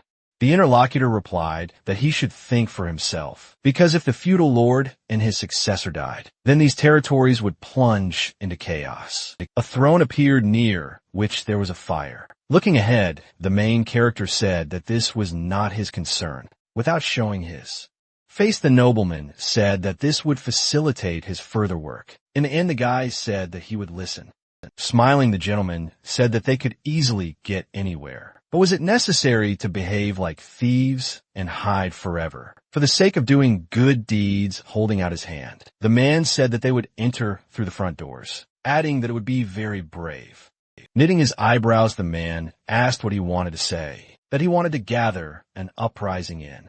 The guy said that he just wanted to pass sentence on the corrupt, and making a serious face, the mercenary asked the question that he would take the throne of the feudal lord. Looking ahead, the nobleman asked what else he could do. Smiling, young thought that he was going to revolt so that his power would eventually be recognized as legitimate, asking why he should do something that would benefit him alone. Turning around, the swordsman said that it would be difficult for him to do something like this, adding that he should not forget that he was only a mercenary. Putting his hand on his heart, the nobleman said that it was necessary to talk about it right away, continuing that if he helped him, he would pay generously. Suddenly, the eyes of the protagonists opened wide. A message from the system appeared that it was about a task, which was called the revenge of an illegitimate child. Turning around, the protagonist asked Philip if this made any sense. Lowering his head, the young man declared that these lands definitely needed a lord, adding that if there was evidence that the feudal lord and his successor were corrupt, even his majesty the king would recognize legitimacy. Looking away, the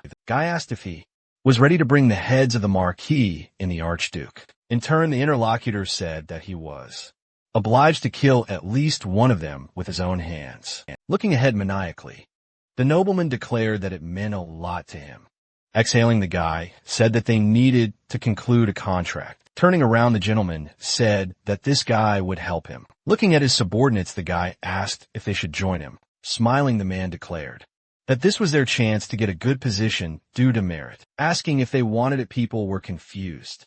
Smiling, the man said that the answer was not obvious. Clenching his hands into fists, the mercenary said that this was the future he had dreamed of since he had begun serving him. Pointing ahead, the man asked what they were worth, wondering if they would like to take advantage of such an opportunity, since such outstanding warriors would be fighting side by side with them.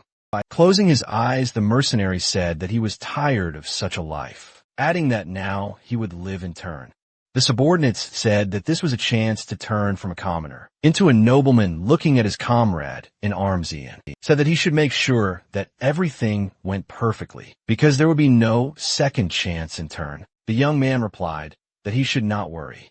Putting his hand on his belt, the nobleman declared that there had never been a second chance in his life. A bell appeared. Suddenly the door's open legs appeared. The main character went forward, turning back. The protagonist thought about why everyone was so worried. Looking ahead, the nobleman announced that they were moving forward without delay. Closing his eyes, the guy said that if they were ready, he could speak, thinking that the gentleman was very excited. A crowd appeared. Looking back, Philip asked if that was enough, since there were only about 30 people here. The head, looking ahead, replied that this was enough. People appeared. The girl looked at the crowd, turning around. The servant announced that slum dwellers and even those who lived outside the fortress walls had appeared here. Without showing emotion, the gentleman asked if it was enough while Jan remarked that half of the population of Orendel had come out, adding that he had done a good job, because it must have been difficult to attract them in the end. The nobleman replied that it was not as difficult as he thought, continuing that he had given them the opportunity by telling new facts about whether their friends and family members are alive or dead. A monster appeared. The girl was holding a sign in her hands. The legs of people appeared. The fortress was high. Looking down, the man ordered them to stop, knitting his eyebrows. The man asked the gentleman what was going on here. Looking up, the young man declared that he should bring his brother and father here, if possible, and in turn the soldier asked why they had come, adding that it looked like a rebellion against the Marquis. A crowd of people appeared. Knitting his eyebrows, the nobleman said that he was wrong, because it was the Marquis who betrayed Orendel. Without showing his eyes, the master said that even the gods had betrayed them and become corrupt. In turn, the commander asked what all this meant. Putting out his hand, the man ordered him to stop, adding that from now on he forbids them to advance further. The soldier's face was stunned as he heard a familiar voice. The staff hit the ground, knitting his eyebrows. The main character thought that he had finally appeared, adding that this man had the role of a benevolent father in the game. The Marquis stood with a cane in his hands. The protagonist looked up. The Lord entered the hall. Those present bowed to their father. The old man looked at him embarrassed and asked why his son was doing this. He even said nasty things about the state, about some corrupt people, and raised the rebellion. The brilliant Solo watches everything. He walked on and shouted that in the end, he was in big trouble. An ungrateful boy. The guards began to run to the hall. The crossbowmen pointed their guns at the culprit mason, looked at the old man in irritation, and asked on what basis he was talking all this nonsense. The hero sighed heavily. He noted that the rest of the decomposers appeared. His friend lowered his gaze and said that he was also glad to see him. The crowd looked wearily at this sight. Everyone who had gathered here already knew about everything that the soldiers had been unjustly handed over to the demons during their forced transfer to other territories. And these people were relatives or France. The guy showed everyone a scroll and shouted that he even had a list of dead soldiers. The Archduke looked at him with displeasure and asked if the young man was trying to set him up by presenting only this as proof, if he had decided to repay his father's kindness by making false accusations. The guy closed his eyes from the sun and looked around. He assured that he had more than that. Moreover, where was Mr. Bradley? He hadn't seen him today. The gentleman gritted his teeth. He remembered that they had lost contact with him 2 days ago. He asked why he needed Bradley. Declan shook his head confidently and snidely remarked that if they thought about it, they wouldn't see Sir Bradley again. He snapped his fingers and explained that the gentleman had been brought with him. A wagon drove up to him. People pulled the poor wooden coffin out of it. Bloody remains were stored inside. Gentlemen and ordinary people stared in horror at this sight. Declan shouted and demanded to look carefully. He pointed to the carcass of the monster and shouted that this monster was Mr. Bradley, the head of the guard, looked down. He and his men could not believe what they saw. The nobleman's son waved his hand and said that Mr. Bradley had confessed everything, that he, his brother, and even his father were all corrupt, except what had been done to the soldiers. He had done on his father's orders. Mason smiled, nervously laughed, and suggested that the guy must have brought the corpse of an ordinary monster in desperation, and was talking all sorts of nonsense. A girl in the crowd gave her voice. She clasped her hands and asked what had happened to her brother. She held out the plaque. It was the nameplate of Dave's brother, who she had been told lived well in Magellan. So why was he buried in the woods? The crowd was charged with negativity and began to ask what happened to their relatives. Mason gritted his teeth as uncomfortable questions flew in his direction from all directions. The Holy Father shouted and knocked loudly with his cane. He looked sternly ahead and said that he understood people's feelings. He looked at them sadly. He was really sorry that he couldn't understand how difficult it would be for them. The crowd silently stared at my father, who said that if the soldiers were really sacrificed, they would form an investigation team and send it to look for answers. He also asked His Majesty to investigate the suspicion of mutiny and also ridiculous claims that they were corrupt. He would demand verification and a decision from the Imperial Church. He paused and asked, "Is this enough to calm their anger?" The crowd nodded. Uncertainly, people looked at each other in confusion, trusting their father's authority. Mason waved his hand and asked if the people were happy. They should go back. Crossbows were now aimed at the crowd. The Archduke shouted that if the people stayed, they would be considered traitors. The heroes slowly sighed, as expected. Regardless of the world, politicians everywhere have the same phrases. This was the moment that bothered him. An aura activated around his body. He understood that this battle, which could only be passed the first time, would not be able to gather so many people the second time. He saw a threatening macaw from his enemies. If they came a second time with such speeches, then a bloody wind would blow and mass executions would begin. Ian looked at his friend, a confident smile on his face. It seemed that this was not the end. The nobleman looked at the Holy Father and noticed that he had just said that he would accept the investigation of His Majesty and the Imperial Church. So the old man asked what the young man was trying to say. He frowned. Declan said that he just knew a person who met the requirements. The priest asked again. The guy turned around and called Philip and Ian, asked them if they could do again what they had been doing before. He winked and clarified that if possible, you need to do it with all the regalia. Philip and Jam looked at him in confusion. The guards looked at each other uncertainly. The mercenary stepped forward. He was immediately recognized as the person who had killed that monster in the dungeon. Mason coughed into his fist and laughed. He asked if Declan was saying that the hero was a worthy man, but was it true that he was a mercenary? Philip closed his eyes, shook his head, and asked him to officially introduce the hero. He cleared his throat and shouted the apostle. Town and the guardian of the southern borders. The crowd gasped the guy, saying that the man who wielded the cherished sword of Agelon that belonged to Maeve Laura was her only, an official representative. The soldier's eyes widened. Philip continued, and the judge whom the strict goddess loves so much. His hand pointed to a dark-haired youth named Ian Hope. The hero looked despondently ahead. His comrade made a bow. Philip smiled and introduced himself as a squire. The guy looked at his comrade with a slight shame.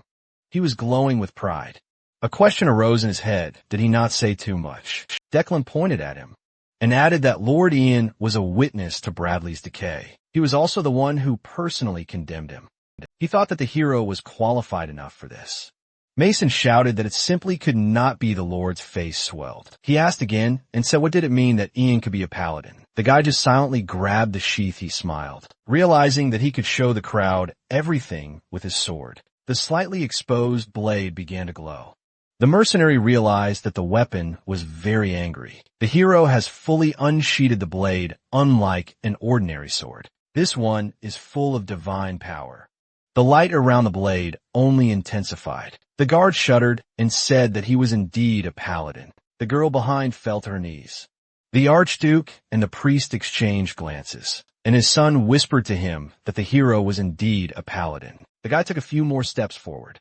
He instantly accelerated and made a dash. The Lord waved his hand and gave the order to shoot not, understanding why the soldiers were just standing and watching. But the warriors did not want to shoot the god apostle. Mason himself drew his blade and called his soldiers. He shouted that anyone who dared not to obey the order would be immediately beheaded. Jan had already approached the wall.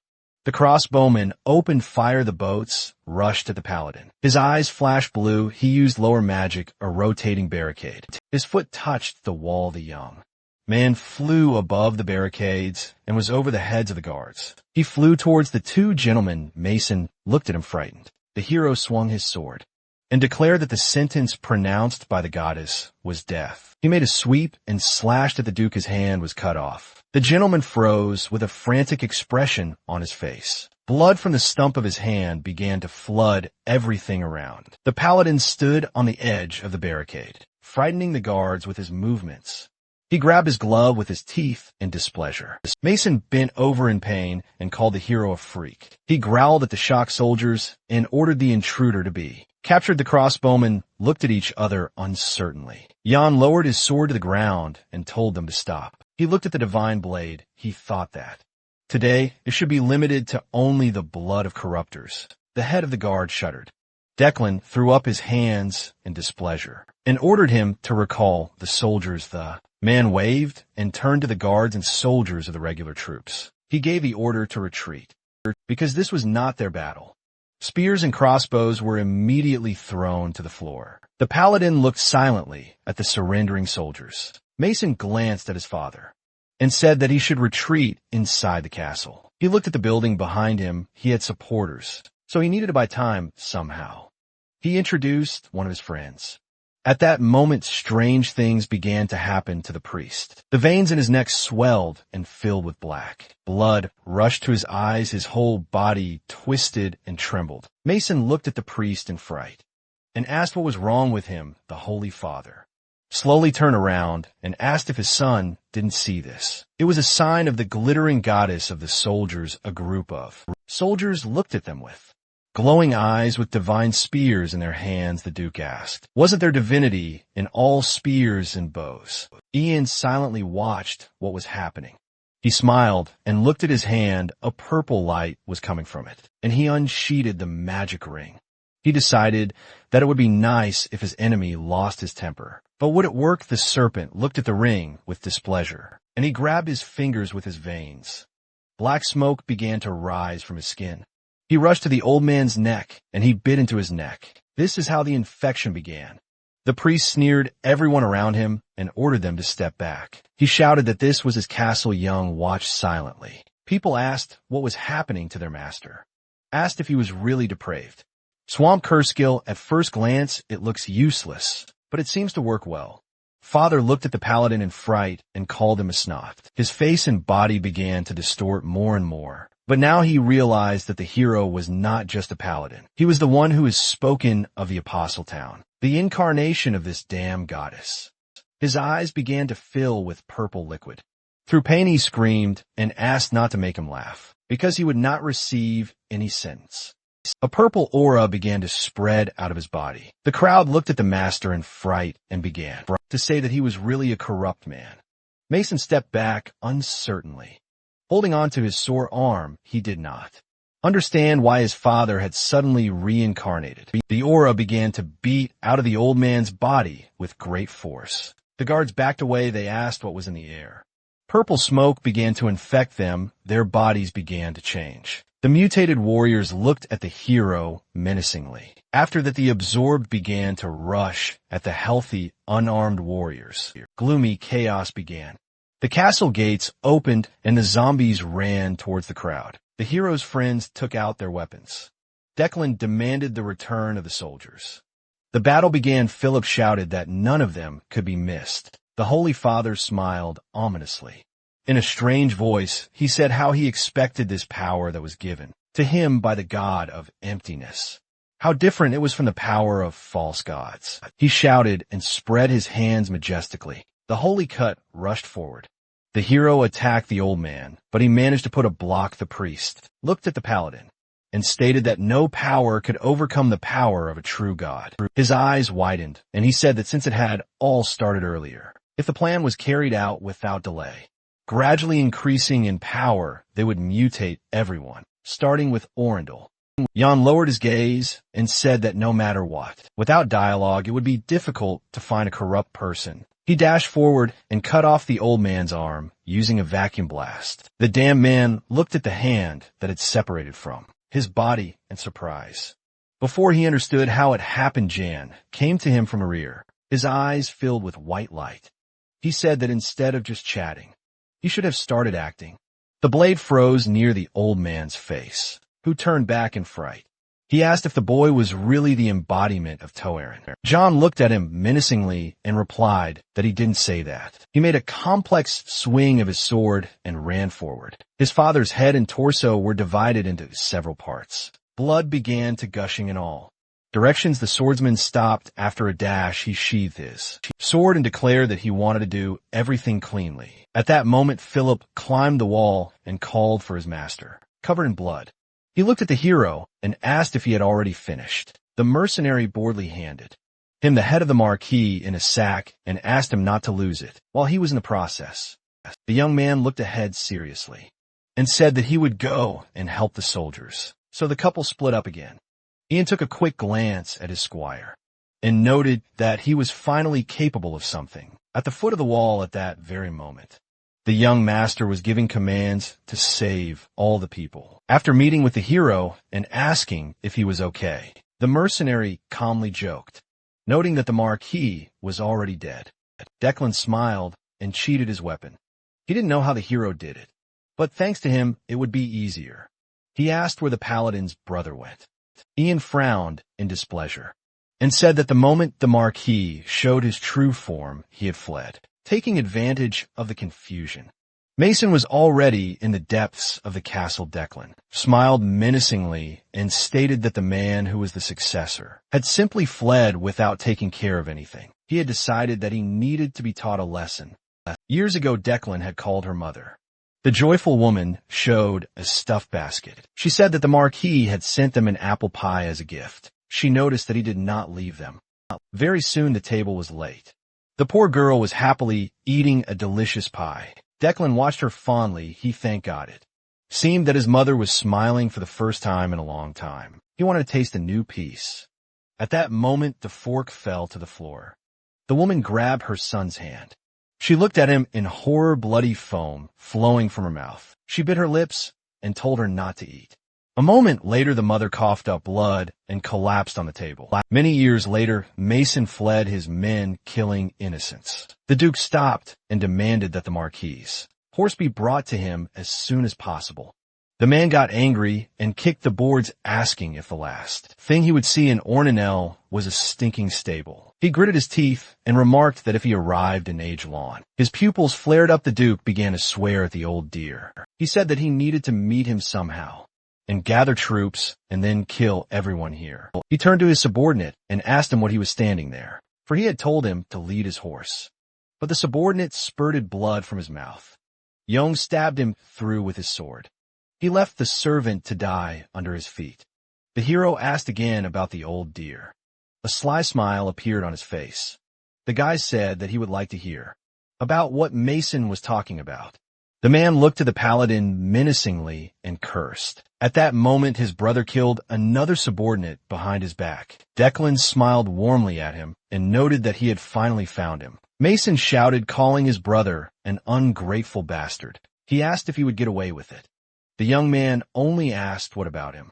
Did he really think that he would be safe by turning his back on God? Mason looked around, nervously began to say something. Suddenly he jumped on the hero with a sword in his good hand. The blades crossed. Mason looked at the paladin indignantly and said that he was too fast, but promised not to leave him empty. Jan looked down and said that the Duke was like an apple from an apple tree. He made another swing and now cut off the Duke's left hand. Mason gritted his teeth and screamed. He fell to the ground and convulsed. Ian only grinned and said that the Duke should have mutated a long time ago, and he was tired of talking. His smirk grew even more insane and asked, couldn't people like him use force if they didn't concentrate? The veins in the master's neck swelled. He began to transform. He cursed again, and the hero cut off his leg. The man fell to his knees and groaned. Declan watched calmly. Leaning on his sword, Mason stared frantically ahead. Jan leaned over to him and said that although he wanted to cut off his head immediately, he would pacify him if he answered the questions correctly. Mason saw the reflection of his face on the sword. The paladin looked at him seriously and asked, who did the Duke mean by the old dear? The man looked at him in confusion, not rushing to answer. At that moment, the guy plunged his sword into his leg. The monster screamed in pain. Yang's eyes widened when he heard the name of Duke Regis Brant. Declan looked at his brother dumbfounded and asked him to repeat what he had just said. Isn't Regis His Majesty's uncle? A menacing aura began to emanate from Yang, and his name finally appeared. Mason laughed and declared that the kingdom was in their hands, and the king was just a puppet who thought he could win this war. The mercenary put his hand on his shoulder and thanked him for the information, but now he didn't need his tongue. Declan sat down on the floor next to him and asked if he could ask the hero a question. He smiled sadly and said that he would take his brother's tongue. Ian shook his head and noticed that this was a good offer. The prisoner was horrified by what he heard. The paladin smiled at him and replied that he had kept his temper as promised, but his brother was not that kind of person. At that moment, a hand clutched at the Duke's face. Declan looked at him menacingly and said that he had no idea how long he had been waiting for this. Mason trembled with fear.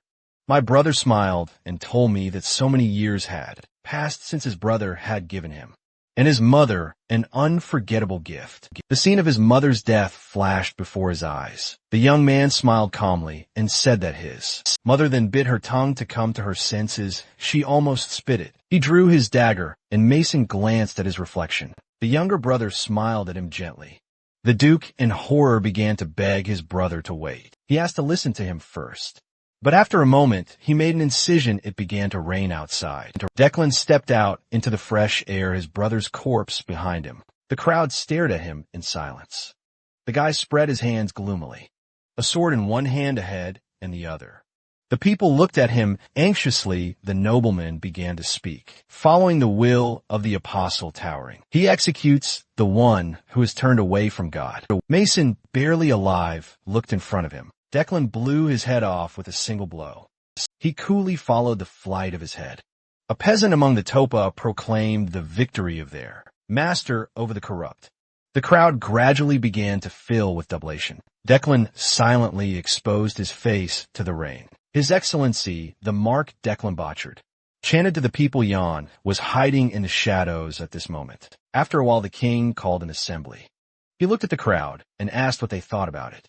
His fist was propping up his head, and he was asking about his recent meeting with Mrs. Maeve Laurel. One of the gentlemen stood up, addressing Irvine the other. He stretched out his hand and assumed that Mistress Maeve was just paranoid. She returned to the royal palace and presented the monsters. Corpse is proof of the corrupt activities, but this is not proof that the corruptors are plotting in the age. Moreover, this information will simply wreak havoc in the kingdom. Regis, an old dear, stepped forward and asked if it was possible to say that was not Mrs. Laurel, a paladin representing all of the age lawn. Irvine raised his hand and told him to stop arguing. He looked wearily at the crowd and said that he too thought that Mrs. Pilotty was being too dramatic.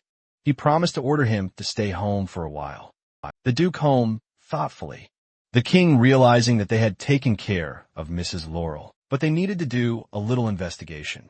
He looked at Regis and remarked that Regis must understand that too. A day later, after the proceedings of succession to the title of Marquis in the establishment of the right to administer the land, Declan Botchard, together with the mercenaries they identified corrupt among the henchmen of the past Marquis Archduke, and then sentenced them to punishment. In fact, they carried out a cleanup operation. Philip approached the hero. It seemed to him as if the smell of blood had spread even here. Ian turned around and suggested that he focus on the search. If there was no material evidence of Regis's presence in the basement, he would have to climb into the sewers. The comrades went forward. If Duke Regis is a corrupt, no one will believe them without substantial evidence. Ian asked if this man had a great reputation, and even more, he was performing almost all the duties of the king on his behalf. The squire had met him a couple of times at the border, and he seemed to be a wise and merciful man. He had also heard that he was against the war, but he turned out to be the head of the corrupt. Ian continued to scan the space around him with his white eyes. Ahead of him, he noticed an armor rack. His hand found a secret button. The secret passage opened with a crash. The boy scratched his head thoughtfully as expected. His master found something again. He lit a candle, and the couple entered the cold and damp corridor. The sword in its scabbard began to tremble. His hand involuntarily lay on the handle. Engravings appeared all over the wall in order. Not to let God's gaze pass here. Apparently something bad was hidden here. Philip looked at the magic sphere. He noted suspicious inscriptions, scrolls, books, and ceremonial daggers, and even a strange bead-like artifact. It didn't even surprise him a portal opened near his foot. Ian put his hand in there. The guy turned around and asked if he could ask the hero one question, but he answered no. Philip remembered his master's past battles and still asked, wasn't he a red mage who used fire? He noted with excitement that he had heard that mages could only use one type of magic. But what about a hero? He pulled the chain out of the small portal and told him that such things happen, and clarified that it was not magic. He looked at his friend and asked if he wasn't worried about the kingdom. He didn't seem to care if Regis destroyed the country. He judged by the way he hesitated. Philip jumped up and said that he had not at all. The mercenary remarked that otherwise. He would just have to take everything. That could be used as evidence. The artifact began to glow even more. Jan looked at him thoughtfully.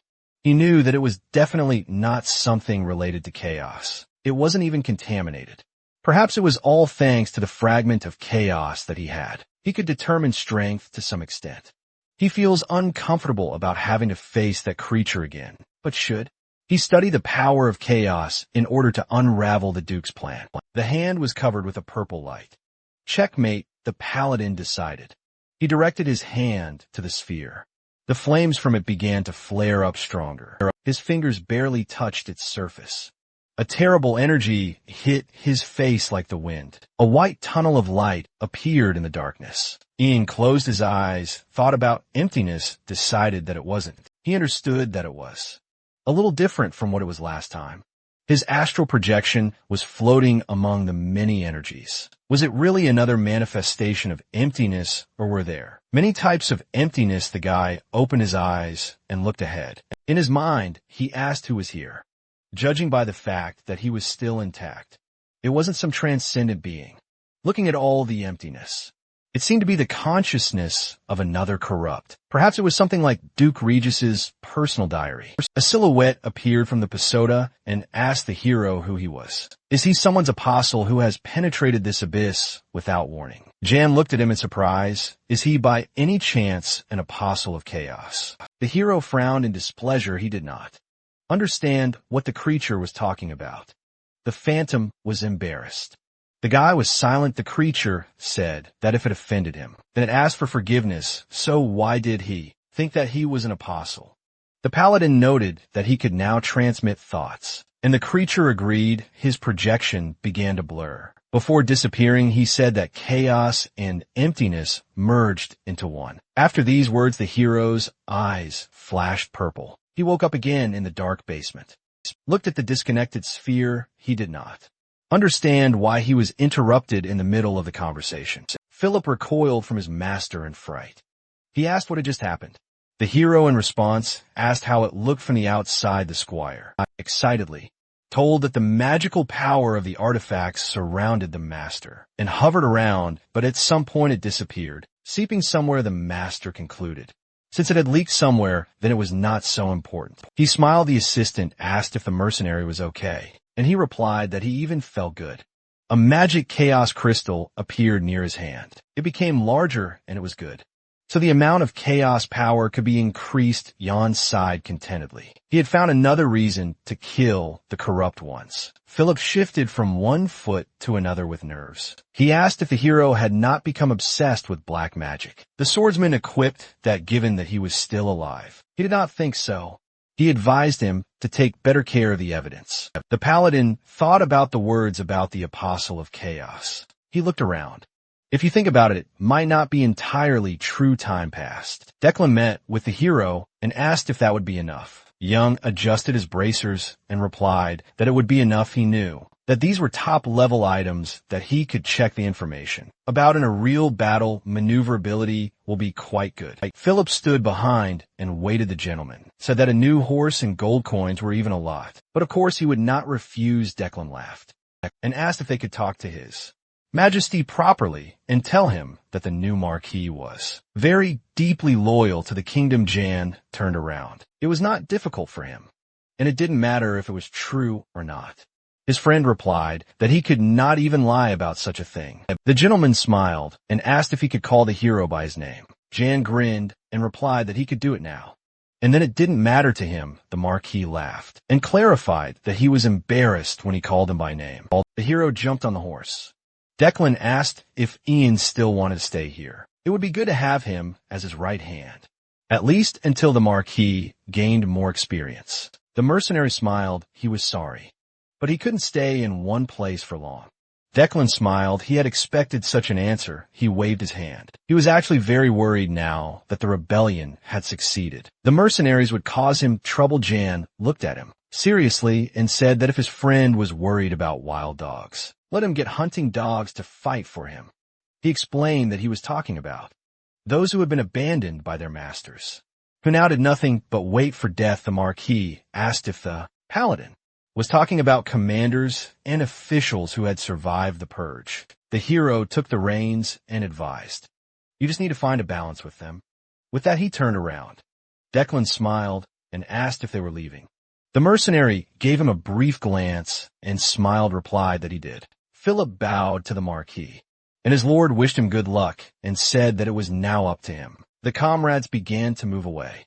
The young Marquis looked silently at their backs. His subordinate approached him, not expecting to see him there. He smiled and called to follow him, because everyone had gathered at the walls of the castle and were waiting for his speech. Declan followed Mr. Patton and only turned around one last time. The hero remained a mystery to him until the very end. Meanwhile, to the Laurel estate, the maid came into the room with a tray. A man came out to her and asked. A shadow hid his face, and he asked if Laurel had refused to eat again. There were letters on the table. The girl replied that the lady had been behaving like this since her return, doing nothing but looking out of the window. The paladin's gaze was gloomy, as if she was expecting to see someone there. Meanwhile, the hero and his assistant were walking along the forest path. The squire looked at the mercenary and asked if there was anything. Jan read the book, replied that yes, there is. He said that this evidence would be enough to prove that Duke Regis was corrupt. Philip jumped up for joy and asked what evidence the master could find, if they would finally punish the immoral man who betrayed the entire kingdom. The swordsman asked if the guy knew what he wanted to say. He frowned at the book. Philip realized that he would be told to keep his mouth shut. Ian thought that, after all, Marquis Backhard did not know Regis's true purpose. He looked ahead, gloomily, judging by the fact that there was no mention of the quest he had seen in the game. They're all just puppets of Regis. He's probably pushed them over the line by making false promises and flaming their ambitions anyway. They'll disappear like they never existed as long as such. Crazy people are secretly operating throughout the continent. Their world will not be destroyed, and countries are thinking about wars with each other at this time. Ian looked ahead, and the squire called to him. Ahead of them was a fork in the road. The road to the left turned an LED to the city of Bulk, and the road to the right LED to Egelin. The mercenary slammed the book shut, since he had found evidence against the Duke. Maybe they should go to Egelin as soon as possible. He put the book in the portal. The guy smiled and asked in confusion if the master really wanted to go to another place. He told him to be quiet and said what he thought. He opened the map, obviously. There should be a quest here, and when everything is over, like in the game for some, Tommy will not be able to even set foot on the territory of Agellan. Jan turned his horse. He looked seriously ahead and suggested that we go in that direction. The kingdom of Age Ellen commoners walked around the market. Someone was in a hurry. The man in the black cloak stopped and looked around. He noticed something ahead. Miguel threw off his hood and called for Philip. He ran out to meet the hero and said that he almost went crazy while waiting for them. Philip rushed to hug the mercenary. Young smiled and asked if they could pass now. The man patted the squire on the shoulder. He noted that the guys did not look like themselves at all. The hero noticed that his face had become twice as large. He grinned and asked if the food was good here. The man laughed and said that he would lie if he said no. The trio began to go deeper into the city. Although they had spent some time to get here, it was not the end of the road. There was one more fortress wall to overcome. The guide pointed ahead and said that it was because the Lowry estate was located in the central part of the city. Philip looked ahead and noticed that Miguel already seemed to be a local. He even greeted the guards at this moment. Ian was carefully looking around as the mercenary laughed and said that the guy knew that he was very adaptable in the midst of peaceful life. The paladin constantly imagined bloody scenes. He saw the streets in front of him littered with corpses and blood. The comrades walked ahead as if nothing had happened. Philip looked at the elder and asked what about the mistress. He thought she would come out in person. Miguel stopped and raised his finger. He said that the lady was now under house arrest. A few minutes later, the streets were completely empty. People were anxiously discussing something in the windows. Young frowned at them as his assistant asked the guide if His Majesty didn't want to hunt down the corrupt ones, even after he had been given the evidence. Miguel turned around and replied that it was so. He also acted as a witness, and yet he couldn't believe it. He said that since the sorcerer was dead, there was no more problem. Other subjects openly insulted the mistress, saying that it would be better if they provided weighty evidence instead of spoiling the mood in society. The man slapped his face. He didn't remember properly, to be honest. He was scared. Everyone pointed a finger at the paladin. There was too much criticism. But the mistress still remained silent.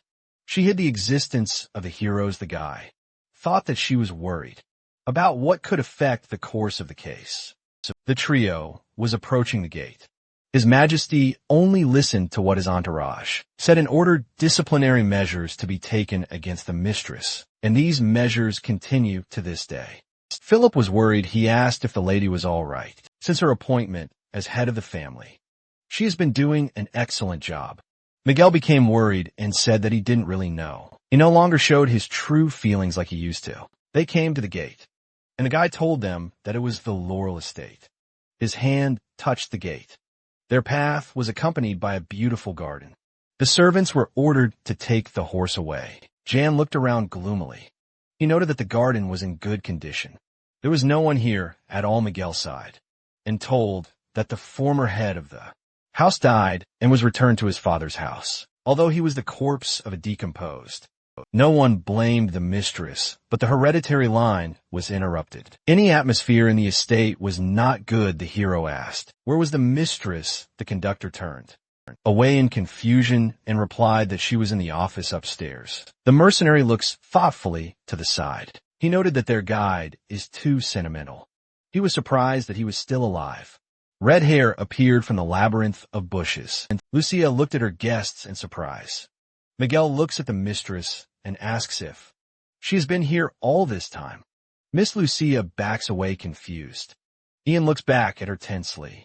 The man laughs and points to his comrades, explaining that they are guests of the mistress of the estate. The girl took hold of the brim of her skirt and bowed silently. Then she turned around in fright and ran away into the labyrinth. Miguel smiled in confusion.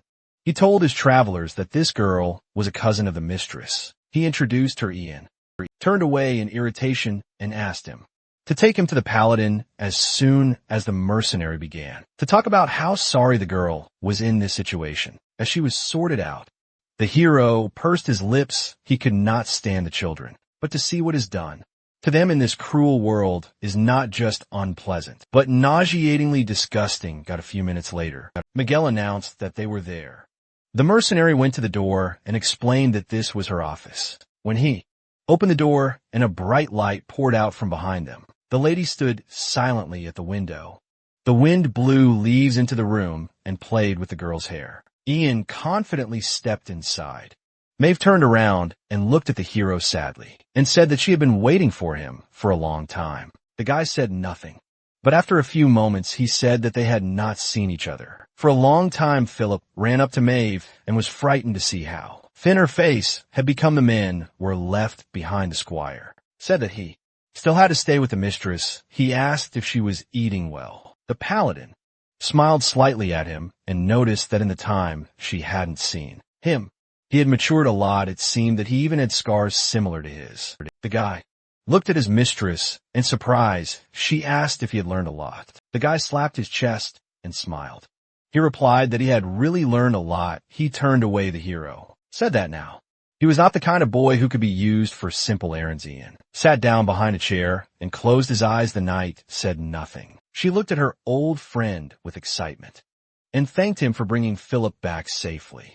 In the box there were 2 heads of decomposed. Ian said that the culprits of the incident with the ancient tree were Marquis Botchard and his eldest son. Mason Botchard. Miguel looked at the paladin in amazement and said that he had once again accomplished a great deed. Maeve was reading the scroll. It was a letter written by the new lord, the Marquis of Declan, and the girl noticed that the heroes had really tried their best. The guy waved his hand and said that the most important thing remained. He took the book out of the portal, greatly frightening the guide. He clutched at his heart, although he had already seen it. It was still frightening how he did it.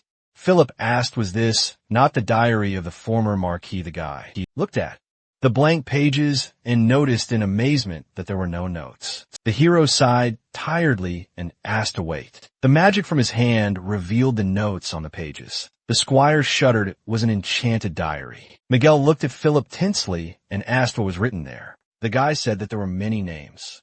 One of them was Regis. The boy's eyes widened. He turned sharply to the gentleman, who smiled and said that this was exactly the list where all the names of the decomposers were written. Maeve flinched. Miguel slapped his forehead in complete shock and asked if the paladin wanted to say that Duke Regis was corrupt. Philip turned to the lady and said that this was clear evidence that there were corrupt people in Ellen. The men continued to read the diary. There were too many names. They were really hiding all over the kingdom. They needed to come to His Majesty once again and convince him. The squire and the guide turned around dumbfounded. Jan explained that half of them were already dead. His assistant asked which of them was dead. There was an awkward silence in the office. The mercenary and the squire, like fools, jumped up and asked if the hero had killed them. He turned away in irritation and said that he did not do it on purpose. He said that it was because they tried to deceive him or didn't want to pay for the task they completed. He only found out that they were corrupt just before they died. Miguel nodded, sternly admiring the paladin. Philip decided that in this case, Ian could really be called the guardian of Ellen, but the guy immediately clarified that he was not doing this for the sake of Ellen. He asked to stop adding inappropriate titles under his name. Jan frowned. Philip objected and suggested that the master was destined to defeat the corrupt after all. Maeve stood up at that moment and said again that Ian had really done a great job. She frowned and said that his story would be long, in which case they should cook dinner. A reddish light appeared in her eyes. Jan remained silent and reluctantly agreed. Some time passed. The guy fell on the soft bed and breathed a sigh of relief. His tired eyes closed. He had experienced such luxury for the first time in a long time. The hero understood that he needed to enjoy it while there was an opportunity, because all of this would not last long. He plans to ask for another meeting. A very table was set for dinner. The knight was asked what she would do as soon as she asked for a meeting. Maeve looked down thoughtfully and said that they needed to reveal all the decomposers on the list. She looked at the hero and recalled that he had said that there was a way to make the decomposers show their true colors. Maeve's plan was simple: to show everyone the true face of the corrupt right at the meeting, which would be attended by the king and the others. The girl's gaze was filled with anger. She said that she would try to kill him. Miguel and Philip flinched. They said it was too dangerous. Jan looked ahead seriously and said no. He frowned and explained that if he didn't do it, His Majesty would simply not believe it again. When a corrupt man appeared in front of his eyes, he would have no choice but to believe Jan was silent. Memories ran through my head. He knew that after her death, Maeve would appear as a ghost, and only in this way would she be able to deal an effective blow to the boss of the first chapter. Could it really be that there was no way to prevent it? Because of this, he felt lousy in his soul. Suddenly, there was a knock on the door. The guy began to open it, wondering who had come so late. Lucia was standing in the hallway. Jan looked at her in amazement. Already lamenting her appearance, he asked what she wanted. The girl shuddered. She bowed again. The guy asked to stop greeting and told me just to say what she needed. The girl looked at the mercenary and asked if he was the mercenary that Miguel was talking about. The guy asked what he was telling her. The little lady looked at her fingers and began to curl her fingers. She said that the hero had killed a swamp dragon, a headless horseman, and dealt with a cursed ancient tree. Said that he was a legendary mercenary, and that a dark mage had also been killed. But the guy raised his hand and asked to stop. He slapped his hand in the face and reluctantly said that, yes, it was him, and it was not a dragon, but a drake. Lucia was amazed. The young man propped up the door in displeasure and asked if the girl needed anything else.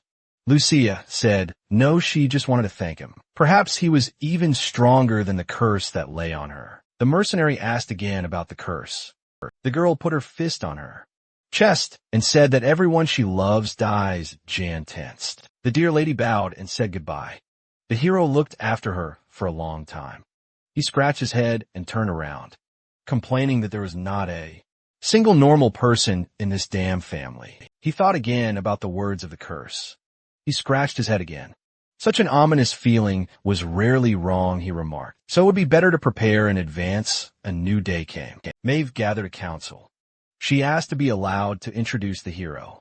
He was the assistant she had already talked about. Maeve introduced the hero to the knights of the royal guard. The men and boys found at him. They were the most reliable people.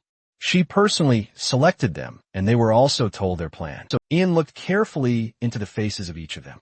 He noted to himself that disbelief was in abundance here. He began pacing around the table and saying that their task was simple. It is to protect the king. If something goes wrong, that's all. He also asked them not to disclose the conversation that was here. Everyone shuddered when the mercenary warned them that if they didn't want to die, of course. One of the knights shouted furiously, calling Jan a vile upstart. The old man put his hand on his shoulder and asked if it was true that there were so many corrupt people hiding in Egelin.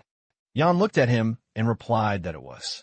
They were hiding it and keeping their identity a secret. He took a step and added that any of them could be anywhere. He put his hand on one of the warriors, looked at him with white eyes, and said that even in this hall, there was one. After these words, he slammed his face on the table. Everyone looked at him, dumbfounded.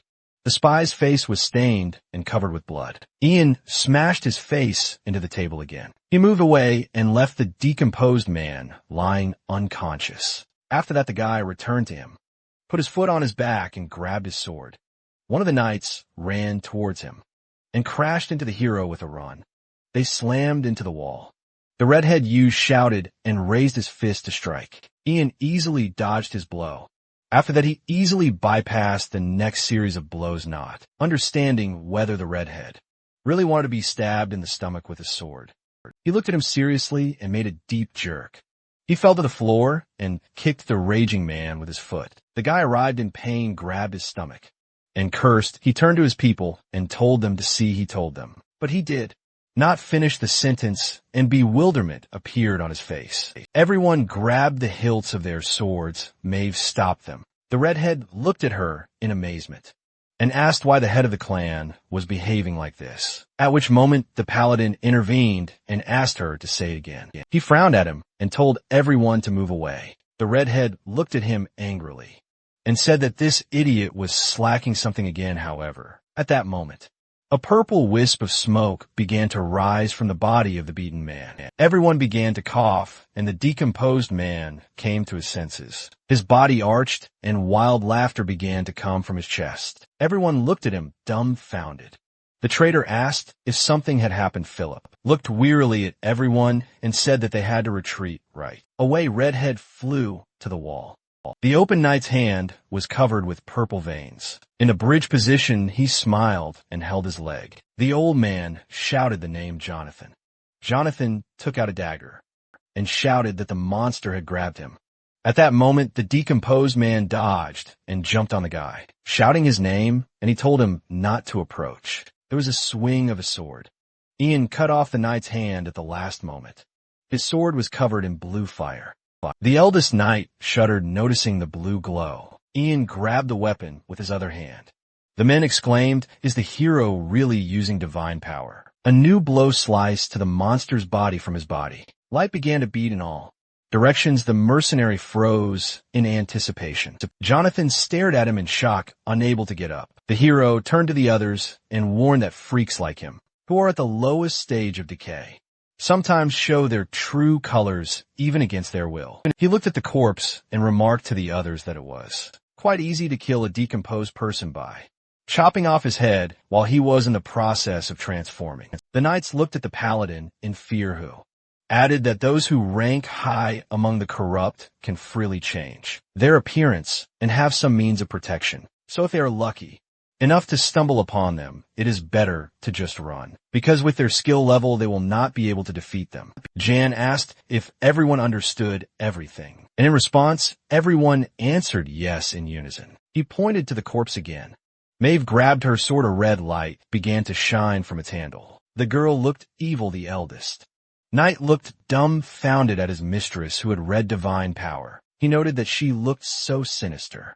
Maeve stopped by the traitor's corpse. She said she had to do it. Then she cut off his head. She turned to the hero, putting away her sword, and said it wasn't good.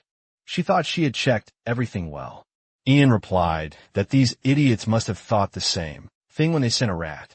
They needed to watch it somehow. Maeve nodded curtly, which was why he had asked to gather everyone in this place. She pointed to the hero and said that, as they all saw, Yin was a recognized holy warrior of the goddess. If he wasn't worthy, the goddess wouldn't have blessed him. Jonathan looked at the swordsman in shame. Everyone looked at the mistress. She added that, moreover, she was no longer the apostle towering. She was the apostle of vengeance.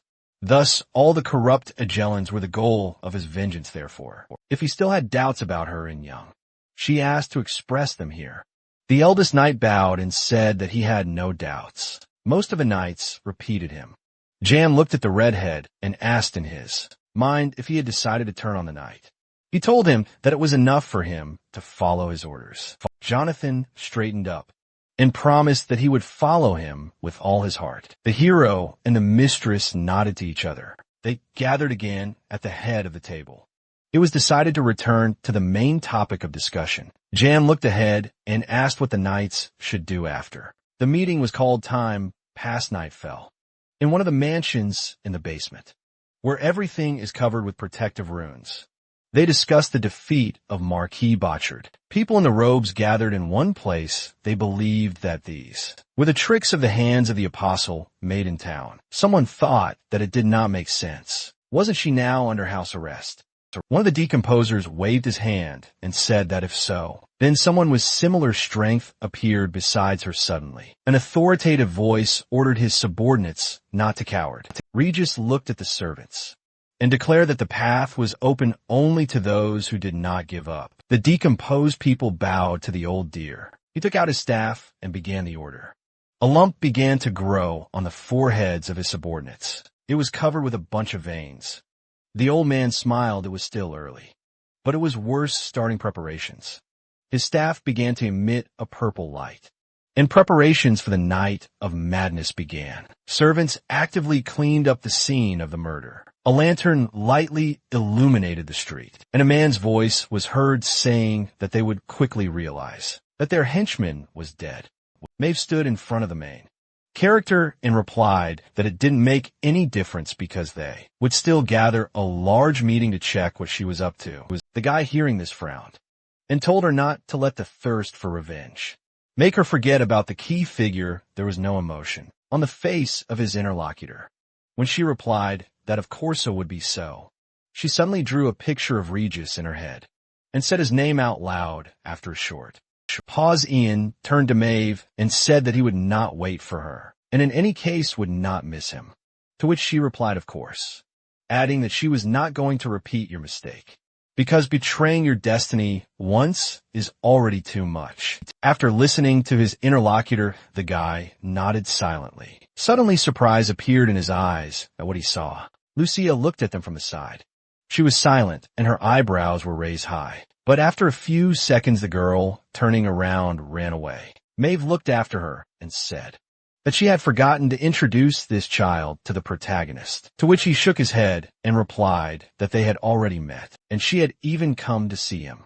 After which he wondered why she was running away like that, when the girl asked him if she had come to see him and for what purpose she had done so. The boy looked at her and replied that she had asked to protect her. At these words, Maeve raised her eyebrows in surprise. Spreading her arms and legs, she asked if Lucia had asked for it, adding that she rarely flaunted her feelings. To which Lucia calmly replied that she probably thought she was cursed, and, at this curse, killed everyone she loved. After listening to her interlocutor, the girl lowered her gaze and said, "This is what it means at this time." The protagonist closed his eyes and said to himself that it seemed that another heartbreaking story was about to begin again, after which he said that probably by this time the Duke had already realized what had happened in Orindel, and therefore now she needed to focus on the spot, adding that she should not lose her vigilance, because anything could happen. Frowning, Maeve nodded and said firmly okay,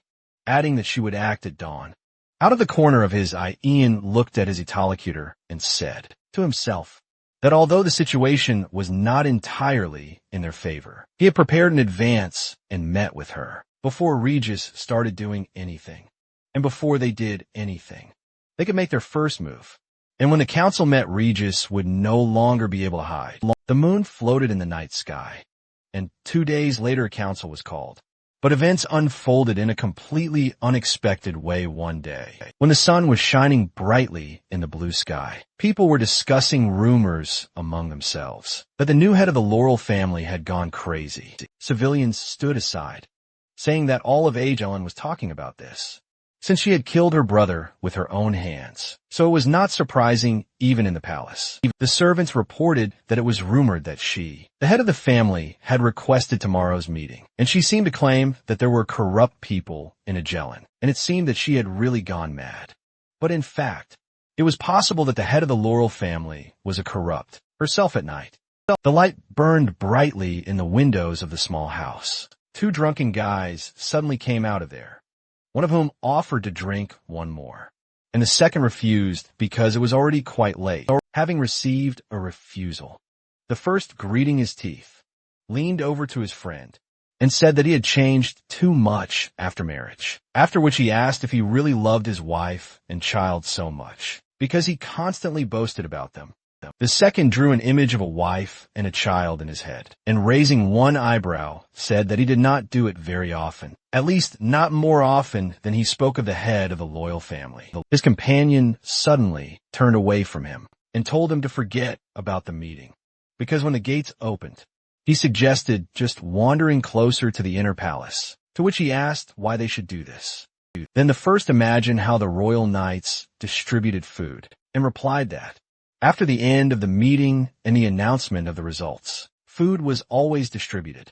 Raising his head to the sky, he added that perhaps this time they would even give him dried meat. But suddenly he wondered if his eyes were not deceiving him. Then his companion also raised his head to the sky and asked if there was something wrong with the moon.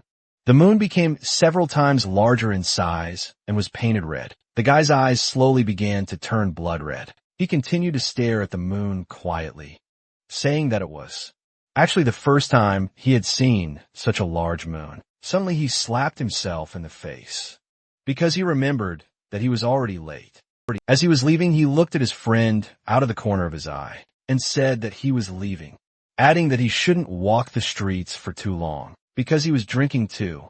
But his companion silently continued to stare at the moon. Veins protruded on his face, and his eyes changed completely. A bright red light entered the house through an open window. Opening the door, the guy exclaimed to his family that he had returned home. But when he heard a strange sound, he raised his eyebrows in surprise.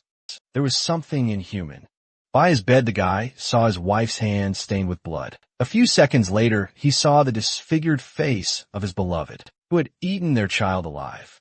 From this picture, shock and horror appeared in the guy's eyes. He suddenly remembered how he had looked at his friend before leaving. His face and eyes began to slowly change. At the same moment, he threw open the front door. The guy was running quickly down the street.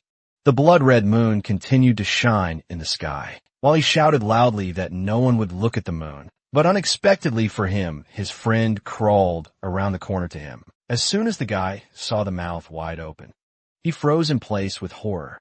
In the next second, blood spurted in all directions. At the same second, the main character woke up. He abruptly sat up on the bed and wondered if this musty smell, the smell he could smell after absorbing the power of Regis's chaos. As he said that, he remembered how he had absorbed the power of the Duke's chaos. Leaving his memories, he saw a huge red moon in the sky. A system screen immediately appeared in front of him, stating that it was a night of madness, and that Duke Regis had covered a gel ant with a demonic field. So he needed to kill the Duke to dispel the demonic field. Ian read this information with his eyes wide open in shock, and said to himself that this was the last quest of the first chapter of the game. Realizing this, he immediately grabbed his sword. The front doors swung open. The protagonist ran quickly down the corridor, asking himself if it had already begun, if events would happen no matter how hard he tried to avoid it. He gritted his teeth with rage, wondering how they could have been so careful to conceal the existence of corrupt men, and then suddenly do so suddenly. So shock appeared in his eyes. From what he heard, a large bell swayed from side to side. The street was filled with monsters, and one of the knights shouted loudly that you can look at the moon, otherwise you can turn into a monster. He silently looked at this painting through the window. He suddenly abruptly shifted his gaze to the side, hearing painful moans without hesitation. The guy jumped out the window when he reached the room from which the moans came. He kicked down the doors, but for what he saw, his eyes were filled with horror. The monster bit off half of its victim's neck. Suddenly, he abruptly shifted his gaze to Ian. At the same moment, the monster rushed to attack. But at the same second, a blow fell on his neck. The main character decapitated the monster with one swing of his sword. The severed head fell to the floor next to him. Out of the corner of his eye, the boy looked at the monster and said to himself that they were servants who took care of the garden and stables. Suddenly, he turned around abruptly when he heard a loud scream. Without hesitation, he flew out of the room. But what he saw made him surprised. The monster bit the blade of the sword. Maeve struggled to hold back the monster's pressure. The monster not at the girl's sword. More and more the main character prepared to attack. But Maeve suddenly said that she did not need help. At the same second, she slapped the monster in the face. Then she swung her leg with all her strength. The girl hit the monster in the side. The monster flew several meters. Even in flight, Maeve appeared behind him. She made one quick and strong sword strike. The slashed body of the monster collapsed to the floor. Maeve was breathing heavily and quietly said that it was rather strange because she had been so upset when this happened to Vernon. She looked down and added that she didn't feel that way right now. After a short pause, the girl looked at the main character and said that all she could think about was the desire for revenge. Revenge on those behind all this. And hearing this, Young said that it would happen soon, and then abruptly shifted his gaze to the side. Miguel, his face pale with fear, was screaming loudly with the girl in his arms. He ran away from the monsters and shouted loudly, ordering them to stop chasing them. Lucia held tightly to the man's neck. Maeve and the main character looked in the same direction. With swords at the ready, they rushed to attack. The guys dealt with the monsters with quick blows. Philip, holding his sword, ran out of his room and shouted, asking what was going on here, adding that he wanted to help. But unexpectedly for him, he saw Miguel in front of him. The man, not noticing the boy, tripped over his leg, falling to the floor. He continued to hold the girl in his arms as he lay on the floor, breathing heavily and saying that he had almost died. Lucia sat in front of him. Philip raised his eyebrows and surprised at the sight of the wound on Miguel's back when he suddenly screamed, asking what the huge wound on his back was. The man brought his hand to his chin and said, with the last of his strength, that there was nothing special about it. With excitement in her eyes, Lucia looked at her savior. After a short pause, Maeve came up to them from behind and quietly thanked Miguel for taking care of the girl, to which he replied that he had nothing to thank for, after which he added that there might still be survivors. The main character, hearing this, frowned and said that he would look for them, and they should put on armor and come to them. The girl looked at the guy out of the corner of her eye, nodding. She said firmly, well, at the same time, saying to herself that she could not become a burden again. A few hours ago, the long corridor was empty, but right now, the same hallway was littered with corpses and drenched in blood. Ian walked in front and told the guys to keep an eye on Lucy, adding that they didn't dare look at the moon, after which one of the guys asked what had happened. In the end, the protagonist frowned and replied that Egelin was covered in a demonic field, just like the Forest of Madness.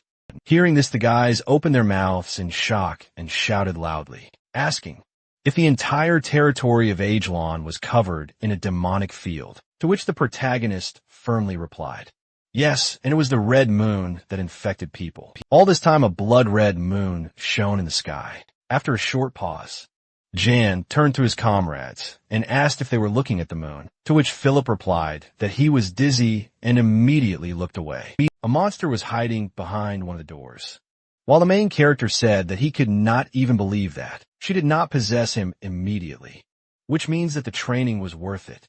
But as soon as he finished, the monster jumped out at him. Yang immediately took out his sword. In the next second, the severed head of the monster flew to the ceiling. Looking away, the main character said that this is not the real moon. It is a curse, so if you look at it for a long time, a person is polluted by this magic.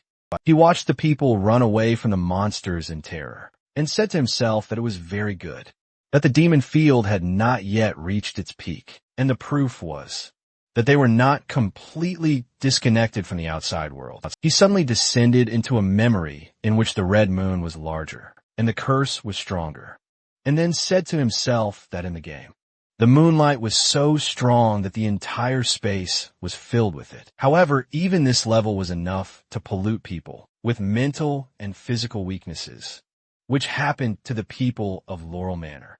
The blood-red moon illuminated everything around. After a while, the door in one of the buildings was opened. Inside, the dead lay on the floor, and Philip sat in front of a girl who thanked them for saving them. Miguel, along with Lucia and Ian, looked at them from the sidelines and were surprised that only one single maid could survive. They suddenly looked sharply out of the window into the street, from where loud screams were heard.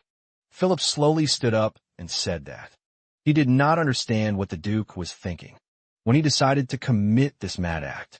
The main character closed his eyes and explained that when he finds himself in a hopeless situation, sometimes the best way out is to destroy everything and start again. And then the guy asked in response if everything was just for this, adding that this is not something that he can get away with. Out of the corner of his eye, Jan looked at his interlocutor and replied that he had a suitable person to whom he could be made guilty. There were many boxes and barrels in the room, and Philip asked who most disturbed such a decomposer as Regis, to which the main character calmly replied that if he was decomposing, then of course he was an apostle.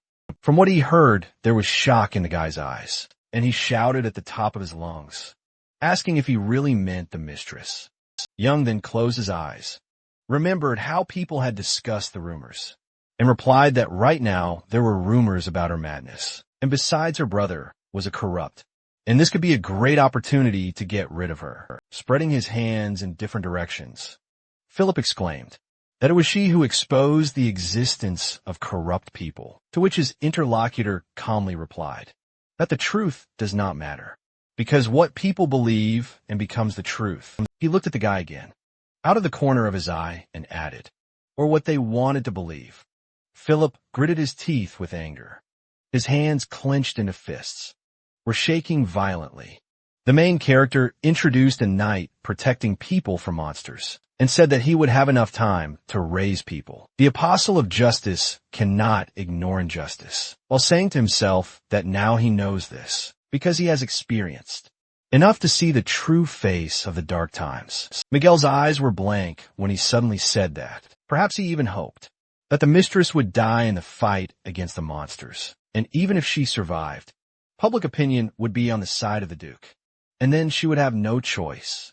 Jan looked at the man and firmly replied that it was so, because the apostle of justice could not harm the innocent. Frowning Philip suddenly said that they were using the restrictions placed on the mistress, and Miguel added that he was very mean. Suddenly the guys looked at each other sharply and shouted loudly, asking if he was the apostle of justice. The main character, seeing this, smiled contentedly suddenly.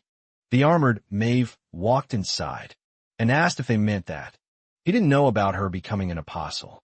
Instead, everyone looked at her abruptly, and she added with glowing eyes that in that case, they didn't even suppose that she was going to go straight to them and cut off their heads, resting his hand on his side. The main character said that everything was exactly so, to which she replied that in this case, they would have to break their plans.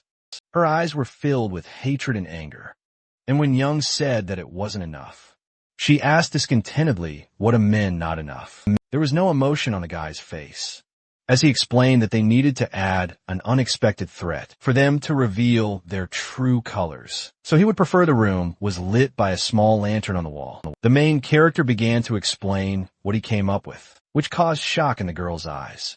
The guys looked at them from the side and asked what he had just said. Ian looked intently at his interlocutor and asked how she planned to do just that. After a short pause, a smile appeared on Maeve's face. Her eyes suddenly lit up, and she firmly replied that she would do it with joy upon receiving such an answer. The main character grinned contentedly out of the corner of his eye. He looked behind him and said that in that case, it was time to start, and then wondered what that bastard Regis's face would be like when he saw everything. At this time, the Duke was standing under the roof of a tall building. The blood-red moon continued to float across the night sky. The surviving citizens knocked on the gates and shouted loudly, begging to open them because there were monsters here. The monsters roared furiously, opening their toothy mouths. In the next second, they jumped towards the survivors. The citizens turned around with fright in their eyes. Immediately after that, blood spurted in all directions. Regis watched the disaster from a tall building. All this time, he clutched his staff tightly in his hand. His eyes were closed, and there was a swelling on his forehead with it. The Duke saw all the monsters raging in the city. He felt the dark magic energy, and said to himself that he still couldn't get used to the feeling of extrasensory perception that had appeared after the imposition of the demonic field. His subordinate stood behind and said that everything was as expected. It was only necessary to turn the tide by imposing a demonic field, and all that remained was to make Maeve Laurel the culprit of this mess. Since rumors of her madness had already spread, so it would be much easier to do so. Having said that, they drew an image of Maeve in their heads, which was discussed by everyone. Regis stood with his head down, while one of his men said that if they used the information against her, then this woman couldn't suddenly. Dark magical energy began to ooze from the old man's tumor. He saw the monster attack the man who was preparing to strike. In the next second, the monster's head soared into the air. The Duke focused his attention on the protagonist and asked himself if he was again, adding that this man had been getting in the way from the beginning. But this was not the girl, towering because he was faster and he was like an extra variable. Without opening his eyes, he gave the order to all the monsters to chase after him. After a short pause, one of his men, still standing behind, decided to ask if it was the woman, to which he replied no. It was just a lie then. The two men smiled contentedly and said that, even with his keen senses, it was not easy to find Maeve. After which they asked if she was not now immersed in despair because of the extermination of her kind. Regis then smiled contentedly and replied that it was enough, and payment as revenge for the deaths of his followers. But it was not enough to pay back. for the destruction of his great plan. After introducing the girl, absorbed in dark magic in a circle of monsters, he added that her soul and the souls of her minions would be sacrificed to their great god as payment for the power granted. And while he was saying this, someone was running quickly up the stairs. The old man's subordinates turned sharply. The knight stopped in the doorway and said that the Duke and the other gentlemen were in an extremely dangerous place. Hearing this, Regis turned around, slightly opening his eyes. He knitted his eyebrows excitedly and asked if there was any trouble, adding that it was difficult for him to stay away, as a servant of the glorious goddess. At these words, the knight's eyes turned sad, and he said to himself that the Duke cared so much for the people, and now he had no idea how hard it was for him. After a short pause, he bowed his head and announced that His Majesty was urgently summoning him. So he escorted him to the main hall. A blood-red moon hovered in the night sky. In the main hall, there were many guards, and those who were able to survive. Regis stood opposite the king and asked if he had called him. After asking this, the old man looked in the direction out of the corner of his eye, where one of his men nodded silently. On the other hand, two of his men did the same. Irvine rested his head on his arm and asked what the situation was outside. Exhaling heavily, the Duke replied that the soldiers on all the walls were fighting, and the people were turning into monsters. So they could only hope for the protection that the resplendent goddess would grant them. Without rising from his throne, the king said that he did not think that such an unpleasant incident would happen in the capital of the kingdom itself, adding that if the rumor spread, people would think that Aegelon was weakened. To which the old man replied that if they dealt with this calamity, they would prove the strength of the kingdom. After a short pause, Ravine suddenly waved his hand and said that this was not important, adding that it was time to return to that conversation. The king's man frowned and said that he thought that members of the Laurel family were behind this incident.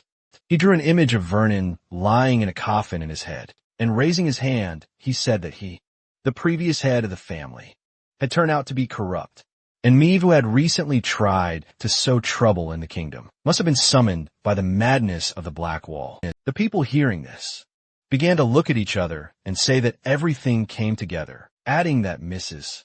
Laurel was suspicious, and that had not happened before she appeared. Drops of cold sweat began to appear on their faces, as they continued to say that this could not be, because the apostle of God could not allow such a thing to happen. Regis looked at people's emotions out of the corner of his eye, and said to himself that for the time being, public opinion was on their side.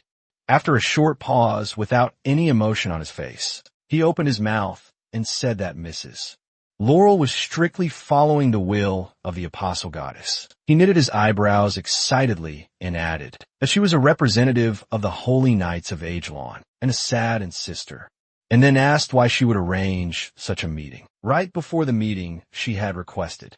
Hearing this, everyone present raised their heads at the old man. The Duke suddenly turned his gaze to the man, who asked why not one member of the family was present, and where was Mrs. Laurel herself. And when people began to discuss this topic again, the king raised his hand and ordered everyone to stop closing his eyes. He lowered his head and said that he preferred the version of these people. Hearing this, Regis threw up his hands in different directions, but before he could say anything, Irvine began waving his hand and saying that they would conduct an investigation, and it would reveal the truth. After which he asked the old man if they should conduct an investigation according to all the rules. After which he asked to conduct an investigation according to all the rules. The Duke bowed his head in silence. The people hearing this began to look at each other and whisper again, asking each other if the king suspected his own knight, but what he was up to, adding that they were sorry that the Duke did not rule the kingdom. At these words, Regis, his eyes lit up and there was a satisfied smile on his face. The king looked at him with a certain disrespect in his eyes, as he said to himself that this fool was proud to oppose him, so he was grateful for it. The Duke looked away and remembered that the time had almost come, for the day he had been waiting for would soon come. He imagined a kingdom that was enveloped in madness of powerful, dark magical energy, and said to himself that for the time being, he only had the power for one night. But soon he would offer the kingdom to their god and receive this power forever.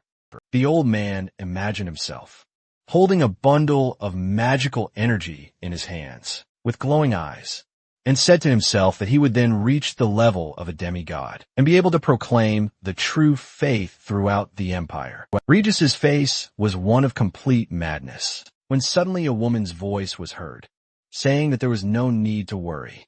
The king's eyes were shocked by what he saw. The doors to the main hall swung open.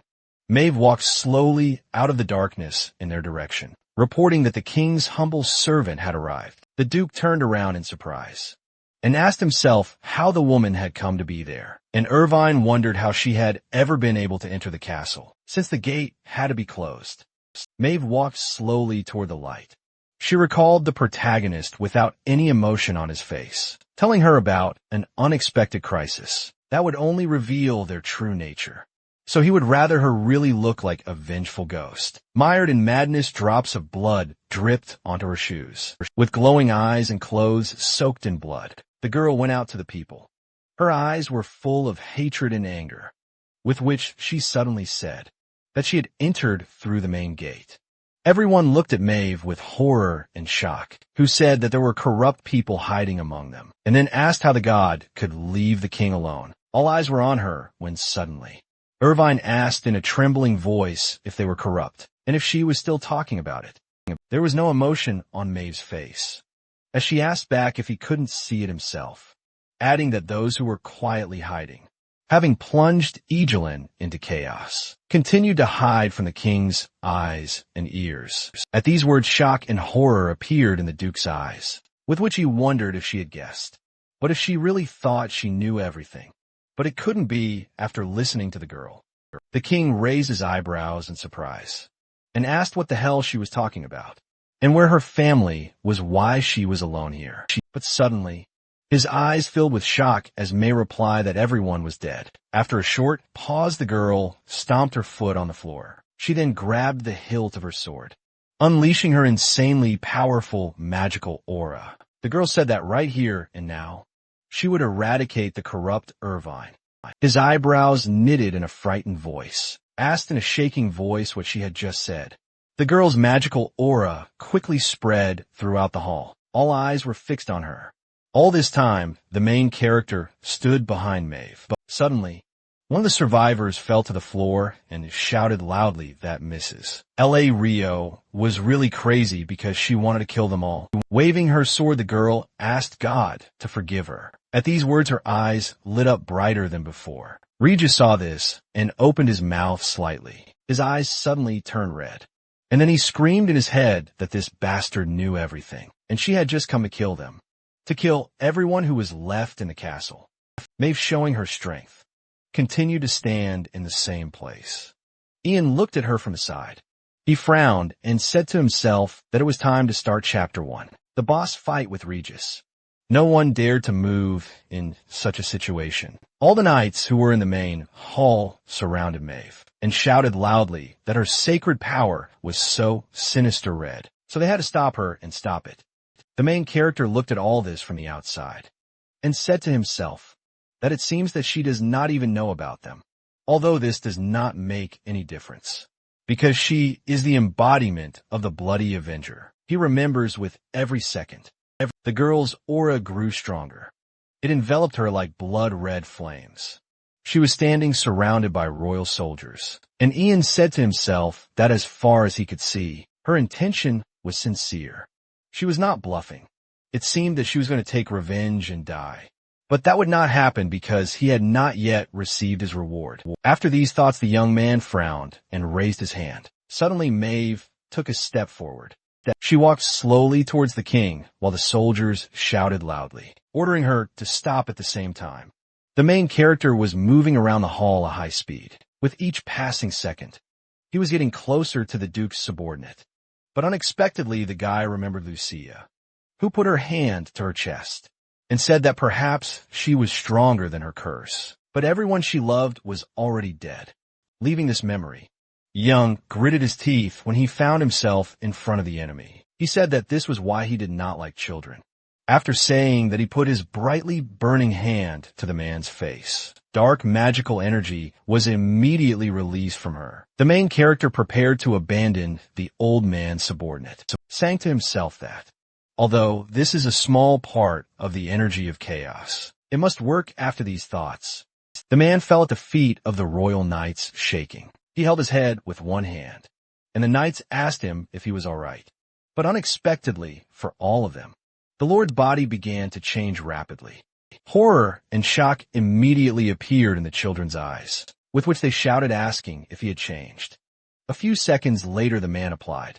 Raising his head, he opened his mouth and roared furiously. The civilians fled in terror, shouting loudly that a real depravity had appeared. At this time, the main character continued to move around the royal hall, descending into a flashback, in which he had exposed corrupts in the same way. He said to himself that it had indeed worked with inferior corruptors who couldn't control mutation, adding that perhaps it wasn't just contaminated magic, but magic mixed with chaos energy that they couldn't handle. Leaving his memories, Ian touched two more of the Duke's subordinates with both hands, saying to himself that he had an idea.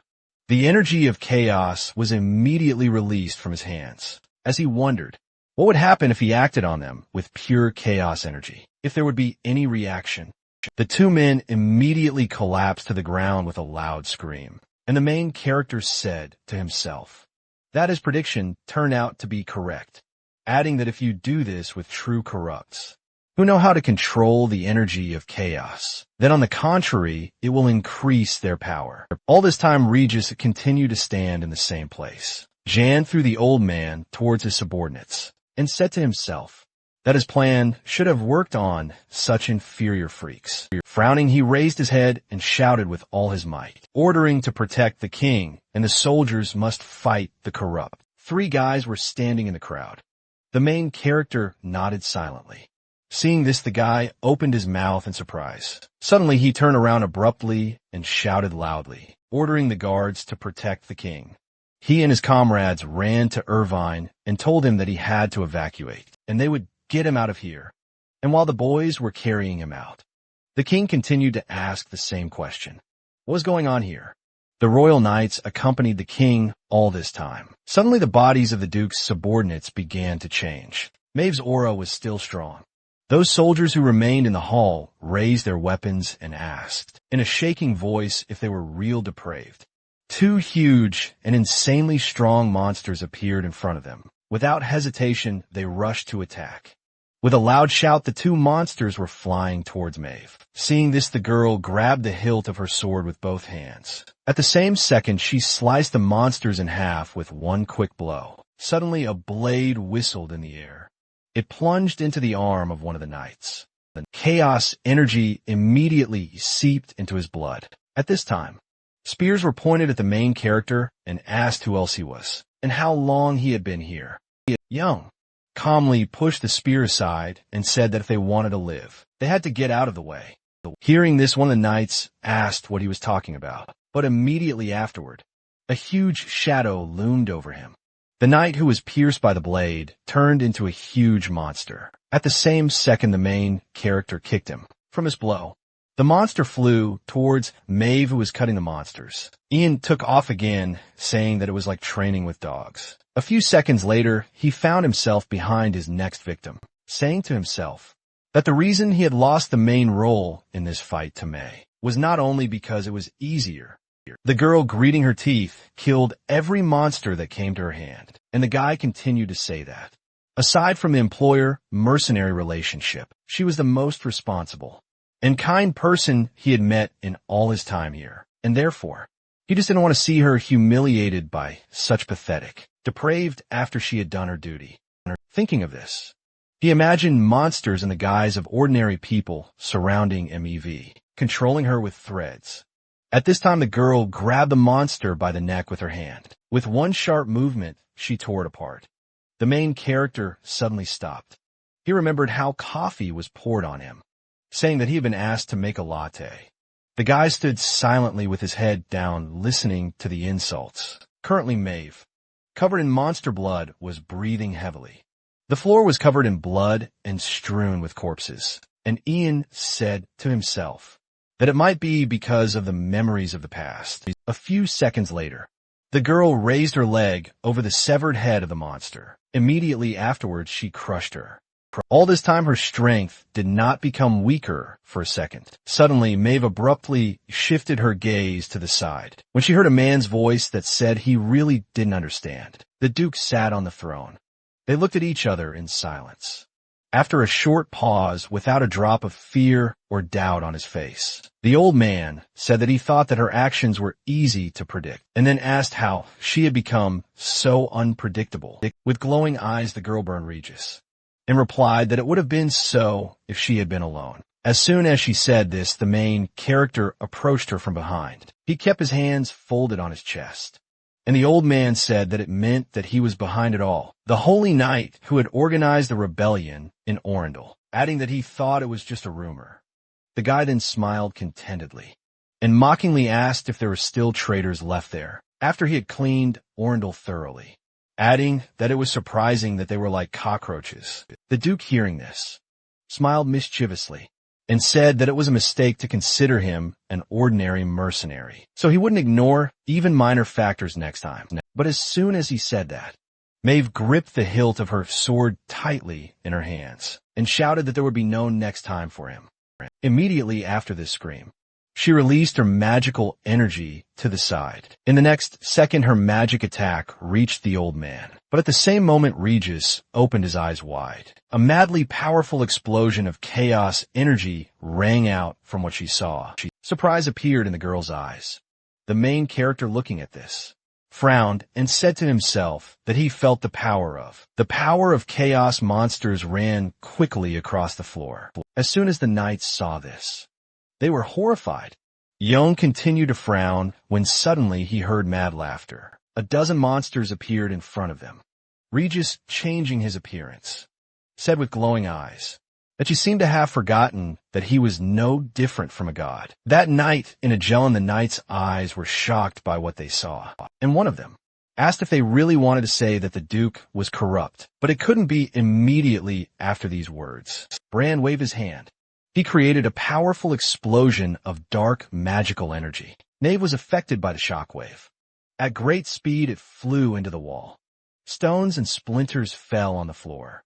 Everyone looked at the Duke, who sat on the throne, and said that no one else would know that he was serving the true God. His eyes lit up brighter than before, and he said that it was because there would be no witnesses left. The knights, with frightened expressions on their faces, stepped back and asked in a shaking voice how this could have happened. At this time, the main character grabbed his sword. With one sharp movement, he drew the weapon from its scabbard. Smiling broadly, the guy said that he was a bastard who had already been able to deceive him twice. With burning eyes, the old man burned the guy and told him to close his filthy mouth. At the same second, the monsters rushed to attack. Jan's eyes lit up from what he saw. He unleashed his magical aura while using his sixth sense and concentration. At the same moment, he took off the guy, pushed off the body of the decomposed man with his foot. Then the main character began to cut everyone in his path. When he was surrounded by monsters, he used a lower grade magic, spinning barricade. Looking at this picture, the Duke frowned and said that he had the strength, and then asked, "What about it?" Immediately after these words, a rift appeared behind the main character. Ian looked at him without any emotion. At the very last moment, he managed to jump away, seeing his opponent unharmed. Bran asked if he had dodged. The main character frowned silently. He suddenly remembered the events that had taken place in the game, and said to himself that in the game, he had been mortally wounded by an Avenger, who had shed blood, and had revealed his true form at the beginning of the battle. But now he was in human form, which meant that he had to be especially careful at this stage, if he didn't know the patterns, leaving his memories. Young held out his sword towards the old man and asked if that was all, adding that he sucked more than he expected. Hearing this, the Duke unleashed his monsters on him and shouted in a rage that he was like a fly that kept buzzing. Annoyingly, the main character rushed to attack, telling them to attack at this time. The decomposers surrounded the knights who were standing nearby. One of them jumped in their direction, but suddenly Maeve killed him with a single blow. The knights immediately turned around, a bloody helmet fell to the floor. Not far from the knights stood Maeve. She was breathing heavily and her eyes were shining brightly. After that, she asked if they could block all passages to the hall. The frightened knights quickly nodded and answered, "Of course." The knights then presented the royal palace from the sidelines and added that it was created by reconstructing ancient ruins, which meant that they would be able to barricade the entrances with metal bars after that. All the knights rushed to the exit to isolate the entrances and then went to the king to report these situations. Maeve was slowly surrounded by the duke's monsters, who said that it was all useless because his hounds had already entered the palace grounds. The monsters walked slowly towards the palace, holding out his staff in front of him. The old man suddenly shouted that her stupid orders would only increase the number of victims. But as soon as he said that, the protagonist appeared behind him and asked if he was ignoring him. But as soon as he landed, Brant put a protective barrier around himself. Out of the corner of his eye, he looked at his opponent and asked, what was the point of paying attention to annoying flies? Hearing this, Jan put the magic ball in his hand and said that he was tired of it. His eyes suddenly lit up like never before, and he added that he wasn't the only one who wanted to remove all the witnesses. After these words, he pushed off the barrier with his foot. While in the air, the main character used a powerful magical technique. From what he saw, shock and horror appeared in the Duke's eyes. Dozens of fireballs were flying at him. With each passing second, they were getting closer to his protective barrier. The main character, having landed on the floor, slid back. He suddenly found maliciously when he heard mad laughter in the bright flames. He saw the face of the Duke, who said that now he realized that he was a mage, and now his doubts were debunked, because he was the same red mage who had achieved all this through deception. With that, he unleashed his insanely powerful, dark magic energy. His neck began to crack. His arms writhed, and tentacles appeared from his head and back. A few seconds later, the old man stomped his foot on the floor. He appeared before the children as the ancient priest Regis, swallowed up in darkness. The main character silently looked at his opponent and said to himself that this was a success because he finally showed his changed appearance. He continued to frown when he suddenly said that it looked disgusting. At this time, the Duke raised his hand and said that God made his creations in his own image and likeness, and this was proof that God himself had created him personally. Immediately after these words, cuts appeared on the floor in front of Ian. An invisible monster ran in his direction. After what he saw, there was not a drop of fear in the guy's eyes, because he understood that from this moment, the pattern that he knows begins. Having said that, he began to dodge, moving towards the enemy with glowing eyes. The old man watched all of the young man's actions and said that the Netherhound was a true void demon, hiding in the depths of space, adding that they were on a completely different level than the mere mutated ones. While he was saying this, the protagonist easily dodged the monster's quick attack, stretching out his hand with the redstone. He said that he was sorry, but he didn't care about these freaks. After saying that, he used the lower red magic dancing flames, after which a powerful explosion rang out. Brant, who was under the protective barrier, laughed and said that he could only amuse them with his fire, but with the power of this level, he would not be able to break through his force field. At this time, Jan once again used the power of the stone in his hand. A bright flash of light appeared.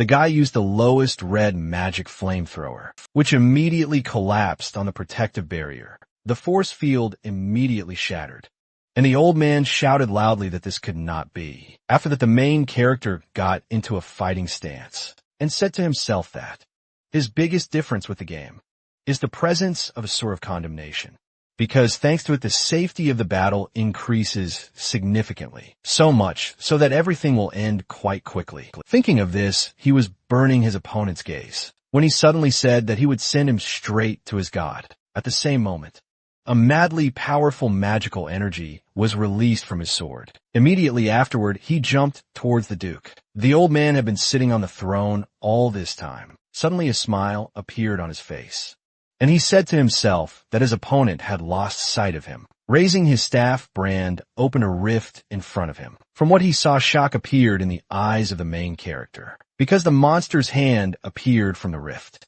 Ian didn't stop talking to himself that there had been a lot of changes in the game up until now, which could cause his patterns to change as well. The blood-red moon continued to shine in the night sky. Suddenly, an arrow whistled through the air. It pierced the monster's neck perfectly. At the same second, the one who released it took off. In an instant, the guy was above his opponent. With one swift blow, he sliced through the monster's body. Philip continued to cut the monster's body without stopping. The severed head flew several meters to the side. After finishing, the guy stepped on the monster's body. He suddenly turned around abruptly and shouted loudly, asking what Miguel was doing, adding that he had told him to blow the monster's heads off, and then asked why he was taking too much. Then a man holding a crossbow in his hand shouted, asking back if he really thought it was so easy to dodge his tentacles, adding that he could at least do something about it. The ground was soaked in blood and strewn with corpses when suddenly Philip said that there were many more hounds chasing them, and it seemed that they were running towards the royal palace. Lucia and the surviving worker watched them from the sidelines as the man shouted, asking what he was talking about. If Ian and Maeve weren't in the palace. Lucia, looking up at the sky, drew images of May and the main character in her head. She clutched her dress in her hand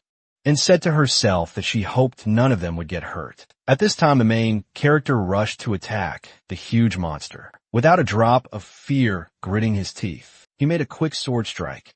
At the same second, a bright flash of light appeared. The boy's attack sliced through the monster's huge arm and wounded the Duke, gritting his teeth in pain. Regis raised his staff. Ian, seeing this, frowned and said to himself that he had struck shallowly, after which he wondered if he was using this skill to defend himself. He remembered the hand that appeared from the portal and added that in the game he used it exclusively for offense.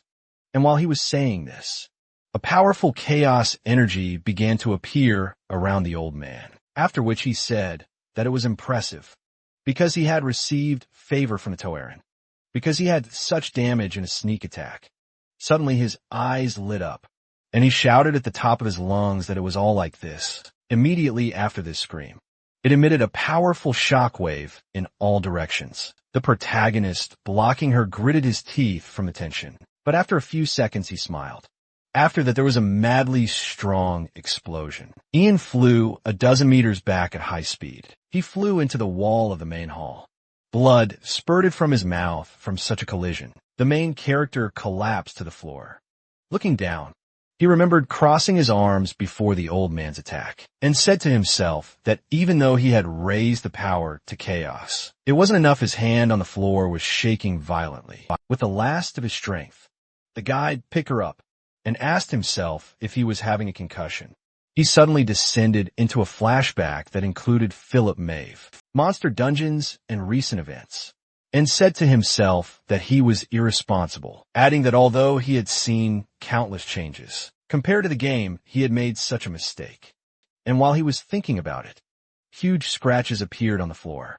Something invisible ran very quickly in his direction, leaving cuts on the floor and walls. The main character, looking at the invisible monster, realized that in front of him was a hound of emptiness. With glowing eyes, the monster rushed towards him. Shaking his hand, the young man grabbed the hilt of his sword and said to himself that he only needed to avoid the attack once. With all his strength, he tried to get to his feet, adding that even if he was exposed to a blow, he just had to avoid fatal injuries, because if he bought time until the dizziness subsided then. But before he could finish speaking, the Void Hound was already above him. But suddenly, Maeve appeared in front of the guy. From what he saw, Ian's eyes was shocked and surprised. The girl blocked the strong attack of the invisible monster. Cuts began to appear on her arm through the armor, but all of them quickly dragged on. Suddenly, Maeve's eyes lit up brightly. She carried out a very fast and powerful sword attack. At the same second, blood spurted in all directions and the monster flew back. Then the girl unleashed a magical wave in the direction of the Duke. Shock and surprise appeared in the old man's eyes. From what he saw in the next second, there was a madly strong explosion. But when the smoke cleared, there was no one in Regis's place. The entire floor was littered with corpses and covered in blood. And the main character said to himself that at some point she dealt with all of the hounds. Suddenly, Maeve turned to him. She looked at him out of the corner of her eye and ordered him to take care of the others. The guy was breathing heavily and asked what she was talking about, to which she immediately replied that since he was a mercenary, she thought that one request would not be enough. Turning to Ian, she said that she would give him everything she had, her position, her fortune, literally everything. The main hall was destroyed and saturated with the energy of chaos. The girl did not take her eyes off the main character, continuing to say that if he stopped, such a price would be enough, and she would not ask him to stay in the kingdom, but he should just be with him. Greeting his teeth, the guy firmly replied no. But suddenly huge scratches appeared behind Maeve. The invisible monster struck her a powerful blow on the back. The girl's eyes lit up brightly. She grabbed me, and by the breast at the same second. With all her strength, Maeve threw it towards the exit. The guy landed and gritted his teeth in intense pain. When he got up, the entrance to the main hall in front of him was closed. Through the bars, he looked at the girl. Maeve looked back at him and thanked him. A few seconds later, she turned sharply. She performed a quick and powerful blow at the monster in front of her. The slashed body of the void hound collapsed to the floor. The Duke, who was under the protective dome, looked at all this from the sidelines. He suddenly opened his eyes wide and said that there was such a pure divinity in her, for she was a servant of town. The protagonist grabbed the bars with his hands and said to himself that she was an avenger, a bleeding apostle of vengeance. And the more blood she shed, the stronger she became, and at the moment, when the apostle of vengeance reaches the apogee of his power, she comes face to face with death. With each passing second, Maeve's strength grew stronger. She suddenly got into a fighting stance. There was no emotion on her face as she turned to Regis. In an instant, she unleashed all her power she had, and said that, as a stern apostle of Tower, and as an apostle of vengeance, she would carry out her vengeance. From what he saw, the old man gritted his teeth and said to himself that her divine power had become even more powerful, adding that now the force field alone would not be enough. Realizing this, he raised his staff. His power barrier began to become denser. Seeing this, the girl rushed to attack. Looking at this, Young opened his mouth in shock. The Duke looked at his opponent with shock and horror in his eyes. Maeve's eyes burned like they had never burned before. Her blow caused the old man's protective barrier to crack. The cracks became longer and deeper. Seconds later, Regis's protective field shattered into pieces, and then he wondered how she was able to shatter the 2 layers of his force field. And while he was asking himself about it, Maeve soared into the air from the ceiling. She drew her sword from its scabbard.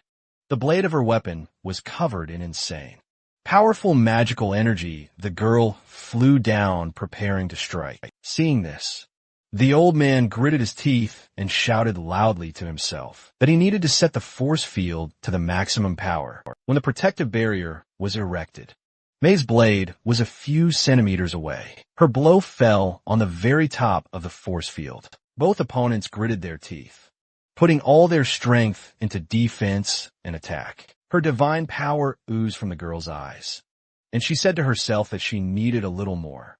At this time, one of the monsters opened its mouth. Suddenly, he grabbed the girl's body with his teeth. Seeing this, the Duke smiled madly and shouted that she had let her guard down and fell, and now this was the end for her. But unexpectedly for him, Maeve gripped the hilt of her sword even tighter. At the peak of their power, her eyes were full of divine energy. She struck again with her sword at the top of the protective dome. This force caused the barrier to split from what he saw. Horror appeared in the old man's eyes. The girl cut Regis's body in half and blood spurted in all directions. After such an attack, she jumped back. Breathing heavily, she raised her head with shaking hands. The Duke's chopped body began to grow together. Recovering from such a wound, the old man furiously shouted that he would make her suffer forever, sending her into the void. His eyes were filled with rage and hatred. In the next second, he swung his staff, creating a rift in front of him. Huge monster hands immediately appeared from the crack. Seeing this, Maeve frowned, holding his staff in front of him. Regis shouted that the true God would personally condemn her. After this cry, he widened the rift by 100-fold. The The monster's hands stretched towards the girl. Maeve, seeing this, silently lowered her head and asked herself if that was all. She saw the bright light of her power inside the old man and said to herself that, although she didn't manage to kill him in the end, she felt her divine power eating away at him from the inside. From having drawn the image of the main character in her head, she added that she thinks that he took revenge in full, and this is enough thinking of this. The girl closed her eyes with each passing second. The monster came out of the rift more and more suddenly. Ian, who had no emotion on his face, firmly said that he hadn't given any answer yet. Hearing this voice, Maeve abruptly opened her eyes full of shock. The guy grabbed her by the waist. He stood beside her, helping her to her feet. The girl looked at her friend and asked why he was there. The grate that closed the entrance was cut. Ian looked at Maeve with glowing eyes and replied that the request is established only after it has been accepted. Not communicated, what is happening is different from the game. And it's not just about Regis's behavior pattern, because even before these events began, Maeve folded her hands and said that she was hiring a mercenary named Ian in one of the battles. She rushed to attack, telling the guy not to die. They fought against the monsters back to back. One day, Maeve turned to the guy with glowing eyes, asked if he really wanted to say that all the participants were killed, adding that this was wishful thinking in revenge. She also handed the protagonist her sword and asked if he would accept it. They sat by the fire, and when the guy accepted the sword, the girl said that now he was her deputy, the intermediate boss of the first episode, a crazy avenger all smeared in blood. No more, no less. The main character remembered how Maeve looked out the window and realized that she had also changed and became the one who could cover his back. That day she turned around with a sad face and said that she had been waiting for him for a long time currently. Maeve raised her eyebrows in surprise. In his hand, Young held a small sphere full of chaos energy and said to himself that it didn't matter, because in any case, if he accepted the task, he had to complete it at all costs. After all, he was a mercenary. Ice growths began to appear next to it. The guy's eyes burned brighter than before, and when the monster from the rift attacked them, it used the lowest blue magic, the frost shield. Huge monstrous hands began to beat against the ice barrier. The Duke looked at it from the sidelines and screamed in his head, wondering if it was blue magic, adding that it couldn't be. Suddenly, a bright light emanated from the ice wall. Suddenly, there was a powerful explosion, with eyes rounded in shock. Maeve looked at this and wondered if this magic was blue. The main character removed his hand from his friend's waist and said that he was refusing her last errand. A madly powerful magical energy was oozing from his eyes, and he added that she had to deal with her surroundings on her own, raising her eyebrows in surprise. The girl looked at her savior out of the corner of his burning eye. The guy looked back at her and told her to survive on her own. After these words, he rushed to attack. The Duke stood under a huge rift and shouted loudly for the true God to punish them quickly. At this time, a bright flash of light appeared in the hands of the main character. At high speed, he unleashed it towards his opponents. A huge stream of fire was released from his hands by the main character. The monster that burst out of the portal quickly burned up. The old man covered his head with his hand and shouted in his head that this could not be. Could it be that magic still remained? But it was impossible to leave everything like this. Realizing this, he gritted his teeth in fear and stretched out his hand with his staff. But as soon as he tried to use the chaos energy, his hand began to collapse. With eyes that were full of fear and horror, he looked at his hand and asked himself if he had used up all his strength. But it was impossible then. He remembered how Maeve had sliced his body open with a single blow and wondered if the servant's divine power was to blame. All the while, Jan had been unleashing power from the magic stone. This force was slowly closing the rift in space. The crack was getting smaller with every second, and when the light went out, the crack closed. The entire hall was full of smoke, and the energy of chaos had disappeared. Seeing this, Regis fell to his knees and asked if his god had abandoned him. At this time, the main character took his sword out of its scabbard. He looked at the bloody blade of his weapon and replied that his apostle had almost died, after which he asked if, even at such a moment, he would just stand and watch. His sword was slowly enveloped by a strong, magical energy, shrouded in a powerful aura. Jan walked over to the old man. Without hesitation, he slashed his sword quickly and forcefully at his body. The Count's shattered body collapsed to the floor. With glowing eyes, the main character rushed to the attack again. He unleashed another quick blow, severing off the old man's right tentacle. After that, he stepped on the opponent's body and said that he wanted to convey something to him. Smiling broadly, the boy leaned over to Regis and said that he wasn't really worshipping an ancient god, but his dog. After saying that, he cut off the tentacles on the old man's head with a single swing of his sword.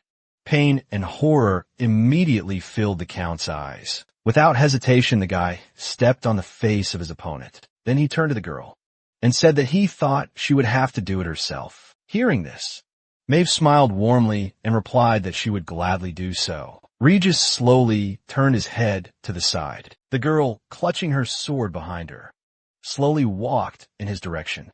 A few seconds later, a sword blade swept through the old man's neck. With glowing eyes, Maeve cut off Count Regis's head. Paul was strewn with the corpses of monsters, when suddenly blood spurted from the mouth of the main character. He immediately fell to the floor and asked himself how much blood he had lost. Maeve slowly approached him from behind. Feeling to touch the guy, looked displeased. Behind his back, the girl sat down with her back to his back. Breathing heavily, she closed her eyes and said that she would sit like this for a short time. Then Young smiled warmly and replied. Of course, immediately afterward, a system screen appeared in front of him, informing him that the quest, Night of Madness, had been completed.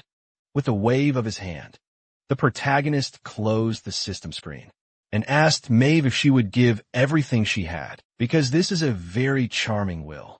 The girl sat silently with her head down, receiving no answer. Jan gritted his teeth and asked himself if she could be. But before he could finish speaking, he saw a sleeping girl and asked himself how it was possible to fall asleep in a matter of seconds. Could it be her superpower? Suddenly, everything began to turn white in his eyes, and he realized that he was losing consciousness. The guy's eyes began to slowly close.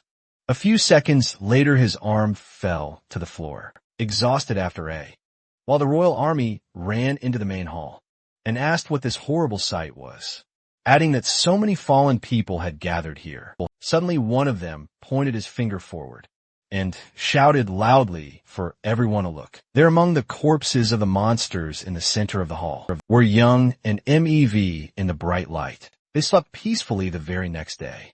Clouds floated across the blue sky. Citizens passed through the gate, on which hung the severed head of Regis. Seeing this, Lucy raised her eyebrows in surprise. Not far from it nightly, soldiers loaded corpses onto a cart and asked if these were all corpses that would be cremated. Suddenly, one of them pointed his finger at the traitor severed head and shouted loudly that it was the fallen Regis Brand, who had betrayed the kingdom and the god.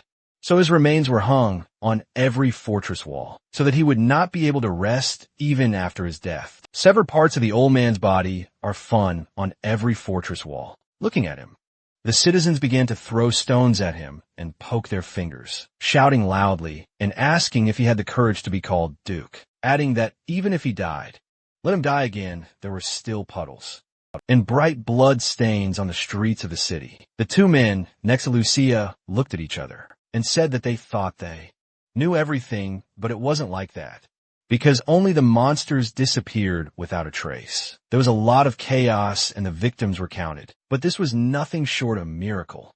Suddenly, they both threw an image of Maeve in their minds and asked if it was all thanks to the help of a Jellen's guardian, adding that this was to be expected from a divine apostle. A comrade suddenly came up to them and, raising his hand, said that he could not believe that he had abandoned such a hero and fallen into madness, because this was only a ridiculous rumor. And by the way, he had heard that in addition to Mrs. Laurel, the fallen were also killed by a man.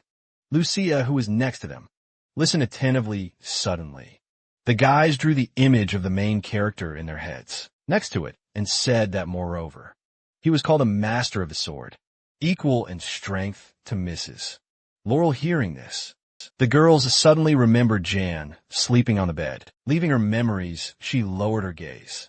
After a short pause, she turned in the other direction. All the guys talked about how, if you think about it, the general turmoil is gone, so they should arrive soon for a visit.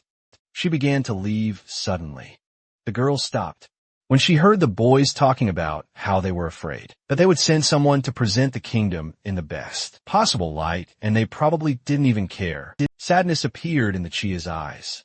The rays of the sun illuminated the large house. In one of the bedrooms, the servants were actively sweeping the floor. After a while, the main character slowly opened his eyes. He was lying in bed with a bandaged body. He saw a room brightly lit by the rays of the sun, and realized that he was in Laurel's bedroom, sitting down on the bed with difficulty. The guy said to himself that everything was aching, and because of the damn symptoms of magical exhaustion, he was very dizzy. He could feel the storage shard of chaos, and said to himself that the power stored within him had been reduced by more than half, and at the last moment he had gotten rid of everything he had. At that time, Miguel was in the room, who caught Ian's awakening. He suddenly rushed to him, shouting loudly that he had not woken up for 2 days, and he thought that he had fallen asleep forever. To which the latter, gritting his teeth, asked him to be quiet because his ears were ringing too much. At the same moment, a tray of water fell to the floor. Philip burst into the room with tears in his eyes. He stopped by the bed and began to shout that it was a great relief for him, and he was very happy. To which he calmly replied that he should not exaggerate, adding that he would die from these screams. So he asked to stop the guy, continue to shout, that he thought that he would never wake up again. To which the main character responded with a warm smile, at the same time saying to himself that he was still far from becoming a mercenary. At that moment, Lucia was walking down the corridor. She suddenly stopped when she heard a loud cry, asking her if she was going to the master. A few seconds later, she hugged the main character tightly and thanked him. Seeing this, Young frowned in surprise. After a short pause, he patted the girl on the head. After that, Lucia pushed away from him and said that this did not mean that she did not like him. Having said this, she began to leave. The protagonist looked after her and said that she still did not change. After which he asked himself if he remembered correctly that she said that it was because of the curse. Miguel and Philip looked at Jan with rounded eyes and said that they could believe that the young lady hugged someone. Suddenly, a guy with glowing eyes turned around at them and asked what they were looking at, which they shouted in horror that they were not looking at anything. After a while, the main character left his room. He walked slowly down the long corridor. The guy frowned and said to himself that he seemed to understand the reason why Maeve was trying to throw away her life. He imagined a girl standing in the garden of her own estate and said to himself that being alone together, which was once full of those who loved her, must be worse than death after leaving his performances. The main character opened the door. He stopped at the entrance to the room, but Maeve's bedroom was empty. A maid suddenly came up to Jan from behind. She raised her eyebrows in surprise when the guy asked her where the mistress was, and after a few seconds, she replied that she was probably in the training ground. Next to the estate, Maeve was standing on the training ground. She put her hand on the target, which had many cuts. The girl suddenly remembered her brother. There was no emotion on her face. Suddenly her eyes lit up when she heard a familiar voice, asking her if she had already decided to start training. The main character slowly walked in her direction and said that he had heard that she could not take up a sword yet. Maeve immediately turned towards the voice. The wind drove the torn green leaves through the air. Seeing Ian, the girl smiled warmly and said that he woke up, adding that she had been waiting for him for a long time. Hearing this, the guy smiled back. Closing his eyes, he said that they woke up only half a day apart. After a while, many people gathered in the royal hall, and the king said that he, Revine II, being king of Age Lawn, was grateful for their hard work. There were 2 people standing in front of him. They were Maeve and Ian, whom the king called the heroes who saved the kingdom. The protagonist rested one hand on his side, and when asked if the name Jan belonged to him, he firmly replied yes. Irvine unrolled the scroll and said that the letter from the new lord, Ornanel, had said that his contribution had been extremely great. Looking up at the guy with joy, He added that their war period in Magellan would be useful for talents like him, and then asked what he would say to this. Closing his eyes, the guy smiled and replied that he would think about it well, at the same time saying to himself that, since he would have to stay here until he recovered, there was no need to spoil relations with the king. Suddenly the king's eyes were surprised. When Maeve said that something else was more important now, she held a book in her hand and said that now the priority was to find the remaining decomposed. After a while, she and Irvine were standing on the ramparts, and the latter said that a great tragedy had happened in Magellan. But under the care of a dazzling and strict goddess, they were able to overcome all adversity, and were even able to find the remains of the depraved people in hiding. Several bound men were on their knees, and shouting loudly that everything was not as he thought. So they asked for mercy, because they were only doing what they were ordered. But immediately after these shouts, they turned to face the blade of the sword flying at them. In the next second, blood spurted. After that, smiling broadly, the king exclaimed that with this, Magellan would become even stronger and be reborn into a reliable kingdom. Raising his fist to the sky, he shouted at the top of his lungs that their future would be filled with only victories and honor. Jan Miguel and Philip looked at the cheering crowd from the sidelines. The boy frowned discontentedly and said that this incident must have been a revelation to His Majesty, for the damage was not as great as it had been expected, and all those who opposed the war were fallen. He looked at Irvine and added that now was not the time to start a war, but he didn't even know that. There were a lot of monsters and fallen outside. And while the king was smiling broadly, there was no emotion on Maeve's face. Philip, squinting, looked at the two of them. Suddenly he bowed sharply and said that it was time for him to go. And the man hearing this asked and surprised if he was already leaving, adding that the opening of the banquet would be soon as he was leaving. The guy spread his hand to the side and replied that he had no appetite, adding that he would be with the lonely and young Lucia. Miguel, with his hand behind his head, looked after Philip after a short pause. He turned to the protagonist and asked what was wrong with him, adding that if you think about it, he had received a job offer from His Majesty. Ian frowned with his arms folded over his chest, and the man continued to say that this position was quite good, although he already seemed to have a decent assistant. Opening his eyes, the guy said that in this case, he should take this position, to which he replied that he did not say that he wanted to take it. After all, he should do it. To which he calmly replied that he did not want it either. Then Miguel turned his gaze to the king and said that it was not that he had an attachment to the kingdom, but that he was worried about him and the young lady. Lucia, Maeve's eyes were empty, and she did not hear anything around her. And Miguel, at this time, asked the main character if he was not worried at all, because although she had finished taking revenge, there was not a grain of the world to live in. Her young then looked up at her and explained that it was because she had finished her revenge, all saying to himself that all this time her driving force had been revenge, and now that even he had come to an end, there was no need to take revenge. After saying that he imagined a girl standing in complete emptiness. After a while, Revine began to leave, telling Maeve to take her place in the banquet hall.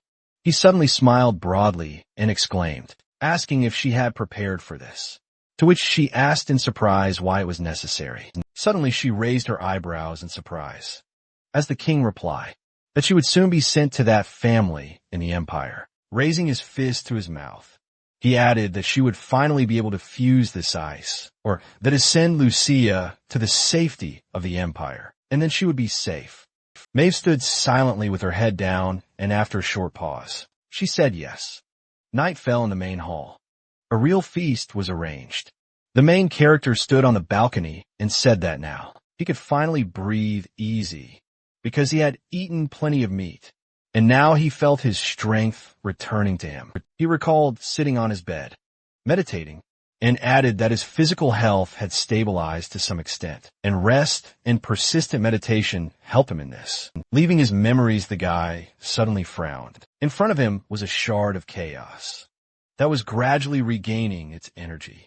In the system screen, It was reported that the Hound's Tail amulet is a grim relic, an item used by the corrupt that increases physical strength, agility, mental strength, and the senses become even sharper. Some time ago, Ian unleashed the energy of chaos and said to himself that when he went to Regis's mansion to see if there was anything there, he didn't even think that they would find an item used by the corruptors to restore the power of chaos. Suddenly this object opened his eye, and the guy realized that the dog that was treating Regis had come to him dozens.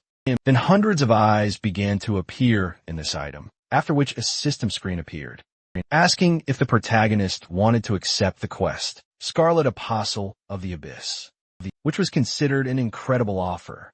Jan tightly gripped a shard of chaos in his hand. A bright flash of light appeared, and then he said to himself that this was a mandatory quest to obtain the grim relic of the chaos. Power seal after these thoughts.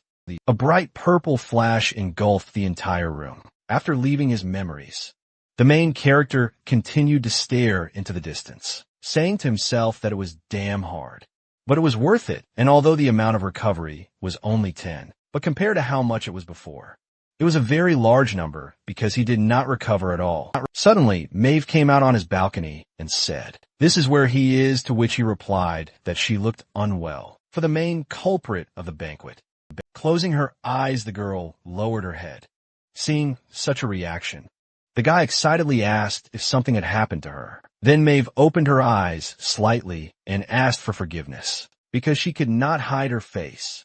After a while, the protagonist found and asked if Lucia would soon be sent to the Empire. His interlocutor stood one step away from him and replied that everything was exactly like that, adding that at first glance she was being adopted, but in fact she would act as a tribute and a hostage. Young kept his eyes on MTV, saying that the Empire shouldn't be interested in the outskirts of the kingdom, while saying to himself that he didn't think they would be interested in doing anything with another small country, even though he didn't know why. Thinking of this, he imagined a large knightly army standing in front of the massive gate. Suddenly the guy imagined a huge black wall and realized that their interest was only in it and what was beyond it after a short pause. The girl looked at the main character and said that he was right. But the war between the kingdoms is a completely different conversation. Perhaps at this moment she will conquer them. So His Majesty decided to pay tribute to the imperial feudal family. She imagined how Irvine had met with the ambassador and added that he must have thought that even if war broke out, Agelon needed an ally within the empire. Ian, having listened to his interlocutor, put his hand on the railing and asked why Lucia. Then Maeve drew an image of Lucia in her head and replied that it was because she had royal blood in her. She remembered the day the girl was born and added that her deceased birth mother was His Majesty's younger sister. And then Jan realized that this was an ordinary political marriage, and the girl continued to say that. In fact, if only this was the case, it could have been abandoned. But the feudal family wanted Lucia. A bright moon slowly floated across the night sky, and when the main character said that, it seemed that the reason was Lucia herself. His interlocutor looked at him and said that everything was so because she was a child who received a blessing from Ruender. As she said that she imagined the girl being enveloped in a bright, divine light, driving away the energy of chaos. As soon as the guy heard this, shock appeared in his eyes. He imagined many mages in his head and said to himself that those born with the ability to manipulate magic had begun to imitate the powers of the gods. People believe that those born with special abilities received a divine blessing. Ruender, the god of fervor and madness, and to receive his blessing was to be born with red magic. The main character opened his mouth in shock and said to himself that perhaps when creating a game character, among the features chosen for him, there was something similar to this damn kinship of the element, which means that he had to choose. Maeve suddenly remembered and said that when Lucia was about 2 years old, she lit a fire in the air, despite the fact that no one taught her magic, but he probably knew better what that meant. The main character, having listened to his interlocutor, frowned and said that this is a very good family. It releases everyone from paladins to mages. The girl also frowned and explained that it was the influence of the royal family, however. She did not receive favor from the current king, and this fact was kept secret in the family. And in addition, the decline of magic was approaching. Hearing this, Jan opened his mouth in surprise and said to himself that he now remembered that it had been established. The era of magic in this world is coming to an end, because after the appearance of the Black Wall, magic began to disappear and the number of people born with magical abilities should be decreasing. But the biggest blow is taken by magic because now as before, they can no longer abuse magic. And naturally their favor has also decreased. And probably, this is why there are especially many corrupt people among magicians in this world. And after a moment's pause, Maeve lowered her head and said why. Raising her head to her interlocutor, she finished, she has a request for him because only he can fulfill it. After a while, everyone present sharply looked in one direction when they heard a loud shout, asking if this was really all gratitude. Miguel looked at the protagonist with his eyes wide open in shock and wondered why. He heard the voice of the gentleman coming out to get some fresh air. Jan smiled mischievously and asked if she had started this long conversation to make a request of him suddenly. His expression changed abruptly, and he firmly said that it was very annoying because he could not listen to her. At these words, Maeve's eyes were shocked and horrified. The guy returned to the hall, leaving the girl alone on the balcony. Seeing this, people began to look at each other and whisper, asking each other if it was a quarrel, if he had not been paid enough, and if he was also just a simple mercenary in the end. At this time, the main character has already approached Miguel's table, his eyes burning with anger, and told the man that he did not think that he could satisfy his desire for a quiet life. So he should come to his senses and take note of this. A drop of cold sweat appeared on Miguel's face, and he, smiling in confusion, asked why he was even telling him this. Then, Jan leaned over to him and said that they were going to kidnap Lucia. At that time, the girl was reading a book under Philip's supervision. After a while, birds flew across the evening sky. The carriage drove quickly towards the gate. One of the guards, seeing her, asked in surprise, "What kind of carriage at such and such a time?" Suddenly they were shocked by what they saw, because in the carriage was Mistress Maeve, the Apostle Tower and the hero who saved the country all this time. The maid massaged the girl's legs when the carriage stopped next to the guards. They apologized and asked where she was going at such an hour, adding that due to the recent incident, entry and exit at the wrong time were prohibited, which meant that she was violating the royal decree. Hearing this, Philip frowned and asked discontentedly if every single case was not taken into account. The royal soldiers silently looked at the guy, who kept saying that the lady wasn't feeling very well today, so they shouldn't talk nonsense, but should open the gates suddenly. The girl raised her head and told him not to swear, because they were doing their duty. And on the contrary, they were worthy of praise. Smiling with difficulty, she asked the guards for forgiveness, explaining that she was uneasy today, so she wanted to breathe some night air. After listening to the girl, the royal soldiers put their hand to her chest and asked her to be careful, because monsters could roam outside. After that, the carriage passed the gate. After a while, the carriage drove along a small path. Suddenly she stopped.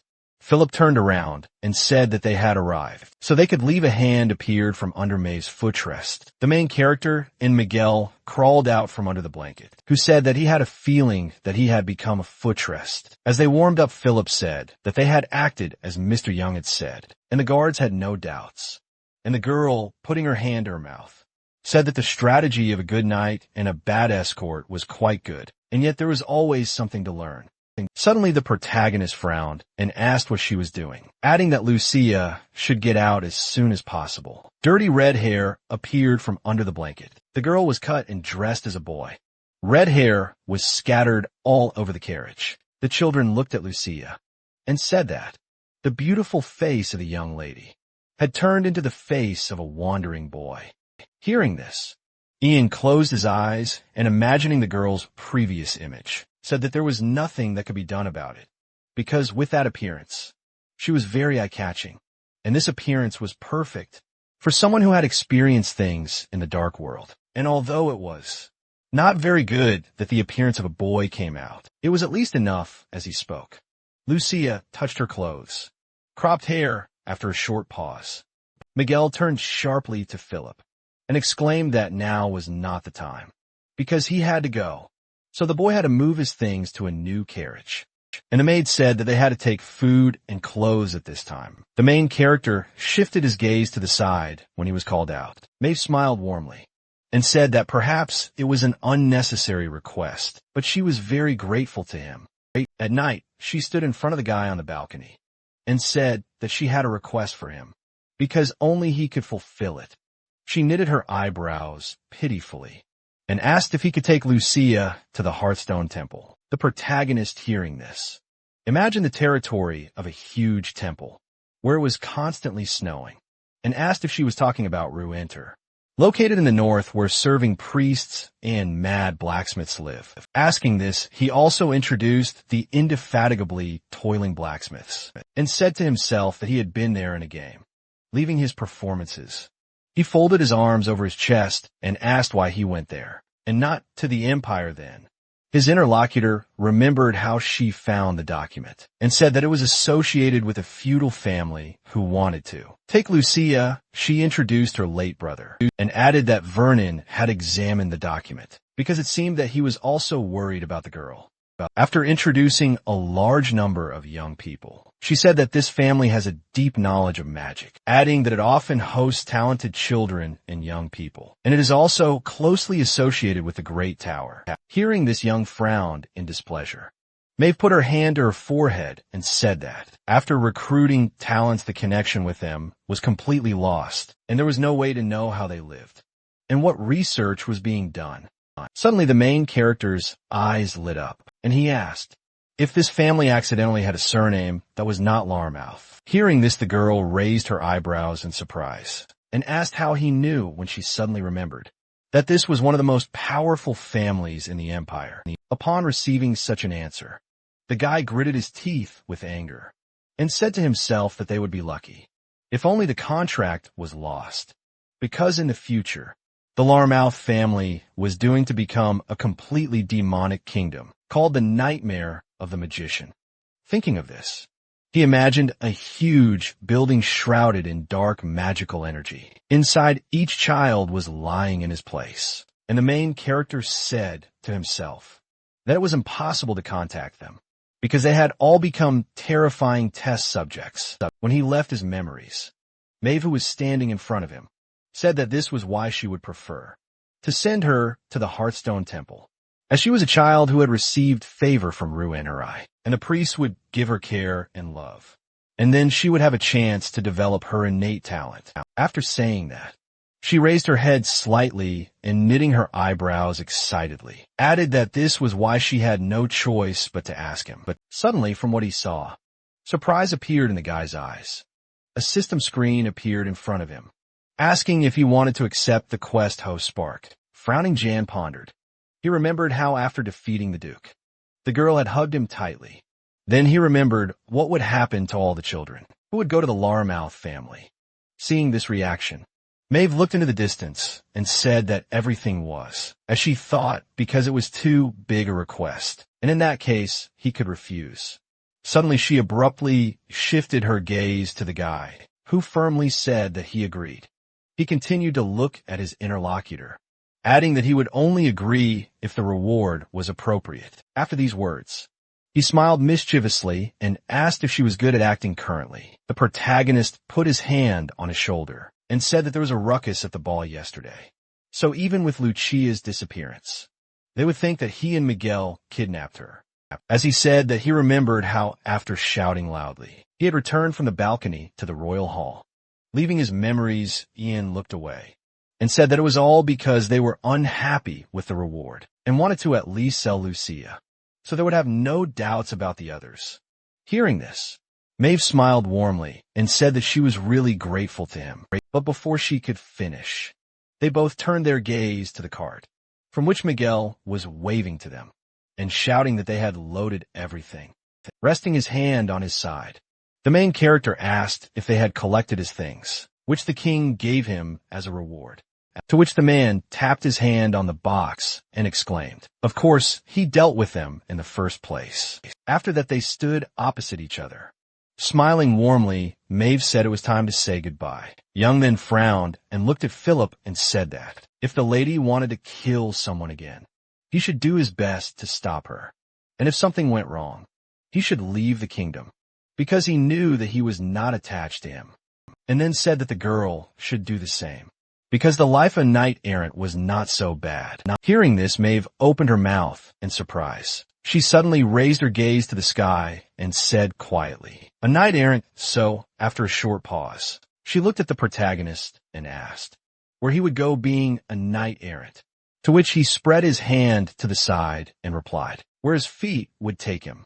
And eventually he would head to the Empire, and perhaps he could see the joyful faces of age line again. Hearing this, the girl raised her eyebrows in surprise, seeing such a reaction.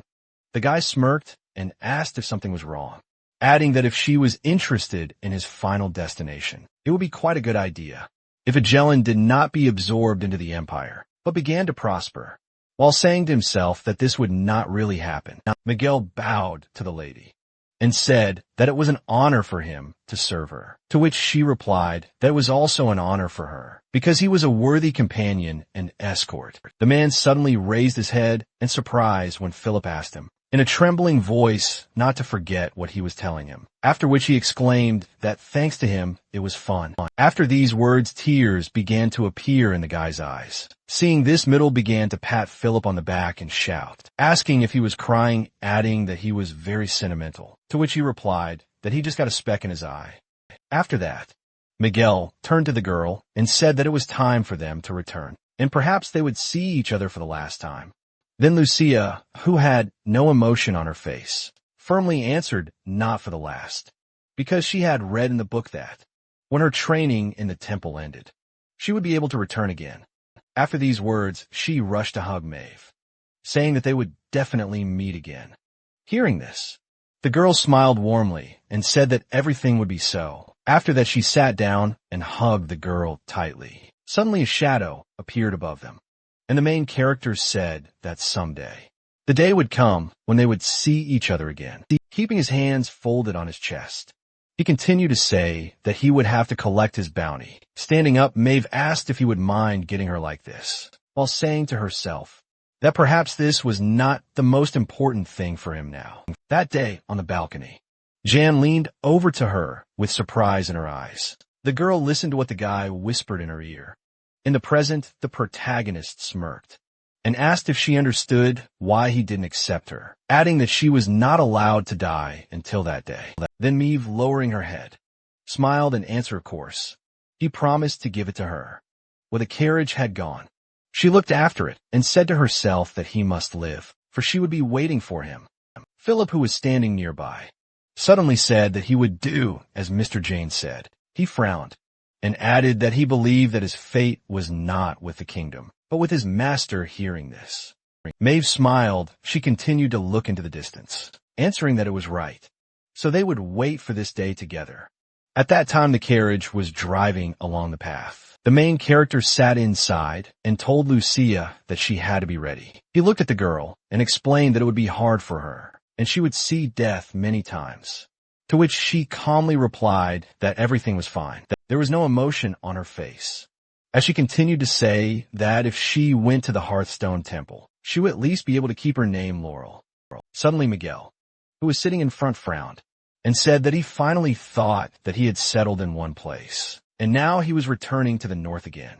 Jan looked up at the man and asked if he was from the north, to which he only exhaled heavily. After a short pause, Miguel looked up at the sky and said but he just thought that his days in Agellan had come to an end. The main character, hearing this, grinned and said that now everything will be different at night. A bright moon floated across the dark sky. An old man was chopping wood in the street. Declan looked up at the sky with a smile on his face. Philip, along with Maeve, reported that Lucia had been kidnapped by Miguel and Ian. Upon receiving this information, the king only opened his mouth in shock. All this time, the carriage continued to go in one direction. Miguel frowned and looked ahead. There was no emotion on the girl's face, The main character sat next to him with his head down and realized that the first chapter had just ended, adding that this is a semi-open world of dark fantasy, united by betrayal and decay, rebellions and intrigues, which means that the journey through this damn game is only now beginning. There was not a drop of fear or doubt in the boy's eyes about what awaited him next.